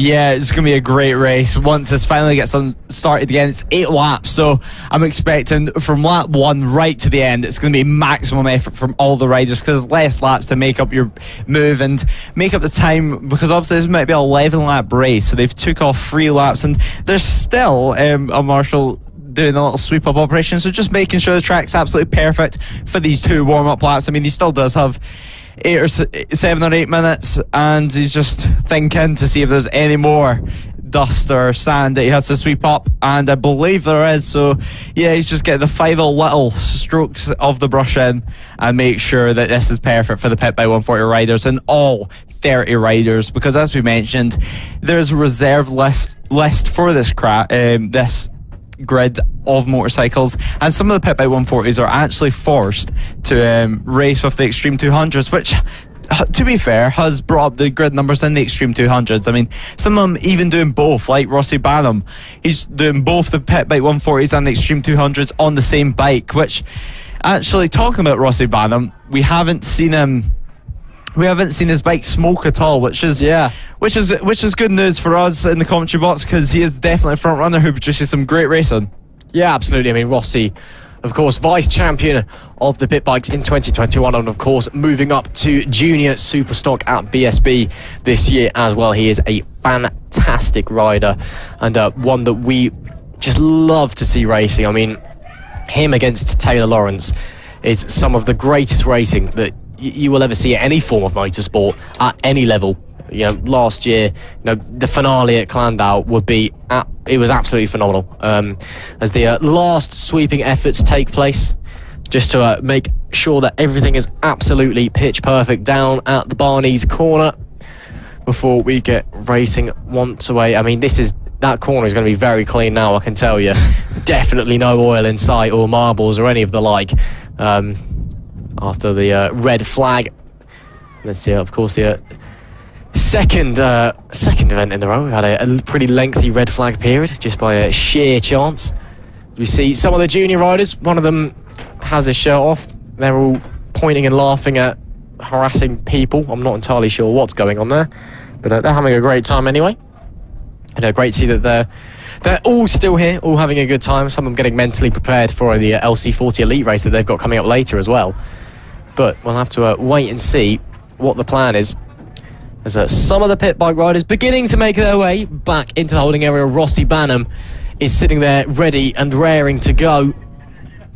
As these guys wanting to watch along, but of course it's not a lot's been going on over the last half an hour due to the extended red flag period. However, we should be going racing again shortly. Again, if you missed that announcement, Roger Keys, race director, gave the 10-minute warning call for the Pit Bike 140s. We're going to have an 8-lap race, potentially with 2 formation laps. We'll see what happens there. As my co-commentator takes a photo for some reason. I'm not going to comment, Lewis. It's social media, I don't know, he does his thing. And there we can see in the background, some fancy Vision Track bikes parked into a van. Yep, obviously the mini GP 50s and the 70s, both races are done for them, all of the day, and all races done for the weekend. So some people maybe just choosing to leave early, and some others may just choose to stay right to the end of the day to show their support for their fellow riders, which is great to see and really testament. And there's Rossi Banham, actually. You can just see his eyes. That is eyes of waiting, and that is eyes of I want to race. And kind of, hurry up, because no one's left on the track, so now we're just waiting for this final call. Well, I've been asked to do a Tano announcement, so Lewis, go say something. I'm just going to give a 5-minute warning. Please excuse me. And yeah, just 5 minutes until we get going for this Pit by 140 race. It should be a great race, and just 8 laps, as already been said, just 5 minutes. So now all riders are going to be getting their minds and their helmets back on, and now it's really time just to, in these 2 warm-up laps, it's to explore almost all the track, because with this red flag is obviously due to the fact that oil or fluid in general has been spilt down on the corner, and now it's time, as I mentioned earlier, just to explore the whole corner, because whenever you're racing, you're not going to be able to take the perfect line every single time. There's, for example, going to be a Taylor Lawrence down your inside, or a Rossi Banham try and go around your outside, so you really need to be able to explore all the track limits. And there's Rossi Banham and Tristan Finocchiaro have a little conversation. As we mentioned there, Tristan, beloved up here in the commentary box, used to be up here and used to be here actually in this very commentary box, sweating away with this warm commentary box. I mean, whenever it's sunny in here, it really heats up, and it's just with the amount of windows, it's practically like a greenhouse. So Tristan Finocchiaro just having a little conversation. Taylor Lawrence has decided to join in, maybe just talking about the sweeping operation that was going on. So maybe just tune in the live stream for all the updates whenever they were necessary. Maybe Tristan's asking how not to break track limits after his naughty actions in race 2. Of course, a 9-second penalty. I mean, we're only going hard with him because he used to be a commentator here at FAB, and obviously he's gone off to work at Dorna, and he works for Dorna in MotoGP now, and he's gone off. He's been off commentating WSBK, I want to say, in some stuff World like that. Super Sport 300. There we go. Yeah. So he's off doing big things, but at the same time it's Tristan, so we're going to bully him. Tristan and track limits for Finocchiaro there. Disappointing behaviour from him, but still a great rider nonetheless, and still one that we love to have with us at FAB, and it's great to have him back in the paddock, even if it's on a bike instead of in the booth. Yeah, and you can see him now just kick-starting that bike. Obviously, these bikes all being kick-started, and none of them actually, I don't think, having a button just to start it. So it's sometimes a bit of effort. It can be quite stressful, actually, whenever you're kicking it over and over and over, and it's still not starting. It's another stress, as Rossi Banham is trying to get his started, and yeah, a little scream there from him. So he's currently trying to get himself psyched up. And Rossi Banham, he's quite a playful character in the paddock, and while he's on the bike with these pit bike 140, so he's playing about with Lucas Brown. We just had a little word in our ear. Apparently, this 9-second penalty of Tristan's that he got in race 2, barring disqualification, is apparently one of the largest penalties that FAB-Racing has ever had to hand out. So Tristan, for a man who has gone on to do international level motorsport, both as a rider and a commentator, that is shocking. That is really bad. I expected better from him, to be honest. I might need to have a word after the race. Shocking. Yeah, Tristan obviously not going to want that penalty in the final race of the weekend. He's going to want to try and end his race weekend on a high. And how he's going to manage that, he's going to have to get a good start. Obviously, Tristan, it's been up and down the past couple of rounds. Last round, he did stall it. And I was asking him about it yesterday, actually, and he was telling me the fact that he got to the grid and he was in second gear and the lights were about to go out, so he thought, I'm just going to try and start in second gear and see what happens. It didn't pay off, and he did make a pretty good recovery in his defence back into the points and to get some valuable championship points, but obviously can't join us at all the rounds as he full-time living in Spain, so he's only really coming back to the UK to do some FAB racing, which is great to see. It's great to see some riders coming from all over parts of the world now, and riders now, some of them putting their visors down. Lucas Brown getting back in the zone. You can see there in the purple and black levers, British Talent Cup rider, highly successful, and a lot of these drivers actually race in the British Talent Cup or have raced in the British Championship, as we mentioned earlier. Chris Wells, number 62 on the right hand side there as well. New engine in the bike, as we were saying earlier, and he's really going to be wanting to try and get a better result. So yeah, we're not too far away from a restart. The riders now have the engines on, they're revving it, they're getting it nice and warm before they get the tyres nice and warm, they get nice and toasty. They're probably quite toasty in their levers and their helmets, so it's time to get underway. The start marshals heading to the grid, and the race control is already waiting on the grid for them, for the riders, for this restart. 30 bikes, 8 laps. What's going to happen? Well, 29 bikes now, obviously without Jay King, and maybe 28 without the rider that was also involved. But yeah, what's going to happen? Who knows? As we get ready, as the pit bikes head back out for an 8-lap dash. It's been a long wait. We actually had a little bit of rain, according to one of our cameramen who was just messaging me in between the red flag period. A little bit of spits coming down, but now it is time to get going once again. Supposedly we're going to have 2 formation laps. Have to wait and see, and I'm not sure if we'll have a gap on the grid for where Jay King is, and you can see us up there in the corner of the commentary box. Hello.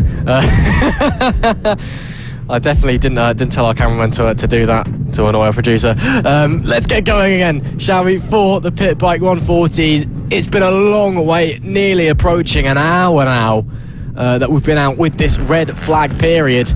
As you can see there, some of the rider, Rossi Banham, giving it the revs and giving some playful... I'm not going to describe what that is any further for the sake of going beyond PG, but he lines up second on the grid, and what a character is Rossi Banham, and what a character are all of these pit bike riders. They are all just as mental as one another, and they give each other no room out on the track.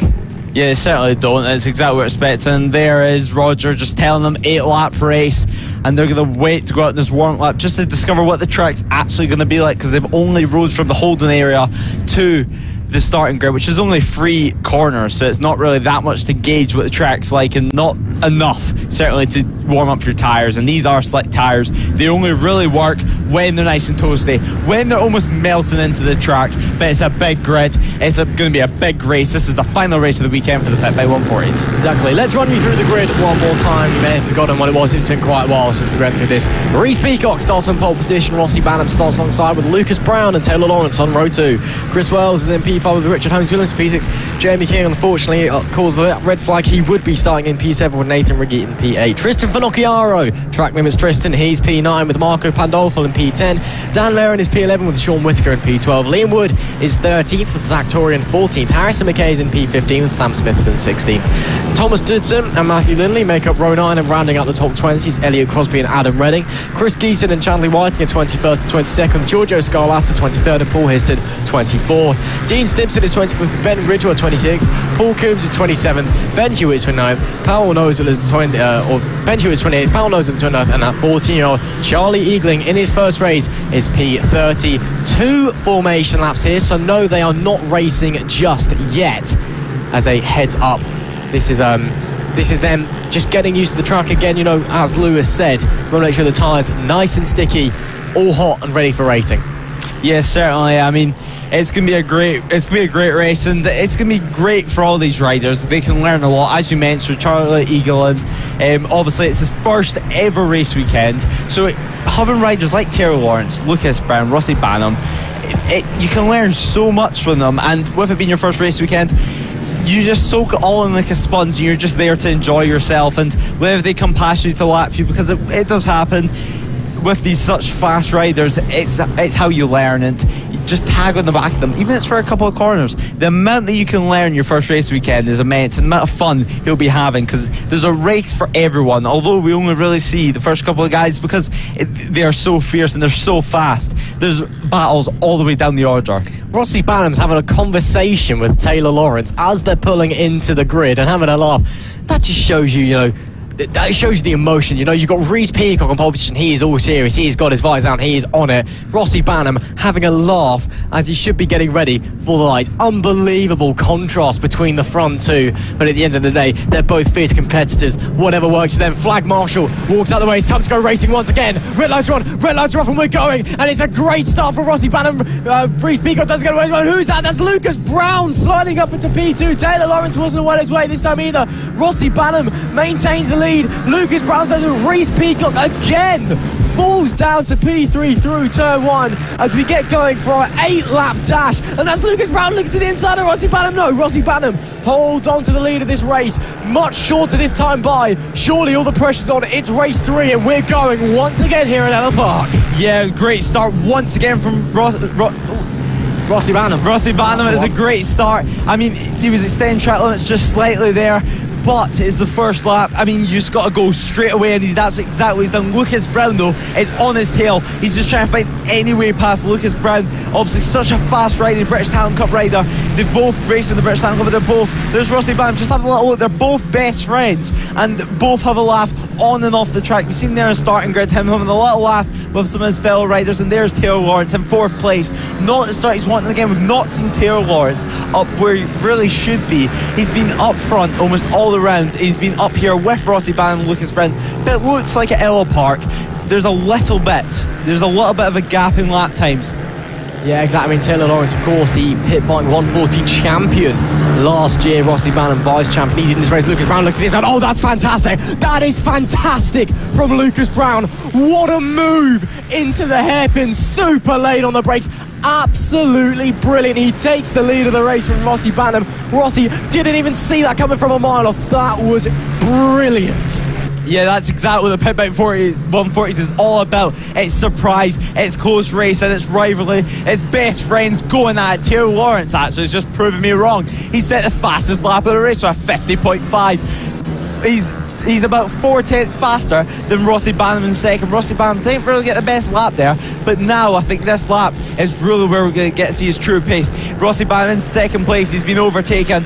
He does not want Lucas Brown to get away. Rossi Banham, of course, in the first race, he had a pretty easy race. Although it's hard to control a race, he had a pretty easy race. There wasn't too much challenge, as we mentioned.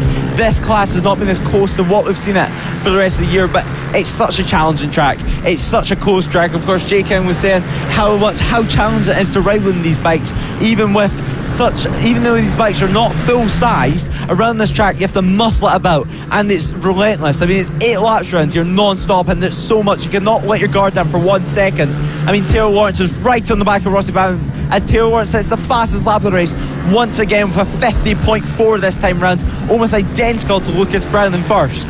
Yeah, Rossi Banham all over the road. Lucas Brown, this is the pit bike race we've been waiting to see all weekend. There goes Taylor Lawrence trying to squeeze around the outside. No, and able to make the gap appear. Rossi Banham shuts the door. As I was saying, this is what we've been waiting for all weekend. The front four, neck and neck, side by side. 5 laps left to go. The track is cooler. There was spits of rain earlier. The wind is picking up, and that's all it took to get those top 4 finally racing. Rossi getting a little bit sideways. Taylor as well. I think he actually lost the front end of the bike a little bit turning in there. And there you see Lucas Brown leading the way in the pit bike 140s in race 3. Rossi's fallen back just a little bit. He's trying to defend from Taylor and Reece Peacock at the moment as Lucas sets the fastest lap of the race at 50.360.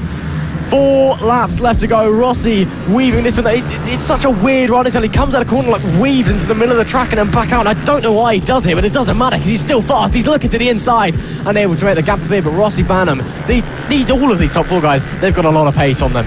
Yeah, they certainly do. I mean, and they all have completely different riding styles and completely different lines, as was apparent there. Rossi Banham just taking a slight right line. He goes down the inside there of Lucas Brown. What a move there. I mean, and he's had a little cheeky peek behind him to see if Lucas Brown was still there, and Lucas Brown, it will be right in his tail. Lucas Brown will send one down the inside as soon as he can. These guys are best friends, and these guys, although they're friends, do not give each other liberties. They will see this happening. I mean, Taylor Lawrence will see this happening and hope for this to keep happening. Lucas Brown dives down the inside, but then Rossi Banham up the inside once again. He's made it back. Rossi Bam still leads away. Taylor Lawrence with such an extreme riding style and such bright levers is going to want to try and pounce on Lucas Brown, but it's Lucas Brown making the move on Rossi Bam once again, but now Taylor Lawrence is getting in, but now Reece Peacock is diving down the inside. Taylor Lawrence but he can't make it work. It's Rossi Bam who leads the way on what has been a sensational lap so far. This is what Pit Bike Racing is all about. There goes Lucas Brown back to the lead. This is the race we've been waiting for. We've been waiting for so long. There they go. A double move into the corner. There goes Rossi Bam. There goes Reece Peacock. They both go through. Brilliant stuff in the Pit Bike 140s. 2 laps to go this time by. And this is what Pit Bike 140s is all about here at FAB Racing. It only took a bit of a red flag and an hour's delay in the temperature to drop. And we finally got it. And Lucas Brown all over the back of Rossi Bam once again. Taylor Lawrence as well. He's looking at Reece Peacock. Rossi Bam, bit of smoke coming out the back of his bike. Haven't seen that since race 1. Hopefully everything is okay. Does Lucas Brown dive to the inside? No. Rossi, who rides so effortlessly, so easily around the circuit, he just looks like he's having fun. It's like he's doing it for a hobby. Leading the way, 1.5 laps to go. This could be any of the top 4's race. Yes, certainly can. I mean, Rossi Bam, he's just taking a slightly wider line which leaves the door open, but Lucas Brown cannot find any way past. But Peacock, he's got a track record of making moves on the last corner. Can he do it here? It's such a hard task, but we go into the last lap of the race. Rossi Bam is going to try absolutely everything. Back markers are now starting to come into play, so will they get past it cleanly? Rossi Bam has, Lucas Brown has. I mean, this is really sensational stuff. 50-point dead from Rossi Bam that time round on the last lap of the race we go on to now. Rossi Bam will be putting it all into the line. He will know that Lucas Brown is right there.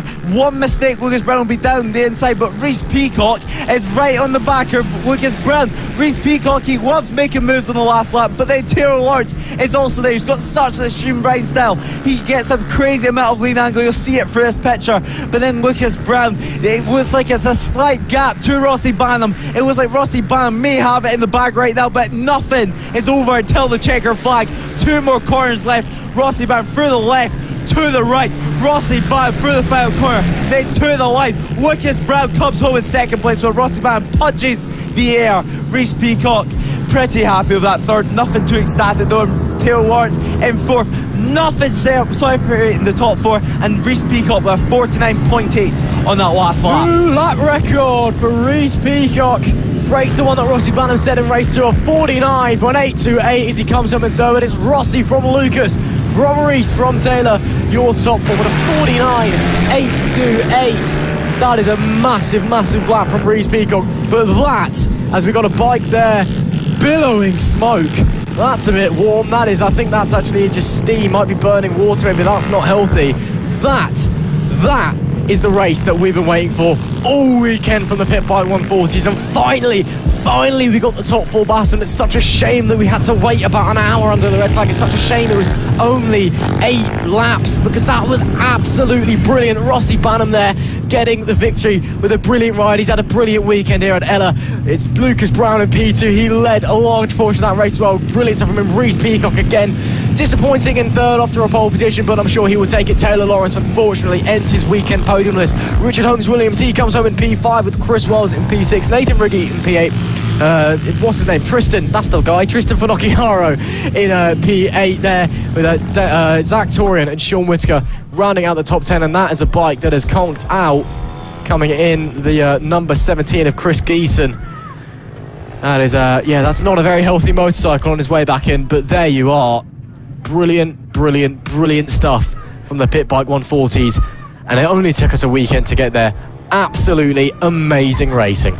Yeah, it certainly is. And the top 4 riders bet the lap record. I mean, they're all in the 49s. It just proves what we were saying earlier with some of the junior classes. Whenever you can run with a group, it pushes each other on. It gets these lap times that you never knew were possible. We're now in the 49s. And then 3 of the riders, top 3, were on 49.8. Nothing separating them. It's such a close class. And it's really just, it's close, it's hard, but at the end of the day, it's fair racing. It's what we love to see here at FAB. As we've just been told in our ear that we are going to have another delay due to a track inspection. So they just want to make sure that all the marshals want to make sure that everything is okay. So we'll hopefully be racing soon. with the Mini F1 sidecars. But what a race that we have just seen in the pit by 140s. That was absolutely brilliant. And that's what we've been waiting for all weekend. Yet the top 3 on that last lap all broke the previous lap record. It's just that Reece Peacock was ever so marginally faster than the other 2. Yeah, it's absolutely brilliant stuff there from the top 4. And as this track inspection gets underway, hopefully everything is all okay. The pit bike for 140s, it took them 2 races to get there, but once again, they've delivered. Yeah, they certainly have. I mean, it was a great race, and it's exactly what we were expecting before the weekend started, and it's great that we finally have that opportunity to see such close racing that we've been expecting for so long. And, you know, Rossi Banham, he's just showing his talent and showing his true class. I mean, before, you picked up on it perfectly, Ross, the fact that before the race started, he was having a laugh and a joke with some of the other riders, Taylor Lawrence, on the grid. And then you had Reece Peacock, who was completely different. He was completely focused and quite serious, which is usually the attitudes you take into the race. But Rossi's playful attitude, it paid off. And then we see more aerial shots of quite a strange looking helicopters above us right now, because as you mentioned, we are quite close to an airport. Yeah, it looks like there's an airfield near here. There's some parachuting thing near here apparently, which I've heard. I'm not entirely sure what it is, but maybe that's what we're seeing there. Maybe we'll be seeing some people jumping out of a helicopter. I don't know. But yeah, just the track inspection getting underway with a few of the marshals. As we've just been told, the track inspection is all good. So it's time to get underway for the Mini F1 sidecars. Well then, race 3 for the Mini F1 sidecars, and as you'd expect, it's been the Mick Williams show once again this weekend. Yeah, don't really need to say anything else. He has been absolutely phenomenal once again. And Mick Williams, I mean, he is just such a mercurial talent at the, well, I would say at the handlebars, I suppose, of that sidecar.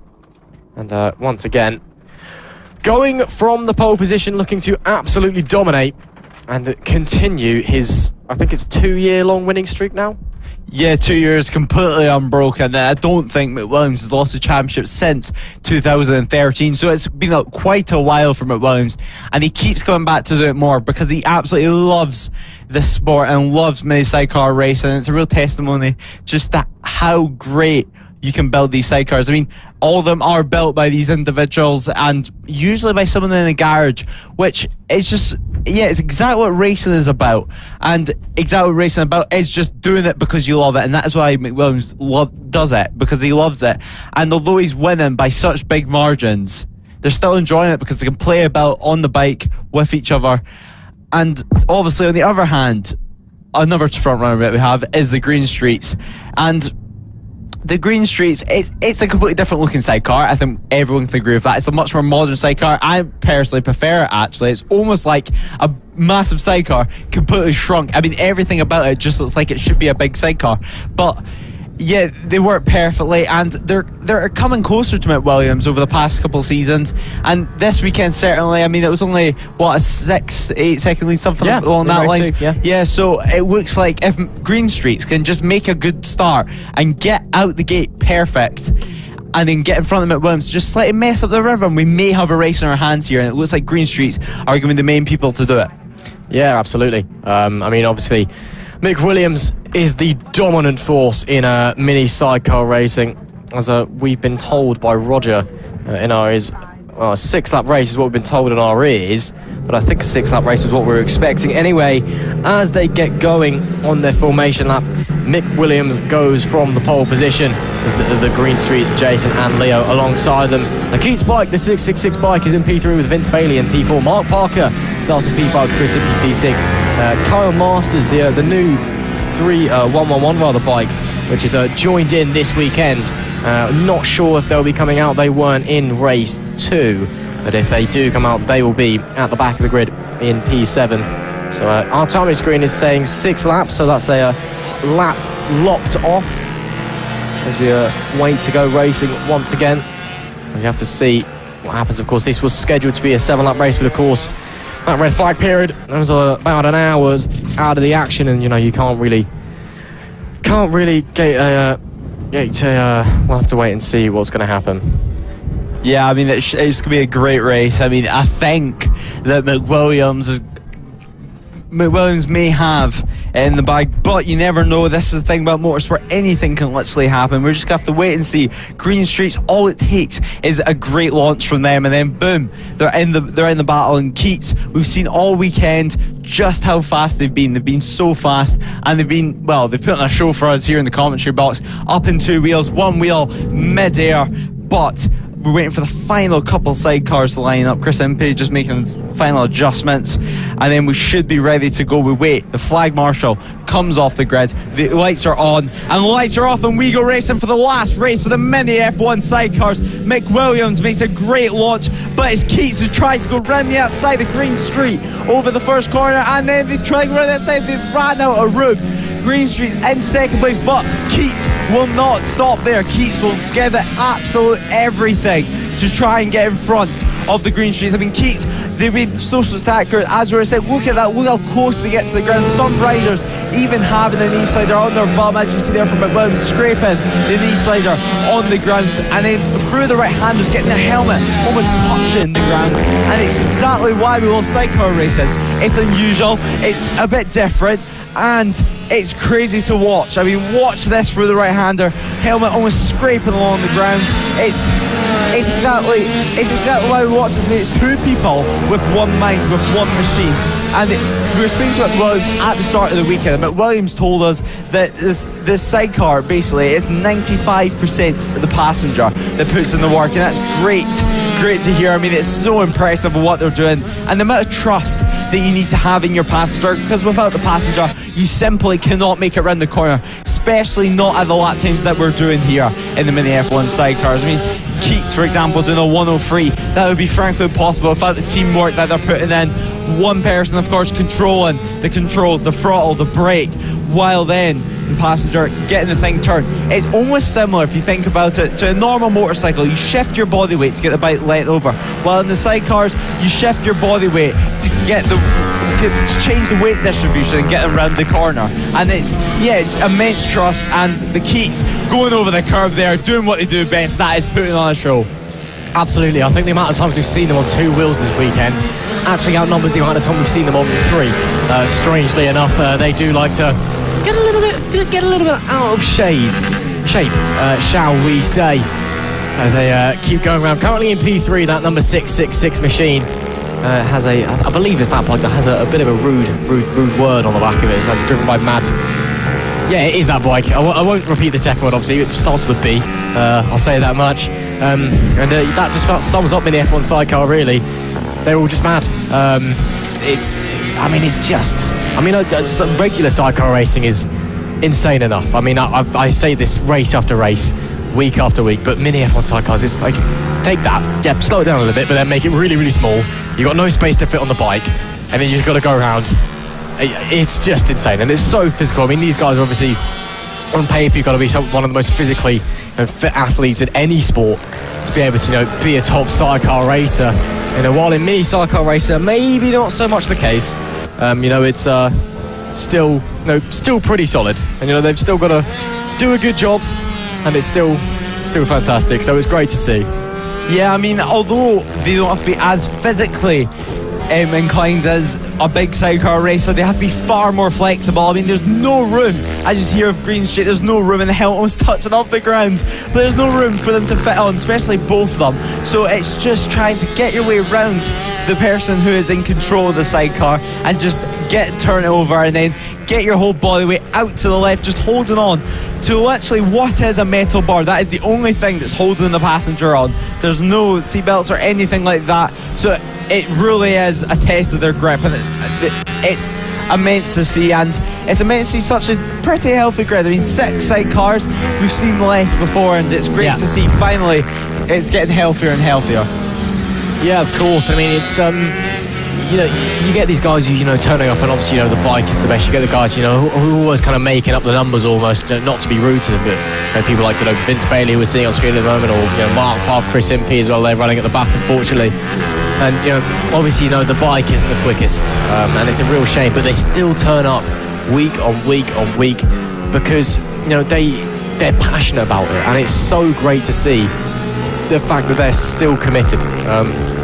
And even if you've got Mick Williams running off and winning every race, which he so often does, these guys, they're still turning up and still putting the effort and still coming up, taking weekends out of their lives and risking hurting themselves and going out on track and doing something that most people wouldn't even think about doing, because it's just crazy. And it's an amazing feat to do that. And these sidecars, the sidecar kind of little community within the FAB-Racing community, it's one of the more special ones, I think it's safe to say. Final lap of the race then for Mick Williams.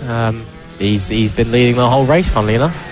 Yeah, I mean, Mick Williams never dominant showing, but we're on the last lap now. Mick Williams, although they're leading the race by what is right now a massive gap of 10 seconds, they put on a show for us, and they also almost test themselves. They push as hard as they can. They drift the bike around the hairpins. It's so fun to see how they ride and how they go about their business. They're not one of these riders that lead and then keep a gap and then just kind of play it safe. They push each other and they push themselves and their motorcycle to the absolute limit, even though in reality they probably don't have to. Their best lap's a 57.7. The only person that's close is Green Street with a 58.8. But we're on the last half of the lap now. 3 corners left for Mick Williams. They go around the hairpin, they might get a little drift going on, and then perfectly done there through the left, get the rider out as much as possible, scraping the knee slider on the ground that the passenger has, then through the right, crack open the throttle, take the checker flag to take what is another dominant victory for Mick Williams. So far, a clean sweep across all 3 rounds. 9th race win of the season, and it's great to see. And they're still enjoying it, they're still celebrating, they're delighted with the race victory. Green Street coming across in 2nd place, and Keats coming across the line to take 3rd place and get a podium on the camouflage red motorcycle. Vince Bailey in 4th and Mark Parker in 5th, and Chris Impey rounding off the grid in 6th place. Great ride and great show from all the riders.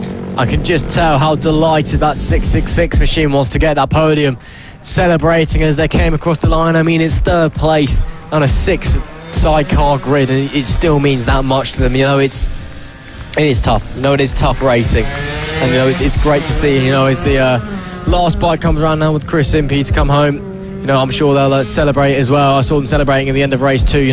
Just finishing a sidecar race is a feat in itself, and it is absolutely fantastic to see. But Mick Williams, once again, the dominant force in mini F1 sidecars. Absolutely brilliant stuff there.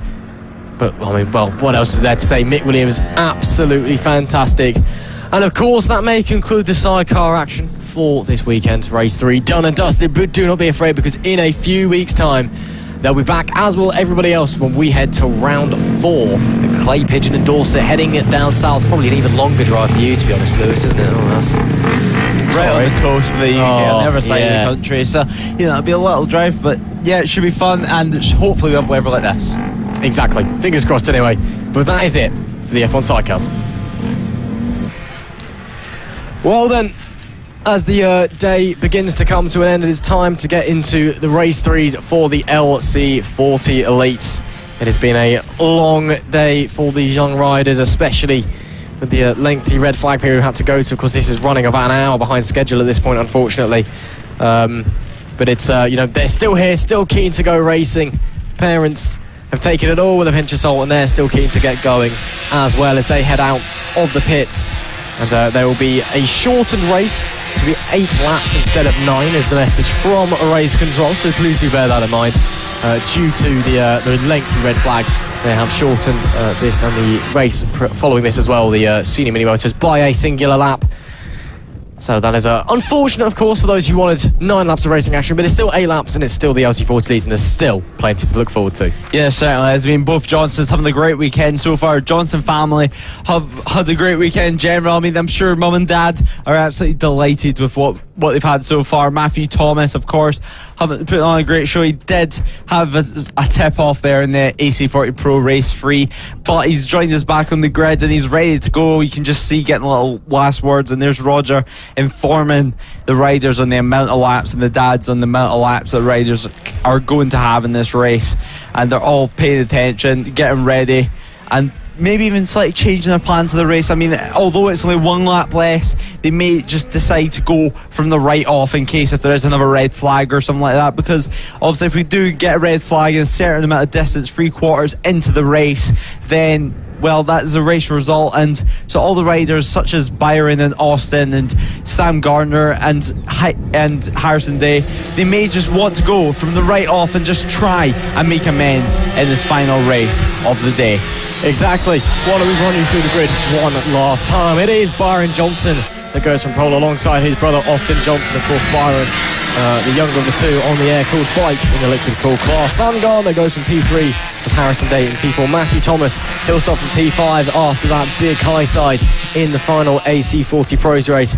Hopefully he'll be able to get some revenge against the track for that one. Jensen Bishop, meanwhile, goes from P6. Chloe Gleason starts from P7. Liam Lindqvist, unfortunately not taking part in this race. He would have started in P8. Dylan Torian is in P9 with Oliver Hall, AC40 Rookies Champion last year in P10. Callum Maxwell is 11th, rounding out the grid. George Ackerman is P12. 8 laps of LC40 Pro Elite, whatever it is, Action Elite, that's the one. And, well, to round out a fine weekend of racing for these young riders, as they all come round on their formation lap, coming in, the last words of advice and words of wisdom from the parents being told, and the marshals as well, as they pull up in their respective grid slots. Of course, just a few words: make sure the bike's okay, make sure the kid is okay as well. Potentially some issues there for one of the riders. Someone who's seemingly the engine's Dylan Tureen has stopped before he's even arrived to the grid for the start of the race. Just outside of your camera shot, just round the last corner. He should be coming into view now if they can get the bike started. The flag marshal just waiting for that. But yeah, the bike's just come to a stop coming in. That's a bit weird. Dylan Tureen, of course, P9, but all these final riders as well. They are the young guns here. This is obviously the top mini moto category before you progress onto the Grand Prix bikes, and this is race 3, and obviously we're here a lot later than they'd have expected. They'll just be wanting to get this home redundant. I'm sure some of them feeling maybe a little bit tired. It's a lap less, but it's later in the day, it's getting cold, the wind is still up as well. It's going to be a difficult race, when I think Dylan Tureen might be calling it quits there. Yes, he is. You can see him wheeling the bike across in the background. That could be it, because the flag marshal at the back, green flag is raised. And now it's time for race director Roger to turn the red lights on and the red lights off, and we're underway. It's a great start once again from Byron Johnson. Austin Johnson, will he squeeze on the inside? No, and actually Sam Gardner tries to look around the outside into turn 1 on Austin Johnson, but isn't able to make the move. So it is Byron Johnson from Austin Johnson, the two brothers. That's Harrison Day there having a little look in the background as well, but unable to make a move stick. So it's Byron that leads from Austin. Of course, Austin winning race 2. Got a dominant fashion. That's Austin looking to the inside on Austin, squeezing through in the inside at Holmes Hairpin. Lovely and simple move there, absolutely textbook. But Byron Johnson is going to try and squeeze back round. No, Austin Johnson maintains that lead. Great stuff. Yeah, it certainly has. Byron Johnson is just going to be trying to go from right off. Both the Johnson brothers, they're just pushing from this very first lap, because it's only an 8-lap race, so there's not a lot of time. If anything goes wrong, if you get a bad start, or if you get caught up maybe in a battle that creates a gap, there's not a lot of time to make that back. So now from the word go, they have to go. But that is Austin Johnson leading the way at the front of your picture with a 56.5. Byron just trying as hard as he can and just trying to catch up to his brother. Austin obviously being the older brother, slightly disadvantaged maybe in a straight line with him just being a slightly bigger rider, can't get tucked in as far, but it produces great racing at the end of the day. And there's Matthew Thomas and Oliver Hall, both having the crash earlier today, so they're both just trying to get back into the rhythm of things. And there's Matthew Thomas diving up the inside that to Oliver Hall. Great move from him. Matthew Thomas obviously been on that bright lime green motorcycle, and he cuts up the front end there of Oliver Hall, makes sure there's no way past, because behind that you have Matthew Bishop and Jensen Bishop and Matthew Thomas just trying to get out front and get in that gap. And really, this is what the racing's about. There's no way through, and there's nothing really between them. There's only 6 laps left in this race, and both the Johnson brothers are setting incredible lap times. Austin Johnson actually dipping into the 54. It's 54.8. Already got a 1.2 second gap on Sam Gardner. It's still in that podium position, and only half a second behind Austin's brother Byron. Yeah, those guys are absolutely pushing like there's no tomorrow. Again, it's a slightly shorter race this time. That will be playing on the minds of the riders. Further back as well, as we said, Harrison Day, Matthew Thomas, Oliver Hall, and Oliver Hall and Matthew Thomas both having pretty big whacks early. Both had some pretty monster crashes. Oliver Hall, was managed to get straight back on the bike with Matthew Thomas on massive high side on the final lap of race 3 in the AC40 Pros when he was fighting for the lead. Obviously heartbreak for him, but he'll be trying to get a good result in this LC40 Elite race to make up for that. Meanwhile, Harrison Day, who has had an amazing weekend on that bike after what has been a really tough time for himself and his family, of course, as we see there. That's Sam Gardner having a little look on the inside of Byron Johnson and maybe moving up the inside of Byron Johnson. But no, I don't think he got past in the end.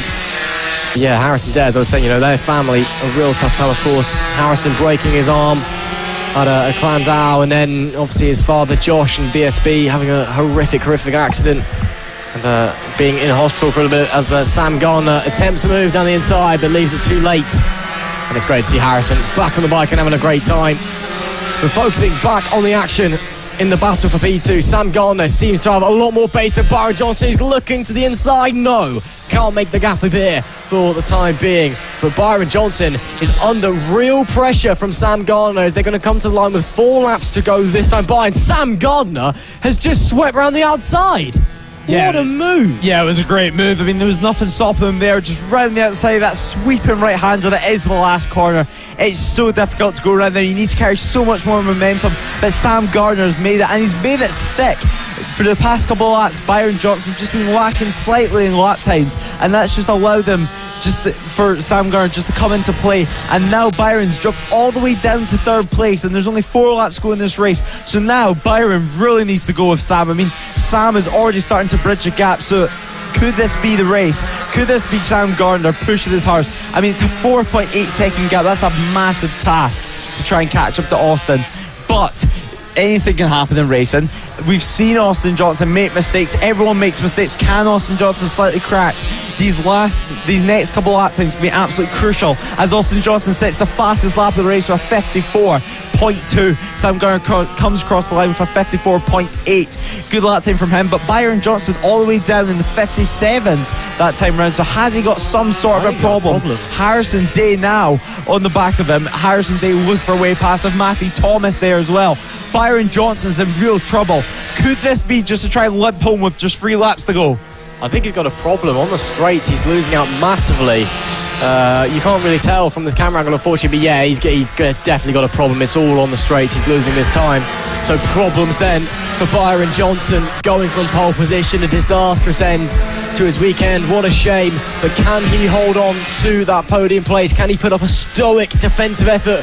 Harrison Day unable to make a gap appear just yet with 3 laps to go. Shortly going to be 2 laps to go as they head through the last section here. You'll see he's getting on the throttle so early, but Harrison Day is just, there's no way to get through, but it's just all on the straights. Harrison Day looking for a way past, can't make the gap appear. To be fair to Byron, with the problems that he's having, he's putting up a massive effort because he's putting the bike in exactly the right place to defend, and he's getting on the throttle really, really early out of the corners because he knows that he's suffering down the straight. So he's already adapting his racecraft to counteract this problem, which is awesome stuff to see from Byron Johnson. Really smart racing well beyond his years there. So that is awesome to see, and hopefully this problem doesn't cause him too many issues, but he's still got a big battle to deal with. Harrison Day, who's made a bit of a mistake coming through O'Rossi, and he's now under pressure from Matthew Thomas. Yeah, I mean, it's such a mature ride from Byron Johnson, but here's his brother Austin, currently sits second lead. We wait to come across the line to see how big that gap really is now. He's been running his own race, he's been running his own pace, which has been enough, and now it's a 6.4 second lead, so it just looks like Austin Johnson's just getting consistent lap times now. But there is Harrison Day under threat actually from Matthew Thomas. He has his own things to worry about. Will this force him into moving? Byron Johnson looks, but Byron Johnson closes his door. This is such a mature ride. He's staying calm and he's defending whenever he needs to. But this is Austin Johnson in your picture right now, the race leader. Last half of the lap, past the pit exit, through the right, then straight over to the left, almost clip the inside barrier, and then through to the hairpin, knee flat on the floor. open it up. Then to the left, here we go.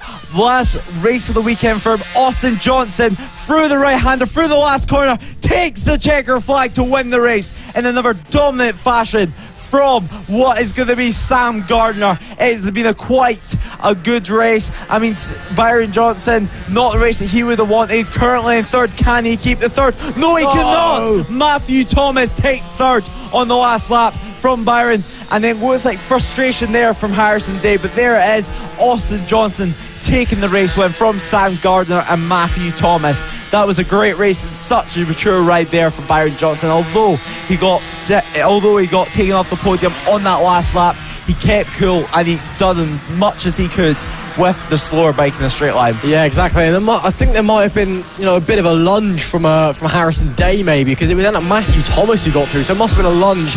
I'm not sure what happened. Unfortunately, we didn't catch it on cameras. But, what an end to a weekend we've had there. Austin Johnson caps off a brilliant weekend with a fantastic win by nearly 8 seconds from Sam Gardner and P2. Matthew Thomas is able to get a podium. Some reparations for what happened to him in the AC40 Pros race earlier. Then Byron Johnson, unfortunately, with that problem, drops down to P4 with Harrison Day in P5, Jensen Bishop P6. Oliver Hall managed to get up to P7. Chloe Gleason in P8. Callum Maxwell and then George Ackerman rounding out the top 10. That is it for your LC40 action this time by from Ellough Park. But of course, as with all the other categories, they'll be back in just a few weeks' time as we head to Dorset and we head to Clay Pigeon, one of the more classical karting circuits on the calendar, shall we say. A real kind of classic circuit on the UK scene. And what a weekend we've had here in the LC40s. Now then, it is time as they head out from the dummy grid for the big boys on the little bikes. It's race 3 of the senior mini motos, and we've had 2 absolutely crazy races so far already. Can Will Howarth do it again? He's had a dominant weekend on everything he's touched so far, Lewis, and once again lining up on that front row. If you're a betting man, you've got to put your money on him. Oh yeah, you certainly do. I mean, Will Howarth, he's had a great weekend. All classes taking part in. Obviously, he's just trying to create more happy memories, as we've mentioned multiple times over the course of the weekend, with his brake failure at turn 1. But it's been great weekend for him. There is lineup number 96. Some riders actually opting not to run a fairing on these mini motos. Some opting to run a fairing. It just depends how you fit and what you prefer. And if you crash, for example, usually without a fairing, it's slightly less damage that occurs. But some say this is the pinnacle mini moto racing for adults because, well, it's the only real time we get to see adults on such small bikes, and it produces what can be quite funny pictures, to be honest, and produces what still is great racing. Yeah, absolutely. Unfortunately, just an 8-lap race. We've got a bike stuck on the dummy grid, so we're just waiting for the formation lap to get away. But it is unfortunately an 8-lap race instead of a 9-lap race due to the length of that red flag period earlier on.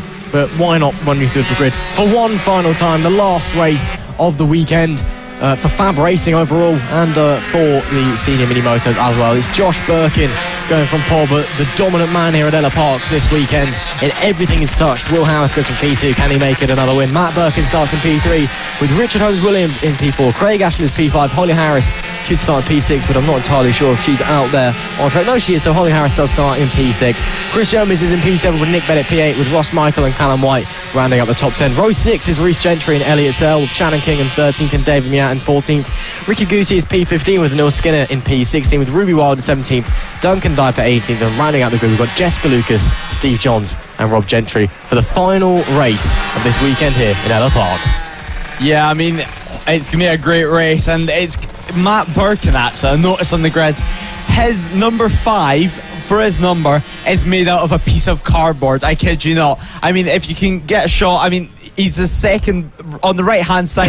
He has a number 5 written on a piece of cardboard, and that is what we call grassroots, I guess. I mean, at least he's on the grid. I guess he must have some sort of issue with his fairing, so now he's thought, let's use a piece of cardboard, save some weight as well. happy at the end of the day. I mean, you can read it's a number 5 in his defence, and we wait for the lights to go out. The green flag waves at the back. All riders wait for the flag marshal to go off. We all stare at the lights. Lights are on and lights are off. Can Will Howarth do it again? Let's find out. Will Howarth makes a pretty good start from Josh Birkins. Josh Birkins in second place, but it's the tractor. Richard Holmes-Williams in second place. We've seen him race 2. Richard Holmes-Williams and Will Howarth juked it out with only a couple laps to go, and then Will Howarth started to do his dominant fashion. But can Richard Holmes-Williams make it one place more? There's Holly Harris on your screen, and there's some track limit violations on your screen. Tristan Finocchiaro would be proud. Richard Holmes-Williams extending track limit just a little bit there, I think, but he's got a massive run coming into Barney Hairpin. Did he get through? Let's find out as they come back to frame. Yes, he did! Richard Holmes-Williams gets back through Barney's Hairpin once again, but we saw in race 2 he did a similar thing. Went off track coming out of the Holmes Hairpin, got through at Barney's, and then let Will Howarth a few laps later. Will he do the same thing again? I'm not sure. Let's find out. Will Howarth, he's got a fight on his hands behind as well. We've got Josh Birkin there. Or it's Chris Yeomans rather. No, it is Josh Birkin. Probably just a problem with the transponder briefly. Josh Birkin in P3.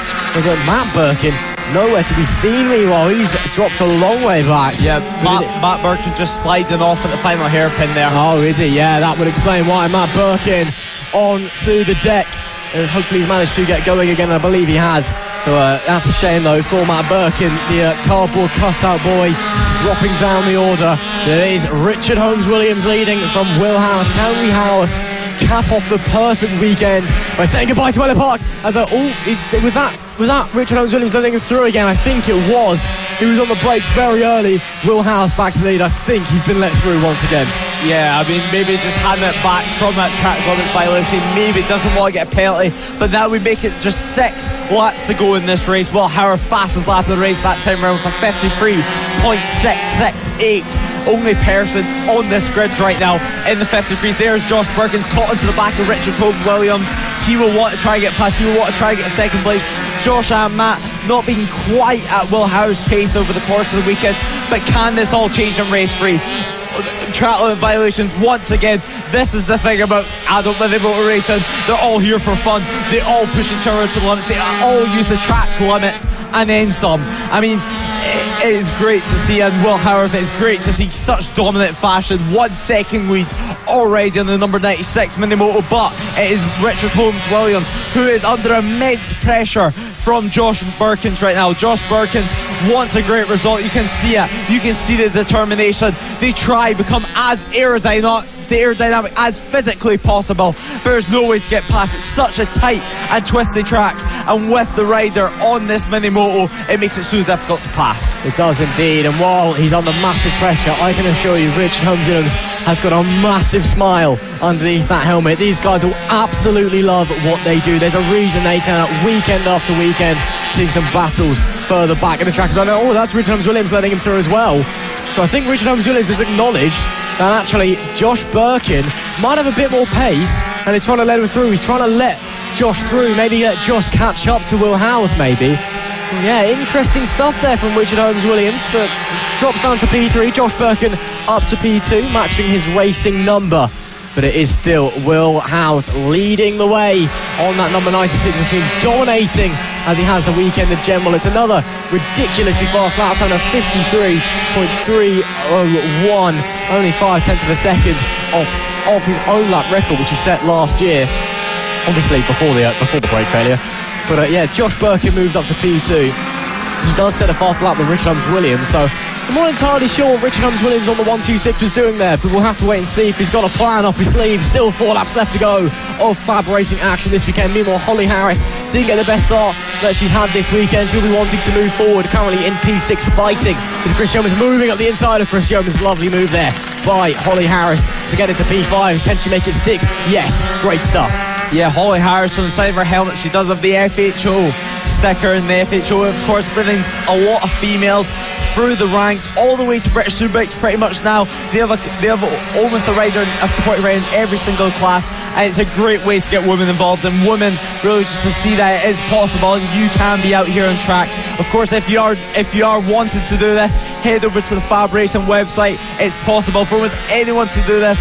It is close racing, it is great stuff, and it teaches you a lot outside of racing as well. It matures people quite faster, and yeah, it's great stuff. And Holly Harris, a great example of a rider that then comes back to FAB even after learning through FAB to then teach people what she's learned, and it's great to see. And meanwhile, actually, Matt Birkins has made it back up to 8th place after crashing, ending in about 17th, 16th position from crashing. They managed to pick it back up almost straight away, but it's Will Howard making his way through some lap traffic there. Absolute perfect stuff. It just depends when you hit lap traffic. We set all weekend, and it's a great ride from Will Howard so far. The gap was over 2.5 seconds now. Yeah, it is. It's a pretty dominant performance once again from Will Harris. Josh Birkin actually closing in a little bit on that last lap, but that's possibly due to the traffic that Matt has found himself in.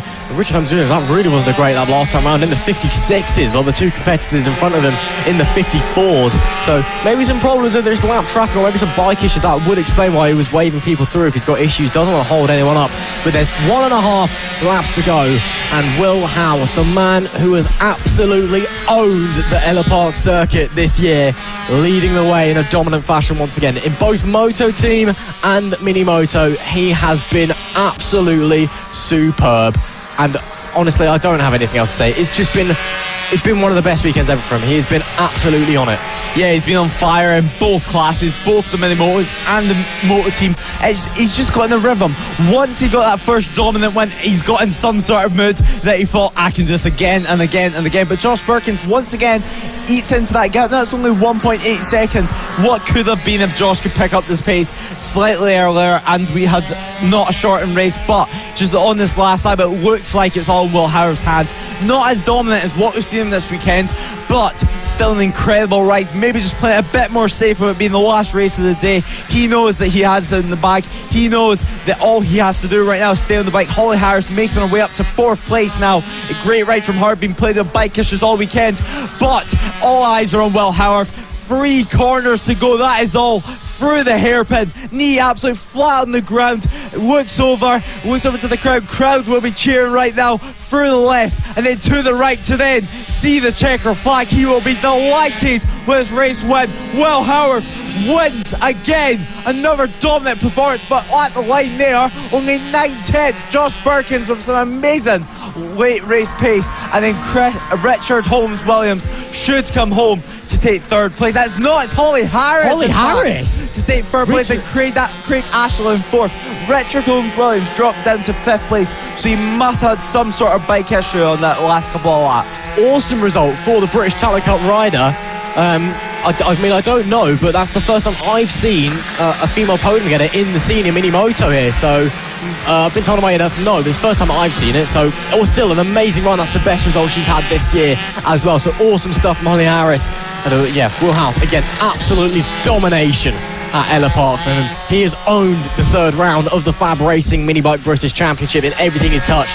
Will Howarth takes a dominant win with Josh Birkin in P2 and Holly Harris coming on her best result so far this year at FAB-Racing in P3. I'm sure that'll leave a smile on her face as she heads home following a great weekend's worth of racing. But yeah, Will Howarth, absolute domination once again. I've never known someone to just win so much at a track in one weekend. I mean, maybe Archie O'Brien last year in some of the other classes, but Will Howarth has been absolutely on it today. He has just been absolutely phenomenal. There you are, confirming his victory. Will Howarth, by just under a second, takes the win from Josh Birkin in P2 with Holly Harris in P3. Craig Ashwell comes home in P4 with Richard Holmes Williams in P5, Chris Yeomans in P6, Nick Bennett in P7, Matt Burke in P8, Reece Gentry P9 and Ross Michael in P10. Will Howarth then extending his championship lead in the senior mini motos. That was perfection. Well then, that about is it here at FAB-Racing Round 3. That concludes a dramatic weekend's worth of racing here, the senior mini motos. The final race of the weekend here at Ellough Park, and it has been a brilliant racing weekend. And of course, it wouldn't be possible without any of the marshals or the medics who we've seen being active this weekend. A massive thank you goes out to them. Of course, race control, all of the riders and their family and friends who've turned up, and everyone who's been part of this race weekend and made it possible. Lewis, it's been a brilliant weekend's worth of racing here at Ellough Park. It's just been fantastic. Yeah, it has. It's been fantastic weather. I mean, it's exactly what we were hoping for. I seen the weather forecast last week. I couldn't believe it. Over 20 degrees for 3 days straight. It's exactly what you want when you're racing bikes. Everyone's enjoyed it, and the clouds are starting just to come in now. So I think we've got the best of it. Really, the weather's been nice for us. The Tristan Finocchiaro weather, he's kept it away from us. He's brought the weather from Spain, but it's been some great racing, some close battles. Will Howarth domination. There's nothing really more to say. There's been so much drama, especially in the 70s. I mean, the 70s, the championship has completely changed, but wow, what a weekend. And it's great having, well, you here, and Ross, it's great having you here back in the commentary box. Oh, it's been a pleasure to be alongside you once again, Lewis. It has been a pleasure to bring you all of the action here from round 3 of the FAB-Racing British Mini Bike Championship here from Ellough Park. And well, it may be a sad occasion as we're going away. Don't be afraid. We're back in a few weeks' time as we head to round 4. We head south to Dorset and to the Clay Pigeon Raceway for what is set to be another fantastic weekend here at FAB-Racing. So until then, bye-bye.